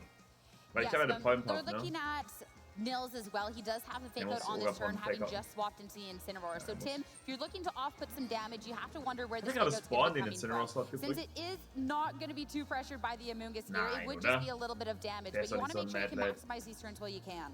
Exactly, and you can see our players taking every second here to find out where they want to pivot the Pokemon. And if you're Nils, when are you going to be able to bring that Ursaluna back on the field to get the KOs? You want to try and find a way to get rid of this Ogapon as well. It has that speed advantage as a very speedy Pokemon, and you don't want it to be able to start getting these potential critical hits coming through either. No surprise to see the fake out come through here just to protect that Amoonguss a little bit from taking any of those Ivy Cudgels. Ist er wirklich für Spore gegangen? Hat Sludge, aber hat der Spore in den Rillaboom-Slot gedrückt, ist krank. You do have the Incineroar then, that could be the swap in, just Das ist so putting krank. on this pressure. You want to make sure things that are going to thrive in this Trick Room situation are taken down. So you want to make sure this Amoonguss cannot be doing much on this turn. A round of Intimidate as well. The Incineroar that is actually doing less. Sludge Bomb into the Incineroar, just a little bit of damage. And I think the fact that Tim only has 3 Pokemon remaining right now does give him such limited flexibility in which Pokemon obviously he can pivot into. This protect is returning to the field, but not being able to do what it wants. There's no Ursaluna to intimidate. There's no opportunity to really go for a fake out that's going to be detrimental. But there is now the fake out that you can be using into the Amoonguss if you want to be trying to target into with the Ogapon. Or if you think you are seeing a Protect come out, try and hit something into another slot. With each passing turn, Nils, I mean, you're still looking for that opportune moment. And you don't have to play this fast as long as you're not necessarily taking too much damage on your Pokemon. When you have the Heartflame Ogapon on the opposing side staring you down, though, you know that that damage is inevitable. I think this is where Tim has to start taking some risks here. And the issue with Tim's play here is it's high risk, but not a lot of reward. You've just got to get it right. If you want to go for something on your Incineroar, like the knockoff, trying to maybe predict if the Porygon 2 is going to come in and remove that Eviolite, make it a little bit more vulnerable, that could give him a little bit more of an edge in this match. Porygon 2 is joining the field, but what has Tim decided to do here? You're looking for an opportunity to bring this Porygon 2 in. Amoonguss on the Protect. If Tim thought that the Amoonguss was protecting it doubled into the other slot, could be huge. But the Ivy Cudgel, no, hitting into the Amoonguss. So much respect for the little mushroom, but it means nothing for that Pokemon this turn. Parting shot from the Porygon 2 will drop it, but you will now at least be able to bring the Rillaboom back in, so you do still have Fake Out on this next turn to keep that Porygon 2 in check. I think that's what Tim needs to do. Just keep bringing in Rillaboom, Incineroar, and just keep that fake up pressure on the field. Because when you actually look at the Pokemon, such as, you know, the Amoonguss and the Porygon 2, they're not dealing with massive offensive pressure. You can kind of safely bring these two pivoting Pokemon in, just so that they're primed and ready for you to hopefully catch one of the heavy hitters in the back. When you're looking at something like the Porygon 2 on the field as well, it does not protect. So hitting into that Pokemon is always going to be safe. And you have to make a decision now if you're Nils, because the Amoonguss having just protected on that previous turn, if you try and go for the Protect once again, it's only a 1 in 3 chance. If you pivot out there, the Porygon 2 is such a safe hit into that spot. And you know that Tim has to respect the fact that that turn can be going up and has to stop it. Yes, and something like the Incineroar could easily just come in for that Amoonguss. The Intimidate comes down. Not going to worry about an Ivy Cudgel. You're not going to worry about something coming through from the Rillaboom. But on that Ogerpon on Tim's side, it is running that Stomping Tantrum. So again, if Tim can get into Nils' head and figure out what play he's getting and call it correctly, that could just give him an edge. The damage has to stop going down on the board at some point. I think it's a big game of where does the Incineroar come in if you're a Tim here. And with the Porygon 2 swapping out, we're going to see that Incineroar, the Rampaging, rejoin the field. Intimidate will bring down the attack on both of these Pokemon. So wherever they're targeting, if it is into that Amoonguss or not, is going to be doing a little less. But it's time to see the first terrestrialization of the match. Let's light up the stage here in the Masters Grand Final as the terrestrialization comes through on the Ogerpon. It's now going to get that embody aspect and get the attack boosted back up that it just had dropped by that Intimidate. Make sure you can deal as much damage as you can. Make sure that that Intimidate just gets evened out with that attack rise. But it's not going to be the only terrestrialization. It will be a Amoonguss as well. Dropping its grass typing into the ghost. Oh, aber geht Terraghost mit dem Amoonguss. Yes, this also means that Amoonguss is safe from any of these takeouts that have been rolling around through this game. So just allowing a bit of defensive flexibility. The fake out was actually going down into that partner slot. Stomping Tantrum does go for the Stomping Tantrum, but goes into this ghost type and it does very little damage. We'll have to take a Der hat mit dem Switch gerechnet, oder? Allowing the Amoonguss to Oh mein Gott, er hat Spore auf Ogerpon gedrückt! What? Jürgen jetzt so am Kochen, holy shit. And have this Ogerpon stopped in its tracks. Stomping Tantrum into the Amoonguss. A call that the Incineroar yes. That's crazy. That would have been a super effective hit, but now it basically negated, and that is a huge momentum swing in Nils' favor. Nils absolutely one step ahead of Tim here. Nur weil er nicht schlafen kann wegen die anderen schlafen. This is exactly what we were saying in the team preview, and Nils is now in a great position to keep building. Dankeschön für deinen Resub. Das ist appreciated. Dankeschön. Down into the opposing Rillaboom. It does have to worry about maybe something the Rillaboom can throw in its direction. It could always just try and U-turn out of there or go for the Wood Hammer and boost it up by that grassy terrain. But that's why the Incineroar right next to that Amoonguss is the perfect partner. Different to Spore auf Ogerpon. See the Rillaboom either go in the offensive, try and start dealing with the Amoonguss, since at this point the Amoonguss will just take a neutral hit from something like a Wood Hammer. It's crazy, wie heftig Amoonguss gerade am Kochen Nils is going to try and find an opportune moment for that Porygon 2 to come into place. First turn to sleep onto the Ogerpon. That was a guarantee. As Parting Shot will bring this back down to -1, so it can't be doing that big damage that Tim would like once it wakes up.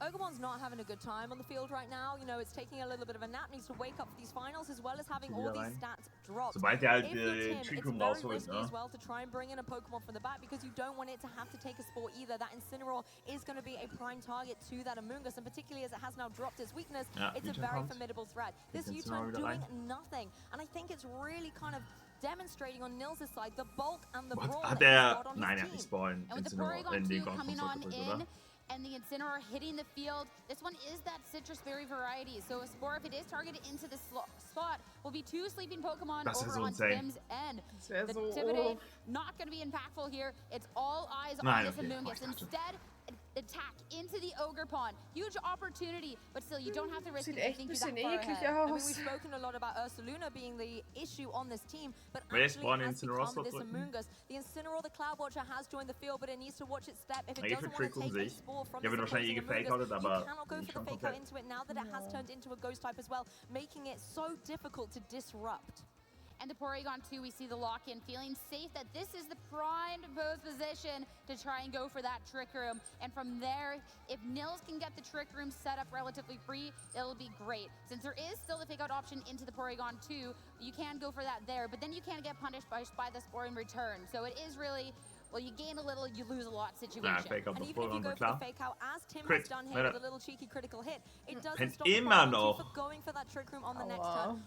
War das zweite oder dritte Runde? It's not going to be doing too much damage, even if it wakes up anyway, thanks to all the previous Intimidates. And once again, the Amoonguss just capitalizing on the opportunities it's got to get damage down on the board. This is really when Nils can start getting that Trick Room up. You could bring in a Pokemon like the Ursaluna. It's really safe to bring it in more securely. Kill auf Ogerpon bekommen. Intimidate down and in assault that Ogre Muss Pond jetzt further. aufwachen, wäre schon Slowly but cool. surely chirping away at that Ogre Pond. Ich meine, Ogre Pond ist jetzt -2 Tag, ne? Any moment now, and Intimidate will drop that attack even further. Of course, there Geht is jetzt always Incineroar the mit heightened Parting critical Shot in P2. risk Oh, er wacht auf. with the Ivy Cudgels and the wake up. Ivy Cudgel in it will aber be jetzt firing -2. one off. If it was into the Amoonguss though, that is the freshly swapped in Incineroar, but no. Ja, Porygon nix. 2, no critical hit means absolutely Kein no Crit, damage Knockoff in coming den on out. Incineroar-Slot. Ein bisschen nervig, aber ist Dig a okay. little deeper to get those critical hits in play. The Citrus Berry has been removed from the Incineroar. Terra Blast Still in a great sollte. position. No Trick Room Ogre Pond Kill, nice. Ja, okay. Das ist over. Das ist so over. Eigentlich schon, ja. Der kriegt jetzt noch einen Takeout von Rillaboom raus und ansonsten Parting shottet der hier Intimidated und so. Also da kann Tim gar nichts machen. Das Pokémon 2 trägt Evoliten, ja. Der wird wahrscheinlich gleich noch seinen Evoliten verlieren. Aber der holt seinen Trick Room trotzdem raus. Rillaboom will have one on this Ja, ja. turn, but now these two Pokemon are stuck out on the Ogre wer? field. Ogre Hu? And I don't think Ich it's bin trotzdem noch coincidence Tim that the Fluttermane and the Ah, Ogre Pond okay. have been the first Ich weiß Pokemon es. KO Also ich weiß nicht, on ob es Tim's side. Those were the two that would give Niels the most Dieser Runde destruction. ist ein Now bisschen he's saved schwierig, both glaube holt ich. Das alles. ist Incineroar alleine gegen 4. Ja, der macht das jetzt. Er macht das. VGC stärkste Pokémon, der macht on das. Niels' side. Na As soon gut. as the heat was turned on, it was cranked up in this match. Knockoff Jetzt hat er into keine the Evoliten mehr, Porygon aber... 2. Oh no, the Eviolite is gone, but at this Oh point, the match no, is the triggered. Eviolite It's is set. gone. If it wasn't sealed before, well, that makes it now. Porygon 2 just showing that it can still actually go for the Trick Room. It is capable of doing it once glaube, we Tim wird forgot. hier Exactly, you know, it's done lots of good things on the field, but this is where it really is in its comfort zone.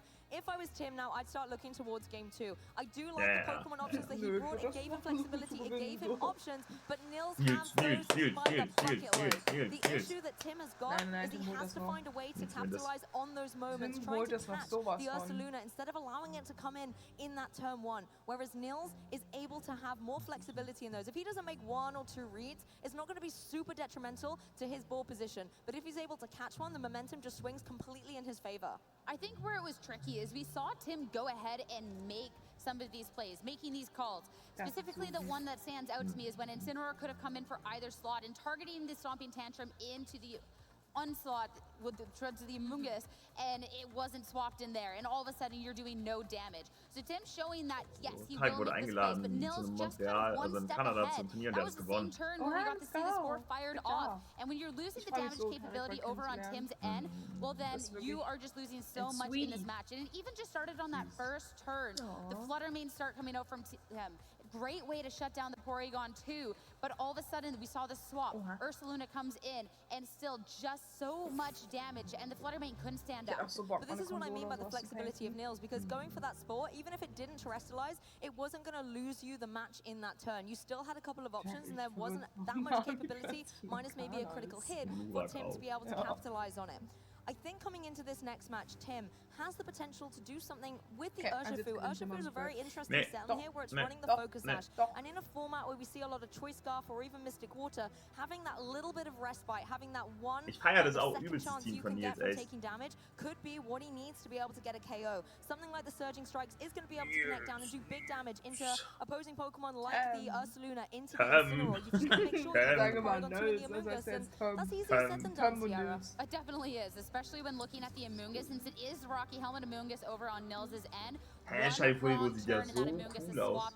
Or one wrong call, and all of a sudden you're going to be taking so much damage that Focus Sash won't matter. Your health is going to be absolutely depleted, and it's going to be really, really tough time from there. It is nice since you will have consistent critical hits with the Surging Strikes, that you won't have the same pivoting coming out from Nils, the Parting Toxie Incineroar to lower it, but it's still so risky. I think Tim has to take a couple of these risks though. Nils is one game away from becoming the European International Champion. Tim has to be able to dig deep not once but twice in order to take the title. Okay, let's go. Nils, I think, looking very calm. Und Nils hat diesmal sein eigenes Fluttermane mit. Crazy. Spider-Man. Great minds think alike, heading into our grand finals, our second match here. Booster energy, photosynthesis activated on Tim's end. This will be the speed, making sure this Fluttermane is going to be the speediest thing around. Ich warte immer, bis die irgendwie so Just Legends, Level Up oder so. Nils hat auch. Nee, Nils hat Special Attack Boost. Okay. This is the thing, the speed on Tim's side, very, very nice to be able to go for something like that Icy Wind, get a little bit of chip, drop it further, or even just fire off a powerful Moonblast into that opposing Fluttermane. The issue is Nils' one is going to be able to hit back even harder thanks to that special attack boost. when you're looking at it, though, since you are going to be outsped, you do not want to be having a powerful hit targeted into you with something like the Shadow Ball coming out from Tim. So you have to be putting a little bit of respect from this. Since we actually don't have that move over on Tim's end, we could just see something to kind of slow the speed. But that means that you have a way, you don't have that powerful way to pressure. Though a Terra Fairy Moonblast would still deal loads. It would, and the Shadow Ball on Nils' side, actually, that is something you don't want to have to worry about. Okay, because protect. it could go down and get a big amount of damage, but instead, Fluttermane actually choosing to protect, maybe see what Nils is going to go for here. Is that Shadow Ball a wise defensive play on Tim's side of the field? But of course, no fake out to be seen from these Incineroars. One knockoffing into the other. So now the Incineroar's going to lose his Citrus Berry, does not have that in his back pocket for later on. Parting Shot in den Incineroar on Tim's side utilizes the opportunity to try and drop that special attack boost thanks to the Parting Shot. Ja, okay. Aber ich sag, Fluttermane minus 1 wiederbringen ist ganz nice. Aber Incineroar, die Citrus Berry weg haben auch nice. Also beide haben hier schon wichtigen Progress gemacht.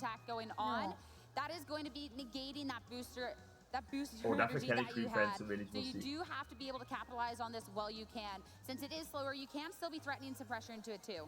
And that's gone for the match now as well. It's not like the Fluttermane can switch out and get the boost of energy again. It has to now keep itself at this neutral position. Tim really taking his time to think which Pokemon he wants to bring in here. He has to call every turn perfectly, and it is going to be the Ogerpon. Breathing a sigh of relief, there's no Amoonguss inside, and again, thanks to the speed advantage it's got, it's now in a prime position to deal out damage. You could go for something like the Ivy Cudgel into that opposing Fluttermane and remove it from the field. Protect and regardless of what Nil has in the back, aber ich habe so ein really bisschen das Gefühl, wants to Tim double-targetet den Incineroar-Slot. Ivy Cudgel.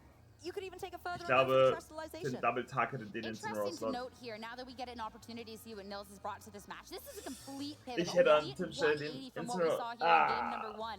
We have that little bit of information that Tim does it, so I'm intrigued to see if he thinks going on forward, if there is that trick mode in the back. Das ist halt die Frage, ob der so gut ist wie ich. Swapping out, that maybe this match isn't quite what it seems as Amoonguss joins the field. This is so typical of Nils' playstyle as well. You think you've got his matchup down, and he actually shakes things about completely, throws you completely off your game. We are going to see the Terrestrialization come out, and it is going to be on that Ogerpon half flame, getting the embody aspect boost and getting +1 attack. Thanks to the speed, momentum that Tim has got early on in this game too, this is where things could really hurt. Amoonguss or Fluttermane does not want to take an Ivy Cudgel. Whether you make the call or whether you make the safe play, because protect on the Fluttermane coming out from Nils, you don't want to be taking any of that damage this time around. Moonblast would be firing if freshly swapped into the Amoonguss. Very little damage there. Okay, Stomping Tantrum ist... hat den schon double-targetet, wie ich gesagt habe. Hat er schon gut gemacht, aber er ist für den Mid-Round-Play gegangen. War schon fast so gut, aber halt nicht komplett so. You can really see that Tim was targeting down that Incineroar, trying to remove the potential intimidates from the field, because that's something that the... Es war glaube ich schon der beste Play von Tim. War ein guter Mid-Round-Play. Fake-out momentum that Nils demonstrated so perfectly in Game 1. The issue is now the Incineroar's in the back. Nils can freely bring that in, go for an Intimidate here.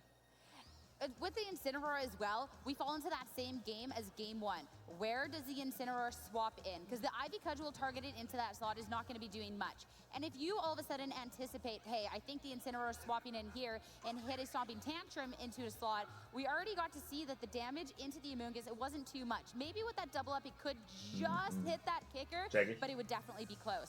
Fluttermane had to protect the last time around, so we'll switch this time. Yes, doubling down on the safety here for Nils, bringing in the Incineroar to the field once again to get that Intimidate and kind of put the Ogerpon back in check a little bit as this game is progressing out. Fluttermane also going defensive on Tim's side, not wanting to have to take any potential Shadow Ball coming through from Nils' Fluttermane. And look at that, Sierra, a little bit of a passive turn from both our players. A chance to kind of scout out what's going on. Sehr schön. Jetzt kann Nils Ogerpon fake-outen. Luca, dankeschön für den Resub. Ogerpon fake-outen. Und Spore auf Fluttermane raushauen. Of course, you can just go for the spiky shield and just target into the Amoonguss. Since it had protected, it could be safe, and it is already low enough that could be trying to do something. But again, the move selection and move choice be tough. You have the taunt though. That's the thing, Fluttermane's key in this point. It can go for the taunt. Okay, ich wollte gerade sagen. Ich glaube, er geht für Flablets. Das ist krank. Ja, Luca, dankeschön für 20 Gifted Subs. Holy shit. Vielen, vielen, vielen, vielen, vielen lieben Dank. Du kommst auch gleich ins Spin, aber erst schauen wir noch das Finale. Yes. Vielen, vielen, vielen, vielen, vielen lieben Dank. Yes, danke, danke, danke, danke, danke schön. Vielen, vielen, vielen lieben Dank.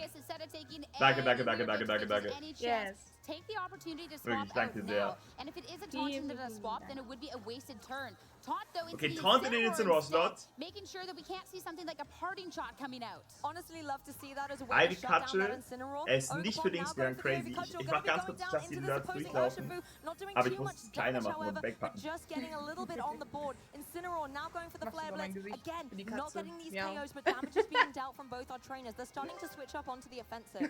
And with the Flutterman being such a huge threat, going on the offensive with that Flare Blitz instead is a really, really good call. Not only do you cover for that potential taunt, but you make sure you can do the damage into this turn. And now that you're Shifu hitting the field over on Nils' end of the field, it is the choice spot. So when we're looking at the speed, it's probably going to be the fastest thing here, which makes it so dangerous when you're staring down these Pokemon. These stronger Dings in Flutter, aber Tim hat es auch gut gespielt. Invested into being an offensive threat. We don't see any follow me on there, and it has got the ability to go for something like a spiky shield, but in the face of something like an Urshifu, that's going to be null and void thanks to the unseen fist ability. That is one speedy Pokemon for sure. This is where you have to make these split-second decisions of what you lock into. Looks like Nils is really trying to target down into that opposing Flutter Mane, worrying that the speed boost might be too much for the Urshifu, keeps it safe in the back.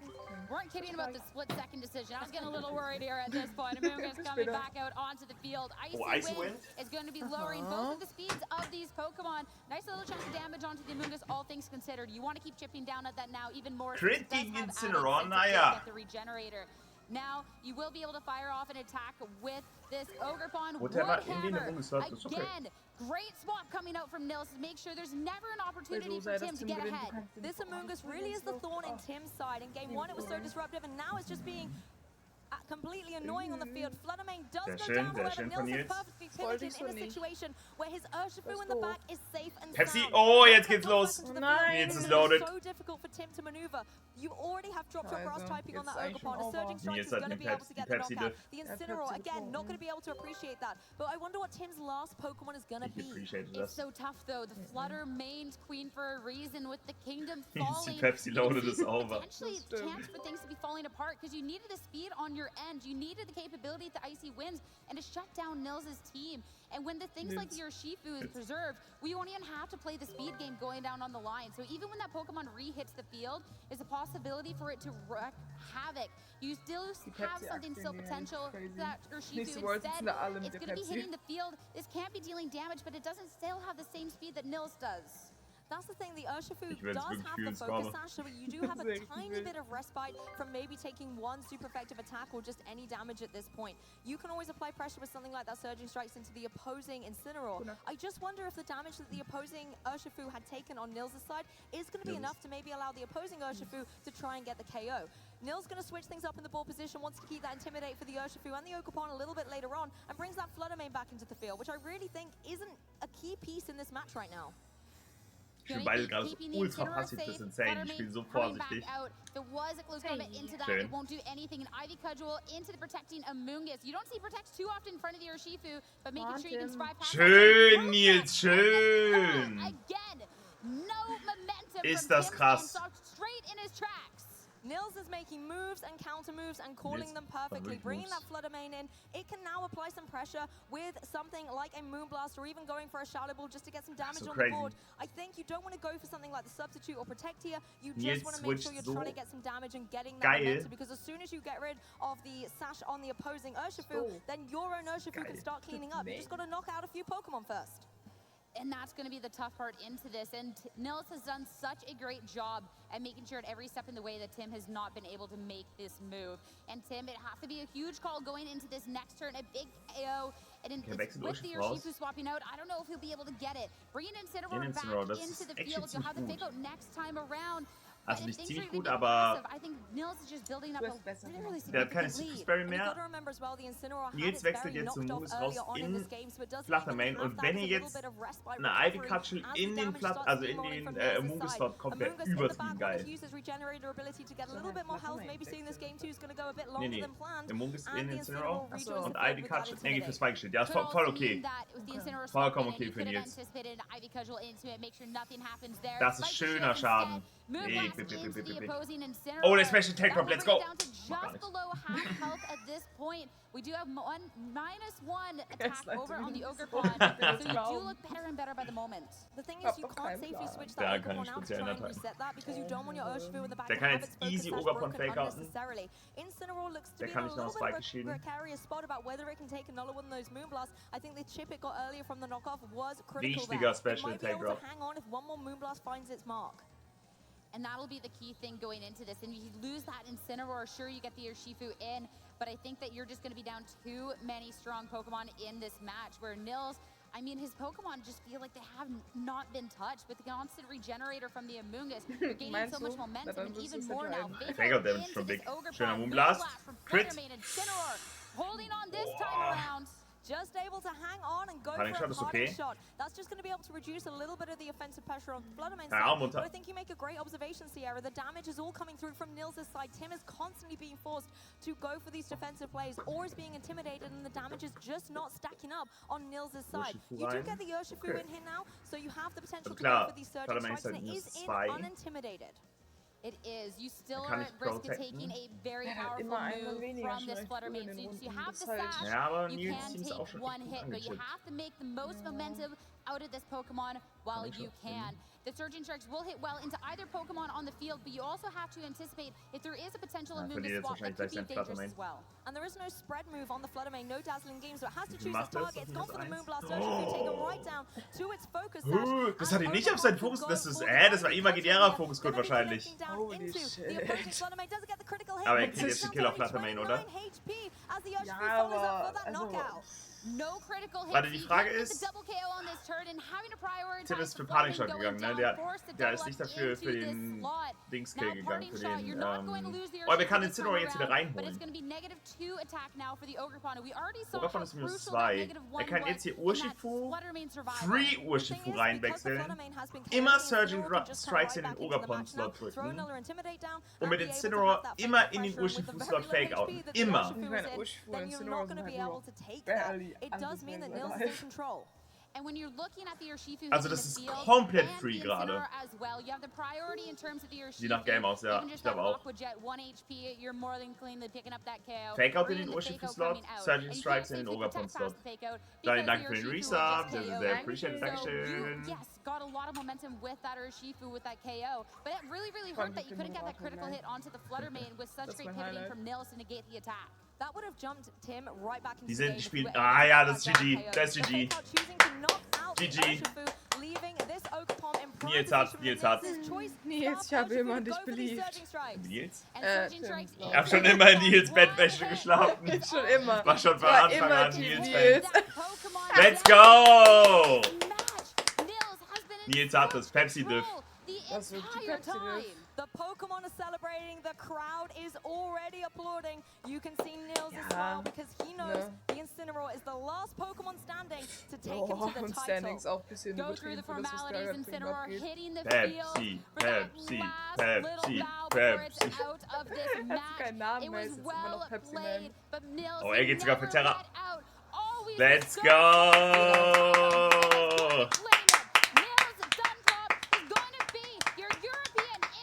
Stark. GG. Stark, Nils, stark. Eine Maschine. Frag mich noch mal, Ohrenstöpsel drin hatte.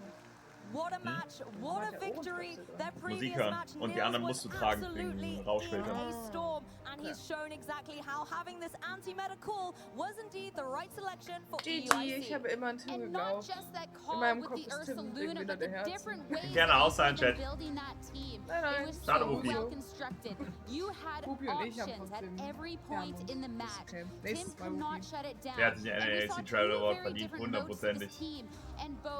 So well placed. It's no wonder he was able to make it this far. No wonder he was able to best him in their previous encounter in Swiss. And no wonder he was able to take this 2-0 victory. Smile on the face relief. Congratulations. I mean, Nils said he was back and it looks like he's better than ever. Being able to das ist so gemein, ihm ins Gesicht zu gucken.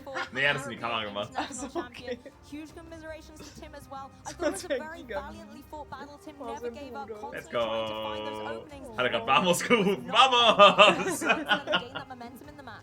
And where I have to applaud Tim in this is that we said that he had to be making those plays and making attempts to go for these reads, make sure that he was the one that was getting the upper hand and not allowing Nils to get any momentum. And he definitely went for the plays. But Nils, just one step ahead. When you look at the experience that these trainers have, there's not anything that can substitute how long Nils has been playing at such a high level to always be one step ahead. Du kriegst sofort ein Gamba. Yes, it's not something you can overlook. It really does sometimes give you the wisdom and the fortitude. Wir brauchen noch Interviewsiege, also wirklich Interviewsiegerehrung und ja, und halt gucken, ob wir noch Pokémon-Nachrichten bekommen. Ich habe Angst, dass ich irgendwas verpasse, weißt du? Weil vielleicht bekommen wir gleich irgendwas Pokémon Trailer-mäßiges oder so. Ja. Safe. Das ist sehr sweet, Dankeschön. Grass types are so high in usage in the meta, and even over on Tim's team. But then having an attacking way with the Sludge Bomb was so great. And I think the one Pokemon I really kind of want to applaud most in this is this Incineroar as well, these constant swap outs, because it was the Intimidate right there that allowed the Fluttermane to live. Had this been a double KO, aber dann machen wir leider jetzt ohne Musik, das müssen wir leider jetzt mitarbeiten. I feel like Nils was still so far ahead at that point. It could have been good, but still. Ich habe jetzt noch ein verlosenes Ticket drin. Sollte noch ein verlosenes Ticket gehittet werden, werde ich noch etwas verlosen, aber vielleicht nicht mehr im Sabaton, eventuell. Okay. Let's go. Rein in den Spin, let's go. Gabba.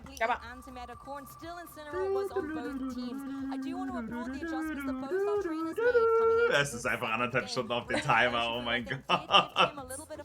Warum denn das? Warum denn ausgerechnet das? Doch nein. Ey, aber trotzdem danke, Luca, trotzdem danke. Pokémon trainers in the venue and at home, your 2024 Masters European International Champion, Nils Dunlop! Immer den Namen richtig gesagt, good job! And your brother down here as well, cheering you on, who I had the pleasure of speaking to earlier. If you could say one thing to your brother right now, what would it be? We got it! As simple as that. Nils, you did it. You must be feeling over the moon. It feels incredible. From going second place in Stuttgart, I sort of envisioned in my head that this might happen again, that I would not be able to bring home the win. But I guess from my years of experience, I felt that I was going to go for it. He would need to predict me if he wants to win. And I think my experience showed that I at least went for it. If he called me, congrats. But I think I got the better end of the switches in game overall. You absolutely did. I want to call out the turn in game one where you spored into the Ogerpon before it had terrestrialized, but then you called that it was going to. Talk to us about that. That's just a purely gut call. I called that he needed to start running it up with Ogerpon, and I think that he really wanted Amoonguss gone. So I basically just predicted that he couldn't stop me with like fake out into Amoonguss, and I would also live the Ivy-Cudgel, so I felt pretty safe in regards to at least if he Terras. Yeah, and it played out so well in the end. You were playing that like a chess grandmaster. You were positioning your pieces so well. Do you feel like Tim was throwing you off at any point? I feel like when he's Flutter in game 2 was on the field beside Ogerpon, and he could go for plays like Icy Wind and Ivy-Cudgel into everything, I knew that I needed to get pretty perfect on my switches, otherwise he could easily blow up anything on the field. But I think I managed to sort of dance my way out of that and be able to delete the Fluttermane, which then opened up for Urshifu to win. Yeah, it absolutely did. Well, Nils, that's enough of talking about the game. You did it. You're here in the champion's position. Yeah. Now tell us, we've talked to your brother already. Any further shout-outs you want to give? Shout out to my mom for being the best mental coach ever. I was shitting bricks down in the back, and I was super scared. No. Danke dir, Nils. Jawohl. Schön, Nils. Schön, Nils. Ey, danke für die Shoutouts, Nils. Ja, Mann. Oh, die freuen sich alle. Nils mit den Shoutouts. Shoutouts an die Technik. Clutch it out. Okay, alles klar, jawohl. So I'm very happy. almost, and yet it did. So Nils, you've got your Mega Swampert, and you've just proven that you are the expert. Ladies and gentlemen, one more time, Nils Dunlop. Ja, Shoutouts, ey, Shoutouts.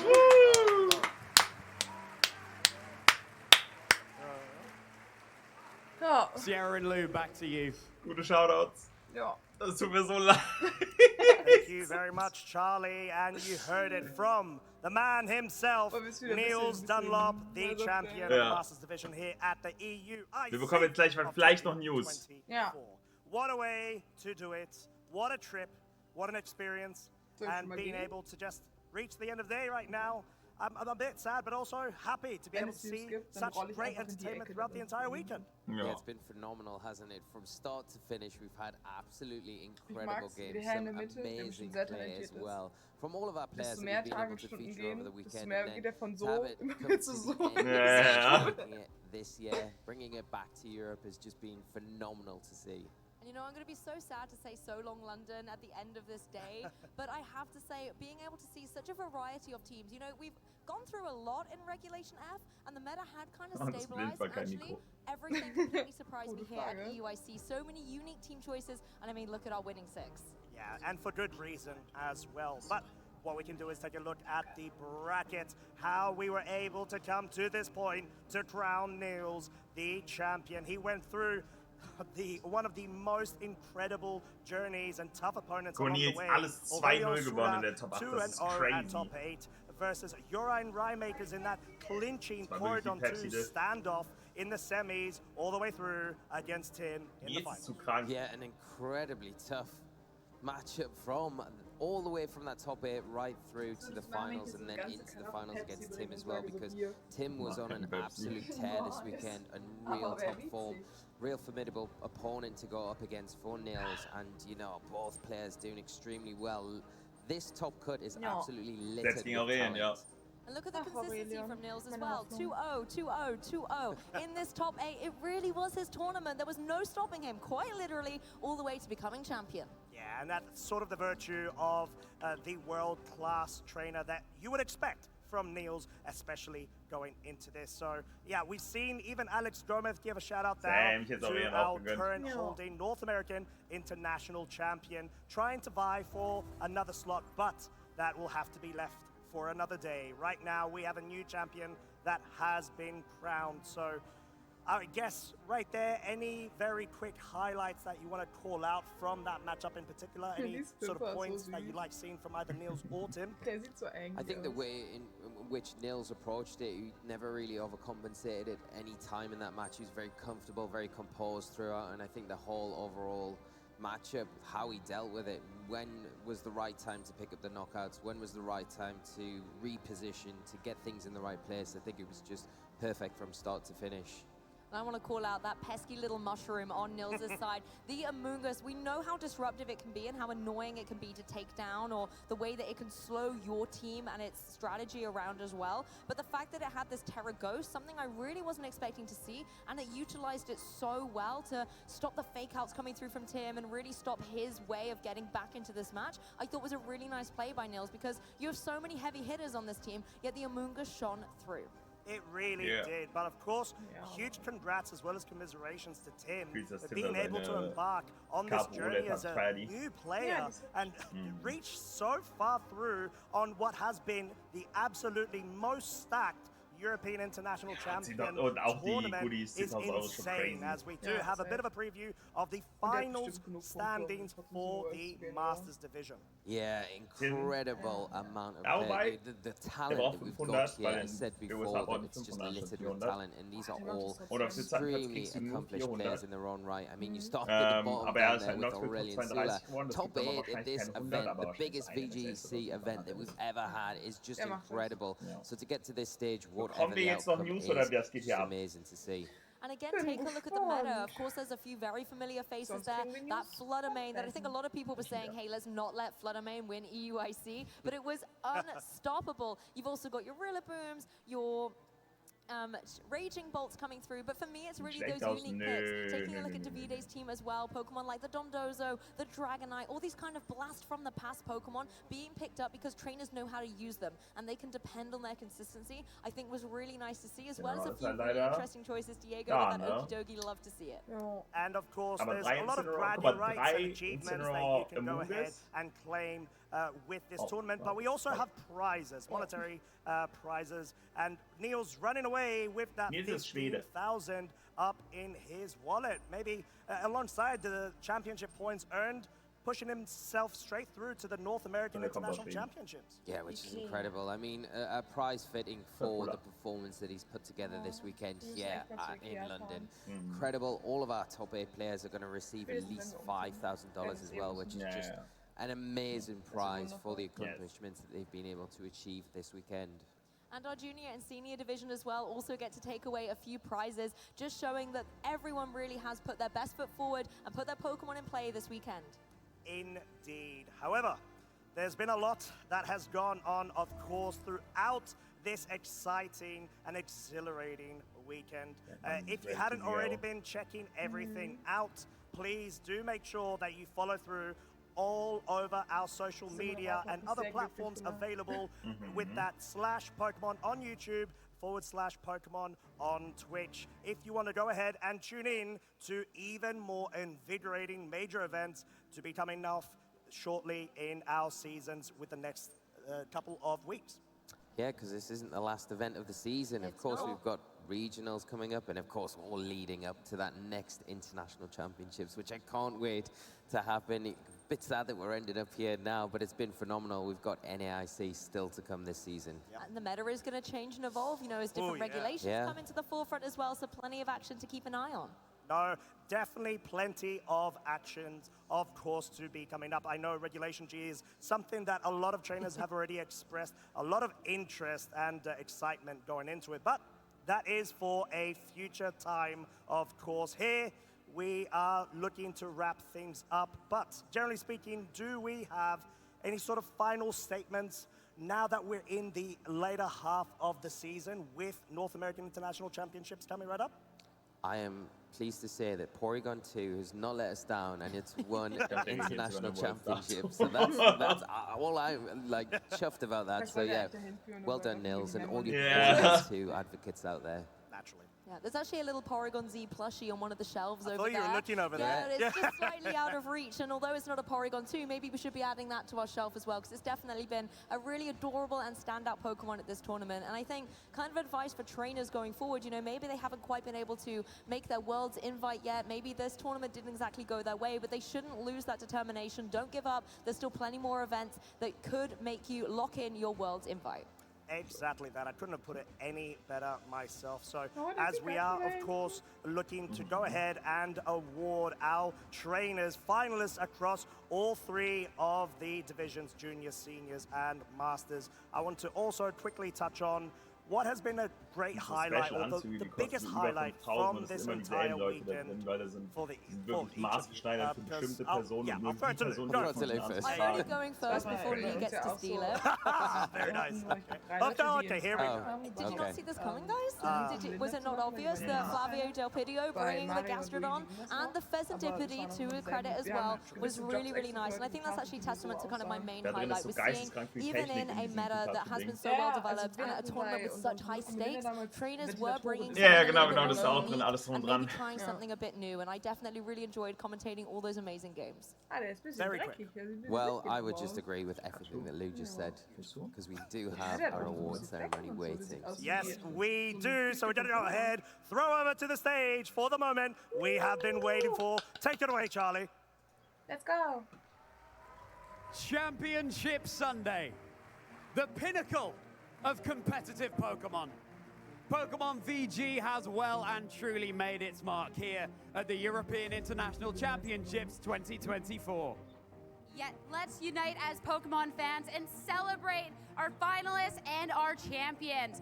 First off, our junior finalists, we have Ismael Ogi.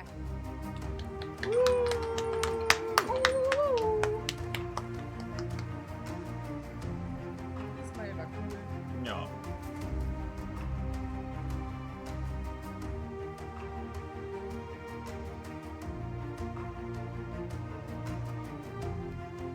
huge round of applause and congratulations to our video game junior champion, Kevin Hahn!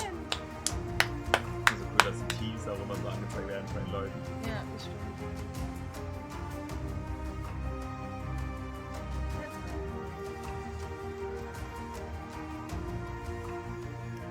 Next up, our video game senior finalist, Teddy French. Teddy French Fries. Der laute Moderator fast gewonnen hätte. Er wirkt noch immer nicht so happy. Ja. Wenn es halt er wirkt richtig niedergeschlagen. Holy shit. Benjamin Polster! Benjamin! Polster! Der war so ein süßer Maus. Der ist ein Vollbruch, wirklich. And now, in our Masters division, our video game Masters finalist is Tim Edwards.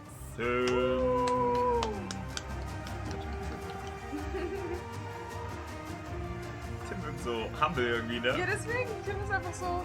Tim ist richtig glücklich wieder. Ja, hey, ich war auch dabei. Hey, sogar Zweiter. And I want you all to raise for your video game Masters. Er hat es angeguckt, wie wenn du so an Weihnachten von einem so Karten bekommst und es fällt so Geld raus und der schaut so, das ist eine hübsche Karte. Oh, hier liegen nur 200 €. Und er hat die Trophäe vergessen. Oh. Ich mag Tim, weil der wirklich so laut ist. Ja. Let's give one final round of applause. Raise the roof for the 2024 Pokémon Europe International Champions and Finalists. Ey, GG an alle. Guck mal, das ist doch scripted mit den Shirts. True.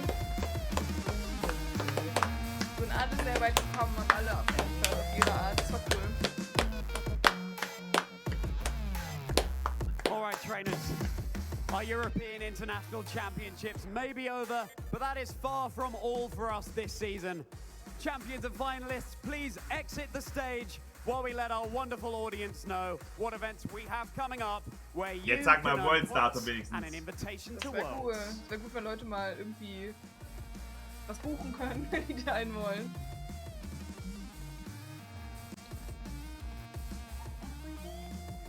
Our next international event will be taking place in New Orleans, the North America International Championships, June 7th to 9th. Pokemon Unite, Pokemon Go, the Pokemon trading card game and the Pokemon video game will all be there. You will not want to miss any of the action. And for our North American regionals, our next event is in just a few days in Orlando, Florida, April 12th to 14th. Orlando will ich auch echt gern schauen, Chat. Vielleicht schauen wir das auch. This side of the pond, our next EU event will be taking place next Ja, month. Stockholm, 11. Mai. Stockholm, Sweden, May 11th to 12th. If you're still looking for that Worlds invite, there's still a ton of opportunities to qualify. Also jetzt wirklich kein Worlds-Datum. With all this Worlds talk all weekend, I am getting so excited to see what Pokemon has in store for us later this year in Honolulu, Hawaii. Yep. Well, here we go, everyone, because the trailer drops now. Trailer. Nee, ich glaube, das ist für Honolulu. Achso, okay. Aber vom 16. bis 18. August, endlich! Okay. Ich hoffe, das sind die Gamescom. Das weiß ich nicht. Das wäre nämlich echt wild. Endlich ein Datum!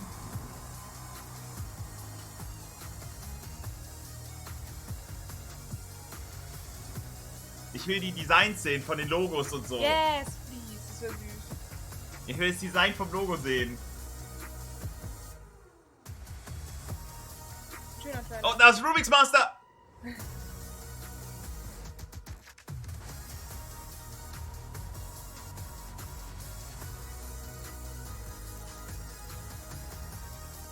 Oh.